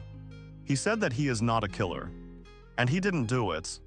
The man shouted that he had reported the criminal to the detective to catch him, but he was busy accusing him. He will not stand for that. Then Woojin said that he was not accusing the man. He was merely curious about something. He asked the man when he started planning this evil act. The man had done a lot of reconnaissance before moving. Finally, the man was shocked that Genius also knew this. Yes, Genius knew that the victim's father had chosen this house because there was no CCTV nearby. The gate and parking were difficult, allowing the perpetrators to avoid being caught. The man had also taken a large insurance policy on his son. The father kept saying that it was not him. He was shaking, trembling, and saying that he hadn't done it. He was telling them that it was not him. The detective told the man to calm down and said that he should just come with them. The father shouted, asking why he was brought here. He claimed he was the victim's father. He also insisted that he should not be taken to the North Police Station. He shouted that it was the butcher's job, that the butcher had come here and did this to his son. Then the detective called his partner and asked him to take action. They informed the man in advance, even though he protested, claiming his right to remain silent. The father shouted, telling the detective to listen, saying that he still remembered the butcher's name. He still wanted to accuse the butcher. Some people simply refused to let things go.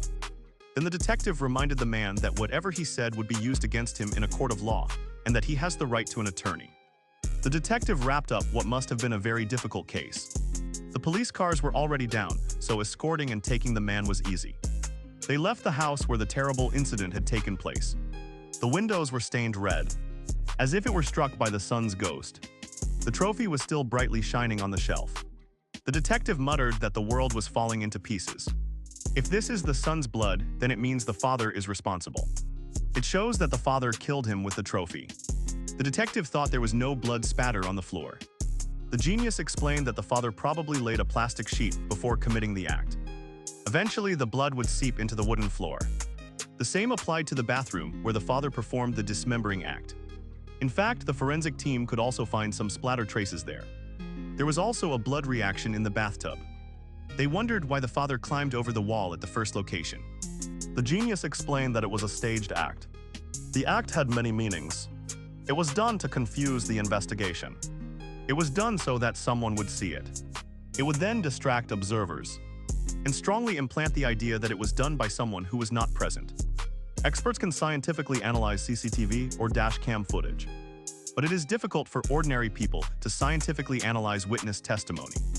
The man wanted to appear to witnesses as an intruder. It was notable that he could move the icebox without leaving any scratches.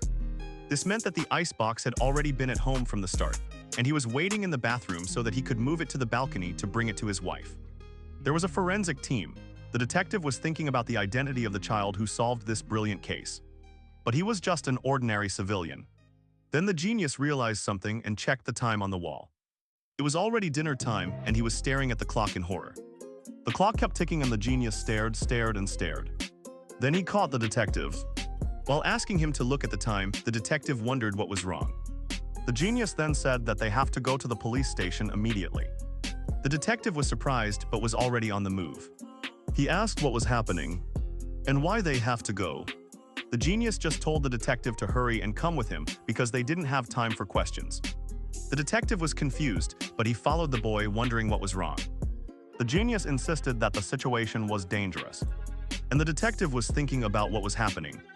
The genius said that he would place an order on the way and would explain it along the route as he was following. The older man asked where they were going, and who else is involved. The genius boy said for a moment, as if he had really typed quickly on his phone. There was no time and he had to move quickly. Then the boy asked the detective how many balls he should order for juggling. This confused the older man, but he said he would take 4 balls. With his eyes sparkling like stars, the genius again asked the detective if they could also take sweet and sour pork. Of course, the detective told him to order a large portion. It was finally on him because the boy had helped them solve the case.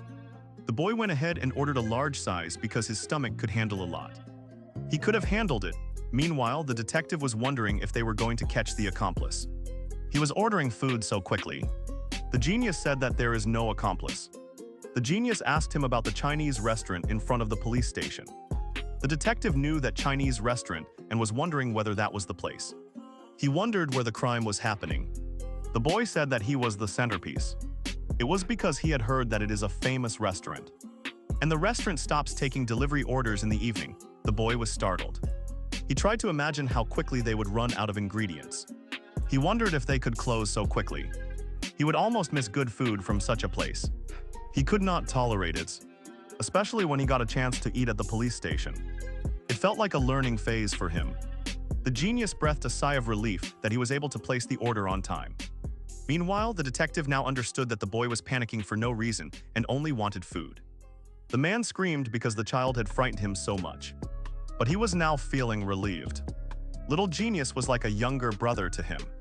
So from now on, the detective would call the genius his brother.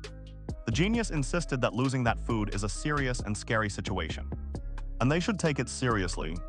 They had to act quickly before the food gets cold. Well, the detective prepared the car and asked the boy whether he had already paid for the food. He didn't want to pay because he would eventually have to treat the boy. But it was fine because the boy had placed the order with a card payment while the food was arriving. So there was absolutely no worry. It was a good thing because the detective was treating him. He asked the boy whether he would also like some garlic fried chicken. But the boy didn't want it because it wasn't ordinary. He asked whether the detective might have tried that dish earlier. He wondered whether it was tasty, and the detective said that he had. Nevertheless, the boy was not interested in trying because he had concluded that the detective is not ordinary. Eventually, they safely returned to the police station, and everyone gathered together to get the food that had been ordered. Still, the officer was serious. They were running and all staring. It was because of the genius.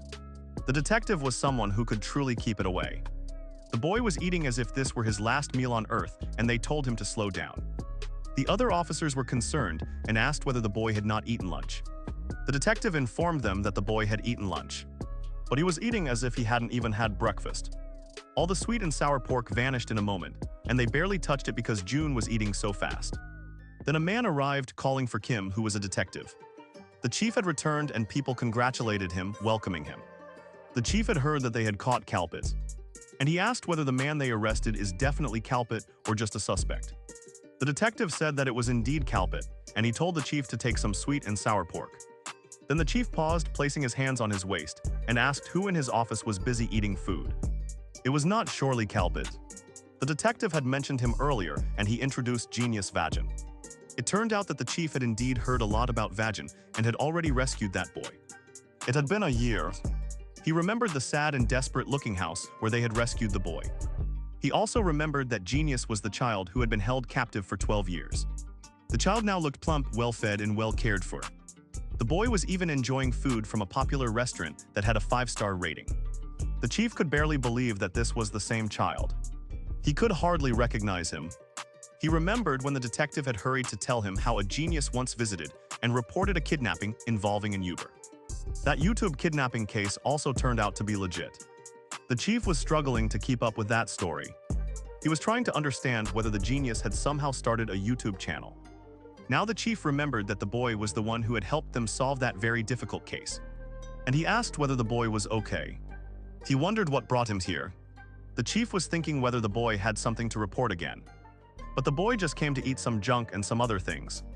The detective then remembered that taking the boy to the crime scene was completely inappropriate. So he quickly said that they had just fled from the moon to another location on the way back. So he brought the boy here to give him some dinner. The chief wondered why this was happening at this time.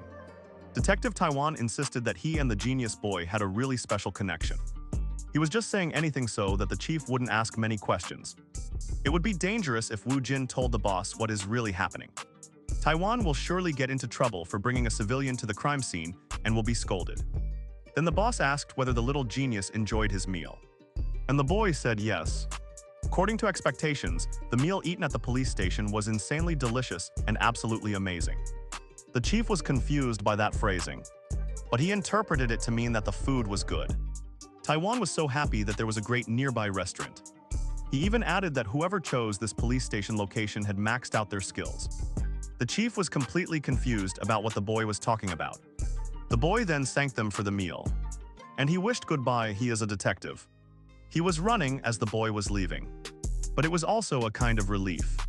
They had to get Wu Jin out before he could blab to the chief what was really happening. The detective offered a ride to the boy. But the boy said that it was okay, because he wanted to be ordinary. Still, Taiwan insisted on taking the child home. The chief yelled that they had mountains of work to do, and he couldn't just be lazy with a teenager.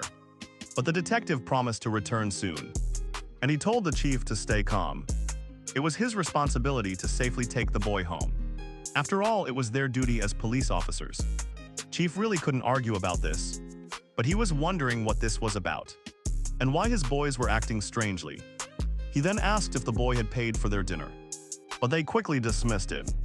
Later, there was a project presentation in D3, and the students sat together and worked on their schoolwork. As always, time passed, and they studied exactly how they would give the presentation when the time came.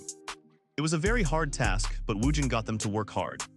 His classmates really couldn't keep up with his pace. He kept setting the pace. He was working hard and studying the material. In any case, there were no absences from the meeting.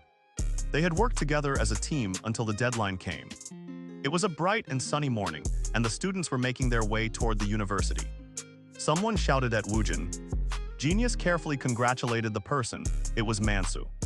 He looked quite ashy and tired. Genius could easily guess that the boy hadn't slept. Mansu admitted that it had been difficult for him to get some rest.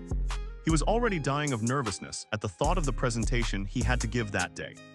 He got stuck on something. He had never lost at rock, paper, scissors before. The boy had to give a presentation. He was troubled by it, especially because he was the one who had selected the game. For him, taking it back was definitely difficult, especially when Wu Jin stepped forward and told them what he was going to play. All the girls had also decided that they would go for rock. The boy asked Mansu what he was going to throw. The boy lied that he was throwing paper. He thought they were all playing mind games. So they all had played their hands, and he was the only one who lost. The poor boy was startled, and the girls were absolutely thrilled. However, Wu Jin felt sad and tried to comfort himself. He said that the presentation was not ordinary. The girls laughed together and told him to buy a lottery ticket because his luck was like that. They also suggested that he try entering a housing lottery. Mansu wondered whether he should drink a bottle of soju before the presentation to calm his aching nerves. His heart felt as if it were about to burst.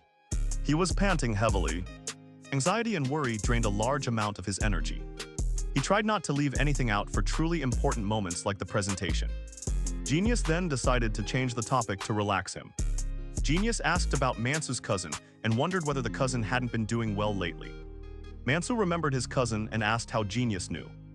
He guessed that Genius knew because there was a freshman in college who needed help making friends and gathering information quickly. Nevertheless, when they invited Mansu for drinks, he politely declined. That means his cousin needed help from a freshman like Mansu. They invited him on another occasion to have dinner with them. Each time he just apologized and continued on his way. That means his cousin's business was also very busy. Recently, he has been spending a lot of time with his friends. Now the boy who was always in a hurry sat down, ate with them, and even chatted with them. Considering the gap between that period and Mansu's current availability, they could predict that the initial boom period for the place was over.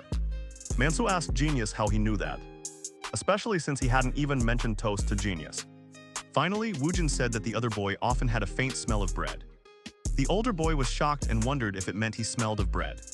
But Genius told him that it was not like that. It was not a bad smell. Genius could guess that the older boy's parents are farmers. Mansu thought about how Woojin also knew this. Mansu was thinking that Genius was being possessed by some all-knowing spirit. Woojin thought about it and recalled his other side, which was a bit dark and dangerous. But Woojin explained that being possessed was impossible. He hadn't seen it. He just observed his friend and reached his conclusion. If someone observes, they can easily know. Stars in the sky were bright above the city, and a car was moving in the night's darkness. The headlights illuminated its path. The car appeared to be traveling along a lonely road. It looked very much like a police car. Then someone asked if Stu was here. He said that it was all over. This was a conversation about eating between the hungry speaker and the pay before you eat speaker. The hungry speaker eagerly wanted to eat first. The other speaker argued that because he had not paid for everything, he couldn't eat first. The car passed through the grassland and the food was getting cold. And who could take larger portions? While they argued, the car continued on the road for a short time. Then one of them called for the car to stop. They had reached their destination. They just had to turn at a certain spot. The driver said that it seemed they were already moving. He thought that the others had already started. The passenger wondered if she had also turned on the LED. They were about to continue the conversation when a mysterious person suddenly appeared in front of the car on the road. It was the detective and his partner, and the detective shouted to pull the brakes. They were startled by the sudden appearance of the person. They succeeded in stopping the car. The police car slows as it stops right in front of the stranger. There was silence before the police officers got out of the car. They wondered who the stranger was and whether he was crazy. They heard a sound that seemed like a ghost. It was the middle of the night, and they asked the stranger who he was. They also asked what he was doing there. His torn clothes looked very heavy. The stranger struggled to find the words to apologize. He looked like a deer in the headlights. They both stared in shock while identifying the frightened child. The injured, beaten boy in torn clothes was staring at both of them in shock. His eyes were wide, as if he saw an expression on the officer's face that he had never seen before. The boy hurried again to apologize, but they lifted him gently. They escorted him in a police vehicle. The boy was trying to figure out the looks on their faces. He was trying to find out whether it was concern or fear. The police were driving silently in their car. The boy was sitting in the back seat. He was anxious, as if they were taking him away. The detective's face had a serious expression. The boy realized something. He now understood something. The police car passed by the rice field on a dark night. Moving slowly, the detective glanced back at the rearview mirror. He studied the boy they had picked up. The car kept moving and the people inside were silent. The van moved slowly toward the city, getting closer and closer before it got lost. It seems that the police team was familiar with this boy. He had repeatedly tried to escape, and they took him back there. They believed this was his home. The boy fell to the floor in pain. A grown man hit him. The grown man shouted curses, accusing the boy of trying to escape again. He shouted that they had fed and sheltered him, yet the boy kept misbehaving. The police were watching everything happening there. One of the men called the police station. He told the other officers to move forward without him. These are the circumstances, they will act accordingly. He watched the beating of the boy. He told them a story about how he had fed the boy. He made them believe that the boy was a nasty brat. So they told the man to take it easy and said that he would be leaving now. The man told the police officers to wait for a second. He feels empty and believes he cannot die, especially because he has gone through all the trouble to bring the boy back. In any case, he kicked the poor boy back to the shed. He threw him inside there and shut the door behind him. He locked him again in the darkness, and the next morning the sun rose. It was back to hard work and unpaid labor. People went to work, but not all of them. The evil man had taken the boy hostage. They were lurking beneath the shed. They were talking as if they praised the environment. They were the two evil men who owned the boy. And they were busy gossiping. And they were spending the time of their lives. They were chatting. They were talking. The boy was forced to do all the hard work for them. The boy paid attention to the men as they spoke. He noticed that the corners of the man's mouth were rising symmetrically. And he also noticed the expression on the other man's face. When someone is happy, the torso leans forward. Wrinkles form all around the eyes. And the mouth stretches as if it were splitting open. Speech also becomes rapid. Saliva protrudes in the mouth as the jaw drops, causing a pulling sensation. Yes, the gestures also increase. And the frequency of body scratching becomes high. The young genius studied all this. While he was working alone in that dirty field, he had to observe even the most trivial details, so that he could master and understand those people who were holding him. In order to escape properly, the boy needed to know everything. He needed to do more than just watch. He had to observe. Observation will reveal the truth. That was his terrible past life, and what he had to do to get out of it. But now he didn't need to be worried about it. Now Vyujin was a university student. He had a happy home and a happy family, while Mansu was confused. And he was wondering what it meant to observe a genius without just looking. Vyujin just said that if he observed, he would be able to read people. The second boy was still a little confused, wondering what it meant. But Genius warned that they would be late for class if they kept talking. They just need to hurry and leave quickly. So the boys went into the lecture hall and the girls were waiting for them, cheering Mansu and telling her that she will do great in the presentation. They said that she got it and they believed in her. The boy also tried his best to cheer himself up. Even though he was still trembling about it, he tried to cheer himself up. Then the teacher came and said that they would start the presentation, beginning with Team 1. It was about to start, so it was the perfect time for them to do it exactly as they had practiced, and no one should freeze. This was a peer-evaluated presentation. So the Team 1 presenter went up and said that the division of labor improves productivity. The costs incurred during production can make some things difficult.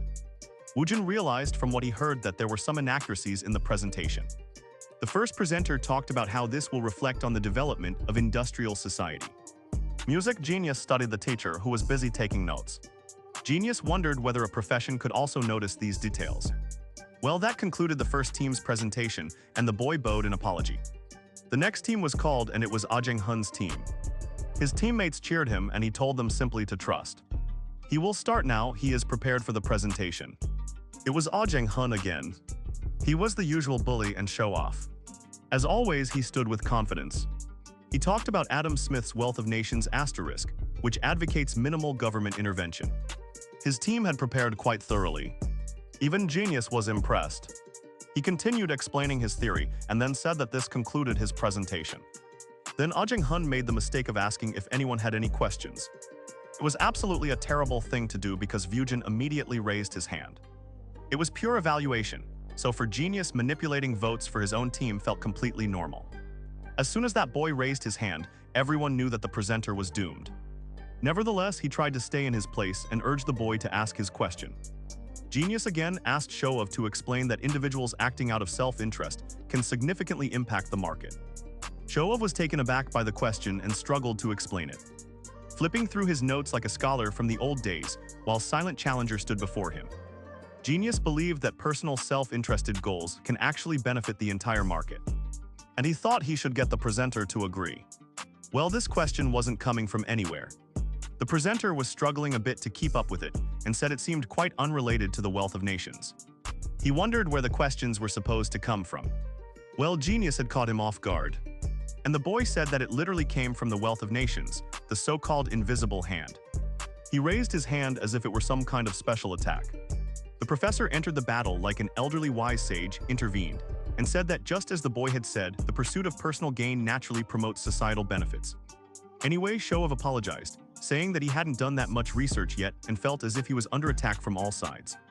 Nevertheless, Genius was ready to proceed to the next question. He asked about expert specialization, increased efficiency, and economic growth. He throws each question like a 3-combo attack. He even asked for evidence. These are show-offs. It was too much to deal with. But the genius was not done. Woojin asked about the context driving force. Every question landed like a highly skilled kick and blow. He threw the presenter off. The genius also confronted the core principle, delivering a critical blow.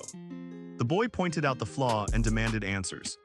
It was a barrage of questions that knocked the presenter to the ground and shredded his clothes into rags. In this battle, the presenter would have lost on his own. So much so that the classmates jumped to beg for mercy. If these questions continue, their reputation will surely change. Nevertheless, the genius kept spewing questions like a machine, and the boy endured. The professor felt a bit sorry for the boy because he now understood the journey of facing a class each time he taught. Thus the presentation ended, and the boy was stripped down to rags of confidence and ability. It was, with the presentation concluded, it was time for Manasu to move forward and perform. Woojin smiled with pride because she had taken down the enemy general. Manasu was a little hesitant, especially after the shameless weight attack on the other team. Nevertheless, he told them to just leave it to him. So he moved ahead and introduced himself. He was from Team 3 and was about to start the presentation. Her team cheered her joyfully like K-pop fans. Her team cheered while telling her that she is awesome. And they love her. Then the boy took the microphone and explained the presentation point by point. Genius had collected all the necessary information to support their points. The judge heard it as if the team's cheering were his own. Mansu's presentation shook the lecture hall. It was like an online show in which she and the rest of her team members were stars. The presentation left the class speechless, and everyone shouted in amazement while cheering and clapping. The presentation was so good that even the professor stood up to clap. It was like a show. The girls kept cheering for her and said that she seemed born for this stage. The boy laughed and said, "Well, I couldn't have done it without my team members." He called it noise. He was taking direct action for everyone, and they said they would even stay up all night if they didn't get it. Then Genius asked the wonderful presenter if they could visit his cousin's place together. He mentioned that the business wasn't getting a lot of customers. They could try his suggestion. Mansu was a little taken aback by the sudden question. He was angry. But Genius thought that it could help. If they tested it, it could give them good ideas. And they will have data samples that can help them figure it out. He wondered why the business was struggling. Mansu praised the thought. But on that day, the shop was closed. So Genius suggested coming the next day. And it worked for everyone who was involved. She just reached the bus stop. So Woojin gave his friends a goodbye wish. Saying that he would head out first, that's him. They were running because they thought they would eat together to celebrate their successful presentation. Genius just said that they should eat together next time. And they said they would see each other tomorrow. There would be no after party because he was leaving. But they gave him a goodbye wave. They said they would see him next time. In truth, Woojin really just wanted to boss people around. He believed that everyone occasionally gets a chance to boss someone around. Because it was normal, so he said goodbye to his friend. He continued on his way. He sat on the bus and thought for a little while. As the bus kept passing through the city, it moved. Woojin took a moment to express gratitude for his friends and the normal life that he is now living. As he was walking happily beneath the street, the boy suddenly stopped. He noticed a man pushing an elderly man in a wheelchair towards a restaurant. Genius realized that it was time to practice earning medals in the advanced stage. So he headed towards people he didn't know at all. Genius said that he is going to pray for the patient's speedy recovery. He also added that elderly people often drink bone broth as a health tonic. But in slow-boiled broth, phosphorus actually leaches calcium from the bones. The old man in the wheelchair was confused, and he asked his grandson whether this weird boy is his friend. His grandson didn't answer. The boy was excited about his first medal ceremony, and he said that bone broth is not ideal for fractures, and calcium-rich foods are much better to help with the situation. He also showed them a list of foods beneficial for the bones. The grandson memorized the conversation carefully. However, the elderly man told his grandson not to talk to such strange people. Otherwise, those strangers would keep appearing. In any case, Genius told them to eat properly. The weird boy was internally very happy with his meddlesome attitude. Both of them gave him a dubious look as they left. After that, the boy continued walking down the street in a light, victorious manner. Then he heard some people muttering about moving quickly. The boy stopped and began watching, and he saw that some boys were together harassing another. The gang was staring at him as if asking what he was staring at. They even considered dragging him away as well. They beat him, yet he kept moving forward. Because usually people, upon seeing such things, just walk away. But his steps slowed down and he stopped. Having endured what he himself had suffered, he couldn't just move forward after seeing someone else's pain. In his other guise, he asked if the other person also wanted to meddle a bit. Hopefully this time they'll be wearing clothes. And the other face said yes with a mischievous smile. That form was prepared for exactly this task.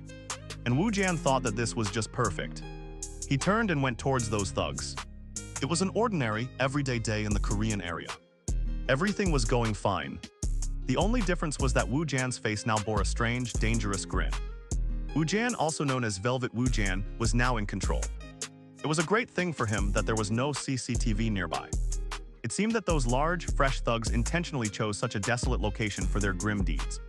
These kids seemed intelligent or rather cunning. It was not a sudden fight. It was clear that he had been doing this work for a long time. Wu Jan stood up calmly. His body was completely slack, but his eyes were fixed straight on the group. The gang wondered why they had returned. It seemed like a joke to them. If there were no CCTV, this would have been the perfect situation for the creature. The gang asked what was staring at them. They were sure the new boy was a joke. They teased him, asking if they should sit together and give him a cigarette. The boy said with a slight smile that watching a miner smoke is nothing special. Is it a big deal? No, but seeing people like them is very irritating. Especially when they are oppressing those smaller and weaker than themselves. The victim boy was silent, and one of the gang members growled. The boy was told to stop the nonsense and move forward. Wu Jan was showing mercy by not attacking him. If the victim stopped, they threatened that they would beat him too. Now that the threat thrilled them, he moved ahead. He walked the whole way there so he could bend down and look the victim in the eyes. His face had a serious expression. The gang mocked and asked why he was behaving so strangely. He even asked whether the victim knew this man. The victim did not know him. But Wu Jan drew the poor boy's attention. He asked the boy sitting on the ground why he was living like this. The victim did not understand the question. The creature then wanted to know why the victim was being kicked. As if he were being beaten. He kept repeatedly accepting defeat. There was a time when Genius himself was beaten and tormented by people stronger than him. There was a time when he endured every kind of torture and pain at the hands of those people who just wanted to use him. He wanted to know whether the victim was thinking about dying in the same way. Living and speaking like a fool, when he saw people living that way, enduring pain and being beaten, he could not bear it. Meanwhile, this conversation was going on, the gang was laughing. He wondered why the boy was thinking. He prayed that it would not happen to him. He was busy and should have gone to Genius when they released him. Vajin smiled and told them to do their work. He ran his fingers through his hair. He had nothing to do with them, and the gang had now withdrawn. He wondered why this stranger was laughing at them. His eyes shone with darkness, calling the gang members insignificant since they were right there. He shouted angrily, asking what was wrong with it. And why is its presence making them so angry? One of them ran at it. He swung his fist to hit the monster and it easily dodged. The other tried to kick and it also easily dodged that attack. He was like dancing monkeys in a circus, but Vajin had seen that dance before and knew how to avoid it. The first thug fell to the ground after his attack failed. The others were startled as the boy rolled on the floor, shouting about his injured hand. The other thugs asked if their companion was all right, but the boy said his hand was still twisted. Meanwhile, Wait watched him without mercy. It seemed the first man's hand broke without the creature touching it. How petty a creature mocked them again, talking about how the hand broke as if it were a weak twig. He asked the thugs how they would deal with it. Now they were filled with anger and shouted. Running at him, Vajin let them come and delivered a punch to the next thug's jaw. The blow changed the boy's entire life, shattering the whole scene and his confidence. The man who was hit stared up in shock, as if he couldn't believe it was a simple punch and not magical power, and he fell to the floor. He passed out completely next to another man who was writhing in pain. The rest of the gang were startled and couldn't believe what was happening. But they were far from quick learners as they kept attacking Vajin. The next man threw a punch that the boy easily dodged, and he grabbed the next attacker's hair. The thug realized that he was now in big trouble. His hand clutched the thug's hair, and he dragged the boy as if he were a sack of rice. His head was being dragged toward the nearby bars. He beat that thug so hard that it would be remembered for weeks, and even his hair broke when he fell. Genius looked for a moment at the tuft of hair he had pulled. But his target was still conscious and was moving. Wait said that people should handle things in advance. Before it gets this bad. Then he turned toward the boy on the floor. He said that the boy should not just sit around like a useless thing and should get up. The victim was now frightened that this big, strong and scary boy was looking at him. The boy grabbed the victim and told him to stand up and come along. Nevertheless, the victim wanted at least to know where they were going first. Genius did not answer. He lifted the victim and took him away from his tormentors, all of whom were writhing in pain. The victim had no idea where they were going. But Genius took him along anyway. Near the place where they stayed that evening in a very quiet garden, Genius asked the victim to sit down.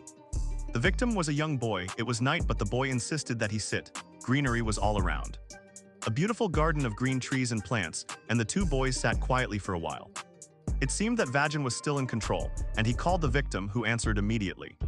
Genius then asked the victim about the pain and what he thought. What is pain? The second boy was confused. But he just said that pain occurs. Then Genius asked where the boy will go when things cause pain.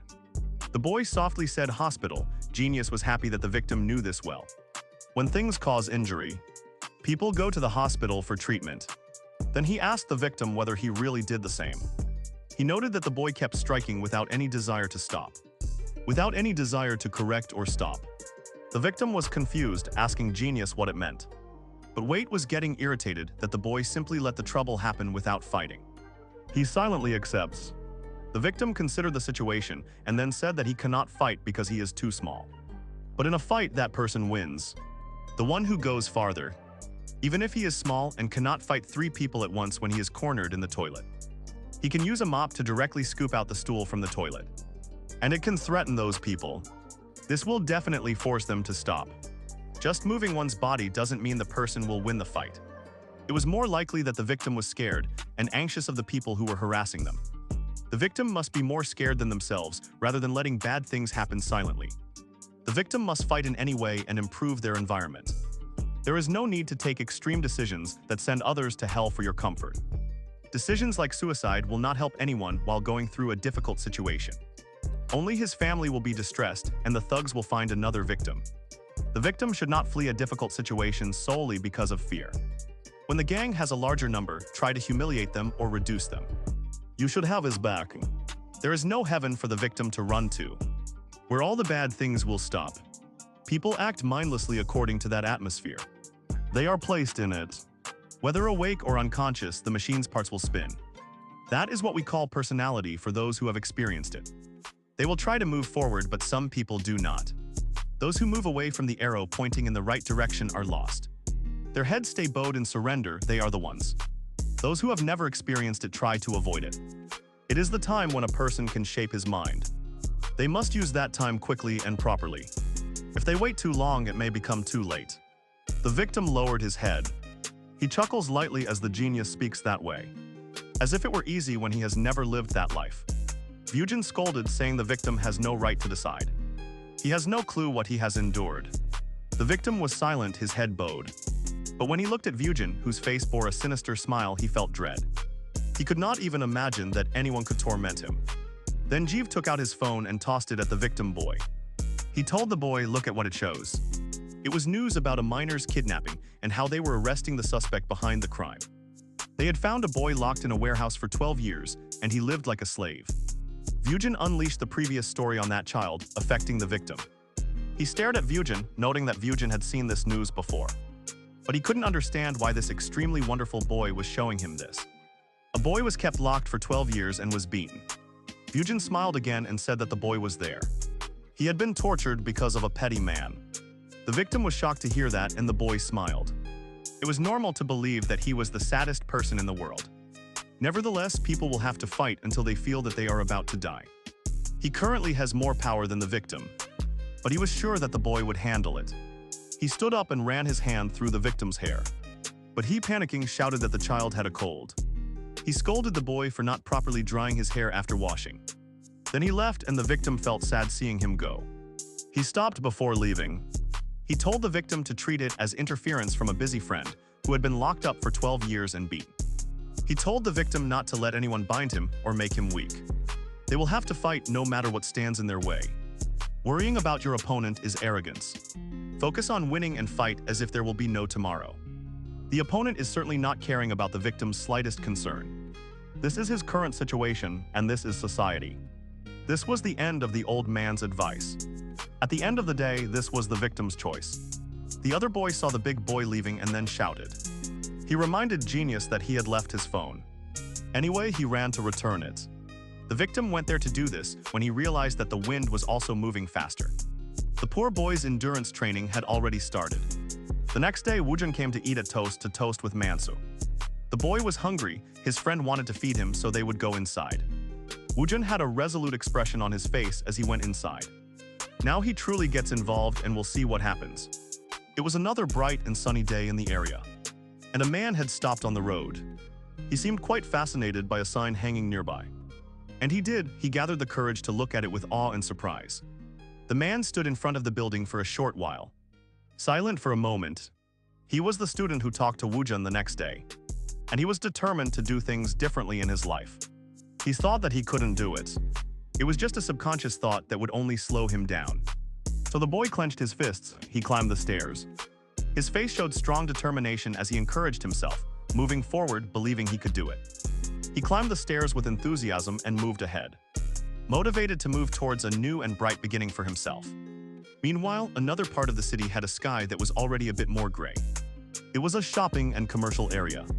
People were going about their daily lives on the street, and Vudge finally arrived at his cousin's toast shop with Mansa.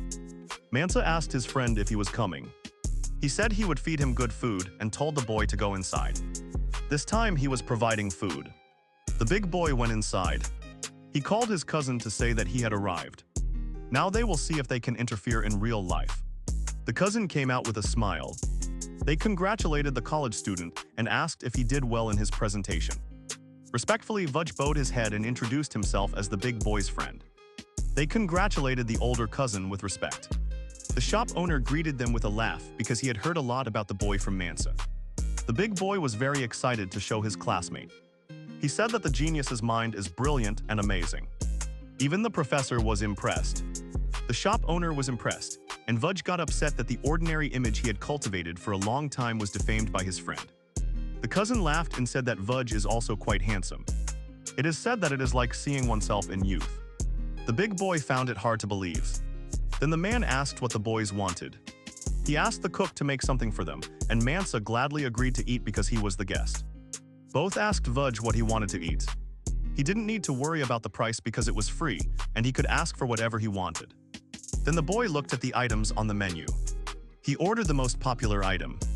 Mansa instructed the boys to wait a little and said he would make it in an unbelievable, superb way. Mansa thanked his cousin, and the boys started choosing seats while waiting for the food. The cook made all the preparations and turned on all the kitchen appliances. He spread butter in the pan and tossed the bread into the hot butter to fry. It was as if he were preparing to make toast. When the bread was fried, he used a small tool to lift it and fry the meat. He couldn't sit. He stood up to see everything. He wanted to know how each part contributed to bringing the food to life. He watched in amazement as the cook worked. Then the genius said if it's not too much trouble. He would like the bread to be a little crispier. The cook smiled and said he would do it because the boy liked it that way. So the cook worked on making the bread even crispier. He presented the bread enthusiastically in front of them. The boy, surprised, was encouraged by Mansa and the cook to eat it in a tasty way. The big boy promised to eat properly, and with determination and love in his eyes, he grabbed the bread. The man encouraged them to eat a lot. They should let you know if they want more. The shop owner welcomed them when they entered the toast shop. The boy lifted the toast toward his mouth. He cut a core out of it and was startled. It was as if something entered his system when he tasted it. Vazan couldn't believe what he was eating. His mouth stayed open. His eyes seemed to think the food was wonderful in every way. At least it met his expectations. But the food was ordinary, not fit for a queen. Mansu was watching the boy eat. In a panic, he asked his classmate whether the food was really that bad. He wondered whether the boy's brother had put too many toppings on the toast. However, the boy reassured him that the food is fine. It seemed like good news for the older boy. He said that he is happy. Genius liked it. Genius was silent as if he were eating the food. This is the area where the toast shop was established. It was filled with many places for learning. There was a place that taught Korean, mathematics, and science. They taught Chinese character classes, practical music, even piano and violin. It was a place full of wishes. People would come and go every other day to learn or shop. This could be done by the student's own will, or at the wish of the parents, but the students came to learn. It was a relief that he was able to get a taste of the food. Then the boy leaned forward to whisper to his elder companion. The boy admitted that he felt he was interfering without reason. But the older boy insisted that he would intervene with Genius. He basically begged him to intervene. He was sure that Genius would always take the right path. His cousin was startled by his sudden outburst. Ron was told to stay a little calm. Mansu repeatedly asked for forgiveness. He said that he will remain calm. Then the Genius boy suggested changing the shop's signboard. It was enough, it was a suggestion to Ron. The big boy was Ron. Genius said that adding brain food to the shop's name would be a good idea. Brain food seemed like an abrupt suggestion to the big boy, who was just a boy. He could have winked at Ron's. So Genius decided to explain in detail. He explained that there are many educational institutions in the area. And the big boy quickly asked a question. He asked whether Genius was thinking of selling the shop. He suggested it as a way to attract students. It was half true and half false. First, they will have to make it so that the concerned parents can scold the master. They can see a place that claims to provide brain-boosting food to students. Then the parents who are very passionate about their children's education will like it. No parent will refuse something that is good for the brain. It was as if the taekwondo master bought a takbo for the children and called it takbo sparring. The children will enjoy it happily. It seems related to taekwondo. Then the master can deliberately drop a piece. He claims that the item is slippery, and it will fall on the children's white clothing. The master will again offer to clean the clothes. The trick was that the master told the children that he bought food only for them because they were in the club, keeping it secret from the other children. Then on the way home, the parents will ask their son about the stain on his pants. The boy will talk about how the master bought him a takbo. He will even tell how the master told him not to tell anyone. It was very interesting for Mansu. He, listening with amazement, thought that it was great. Then he asked whether the toast is really good for the brain. The master shook his head, so the boy's hope did not increase. The toast was just a small source of energy that is not necessarily effective for the brain. So Mansu asked what he should do. Genius reached into his school bag to find the correct solution to his problem. He became occupied as he took out his notebook. And he started writing and calculating. He worked faster than Mansu could follow. The boy was staring in astonishment. Then he got ready.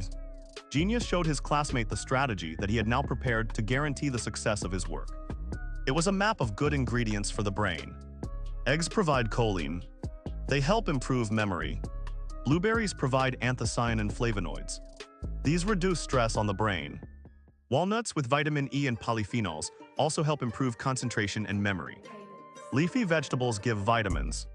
They help prevent cognitive decline. Mansu thought that Genius was able to remember all this. Then Genius said that his classmate had dropped a cabbage. He asked whether he could eat it. Meanwhile, Mansu was still amazed at what Genius could do. He wondered why the boy also joined the business club. He can clearly do better elsewhere as well. The boy shrugged as if he had eaten a fallen cabbage. He said that he simply thought he should know that as a basic part. A boy was curious about what basic meant. He has learned everything so far by watching him.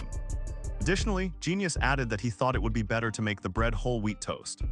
It will be crisp on the outside and soft on the inside, more than regular toast. Genius also put in a lot of effort to write down the ingredients and sauce. The inspection was completed. He kept it extremely secret, it was very cute. Mansu studied everything that Genius had given him, thinking a little about how the big boy knows about such things. Genius reminded the big boy that their target is the academy head and the parents. They can't just hand out pamphlets in the academy. They must give them directly to the head. This will create a statement for their case.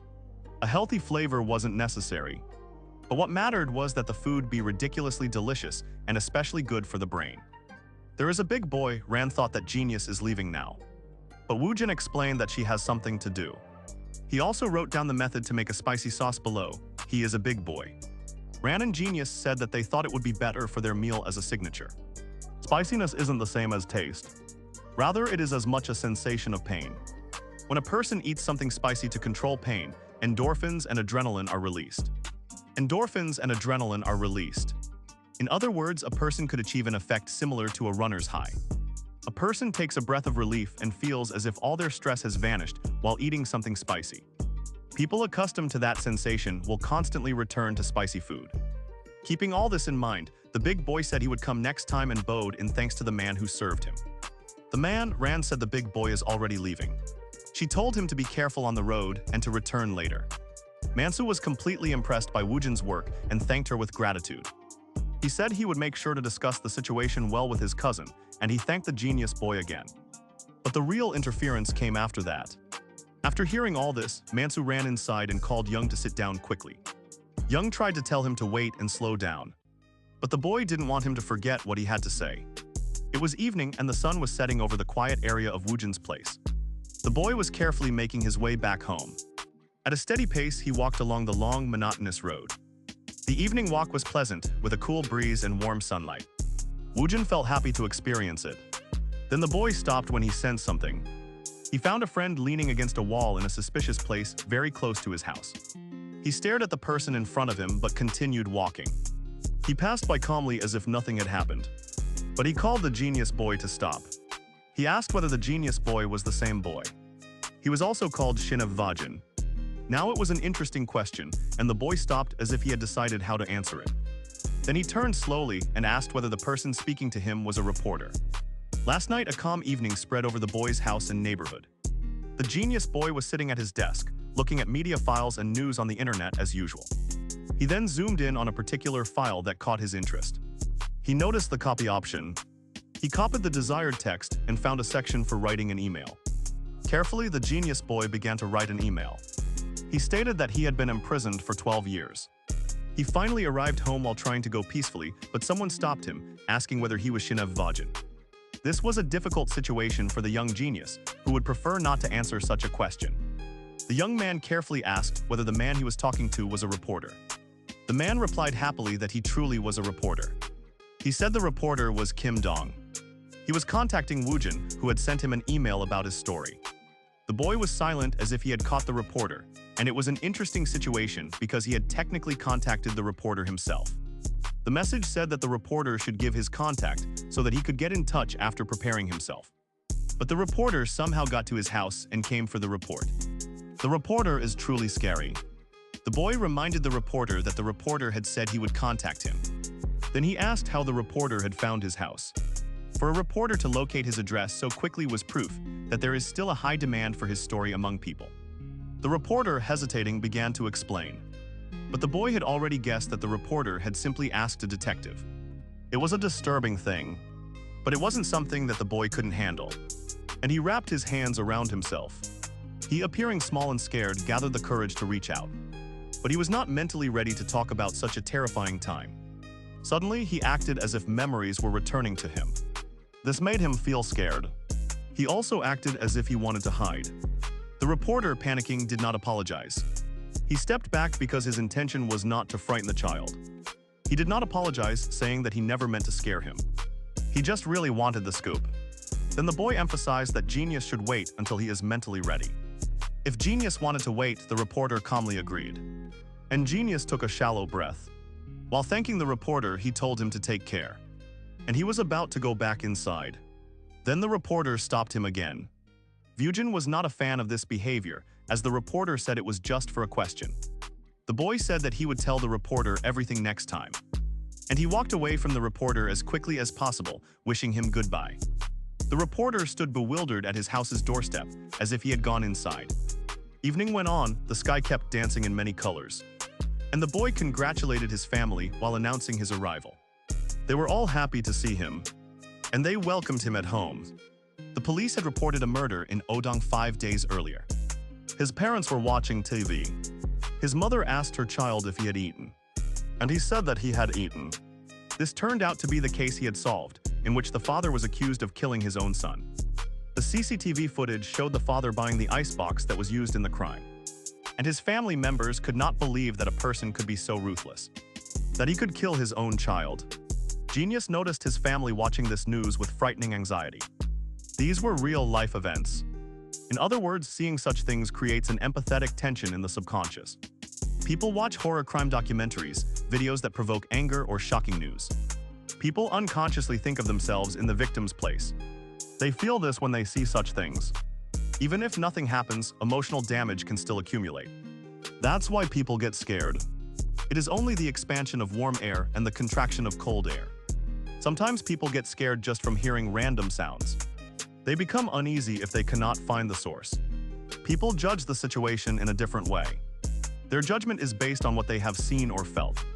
Just hearing a voice can make them start feeling uneasy. They may think that they are being attacked. They call someone for help in panic. Most people perceive the situation differently. The crime's motive was insurance money. Of course, the father wanted to use the boy's insurance payout to fix his life. He knows how frightened people can become from seeing bad things. Wajin wanted his family to see only good things. So the boy guessed and shouted, "Oh God, it's already too late." He has a family and he was thinking about what was happening. They even asked what happened to him. Then the boy said that this is a special 40th anniversary drama. He thought that it was love. But they were his brothers and sisters. I was adopted in the US. He wanted to watch that drama because it was about to start immediately. So he really wanted them to change the channel. His mother was wondering if there was such a drama. Then his sister asked which channel it was. She wanted to know so that they could watch together. The boy rushed to his room, saying that he would quickly take a shower so that he could join in. He pleaded with them not to change the channel and said he would go and do his homework.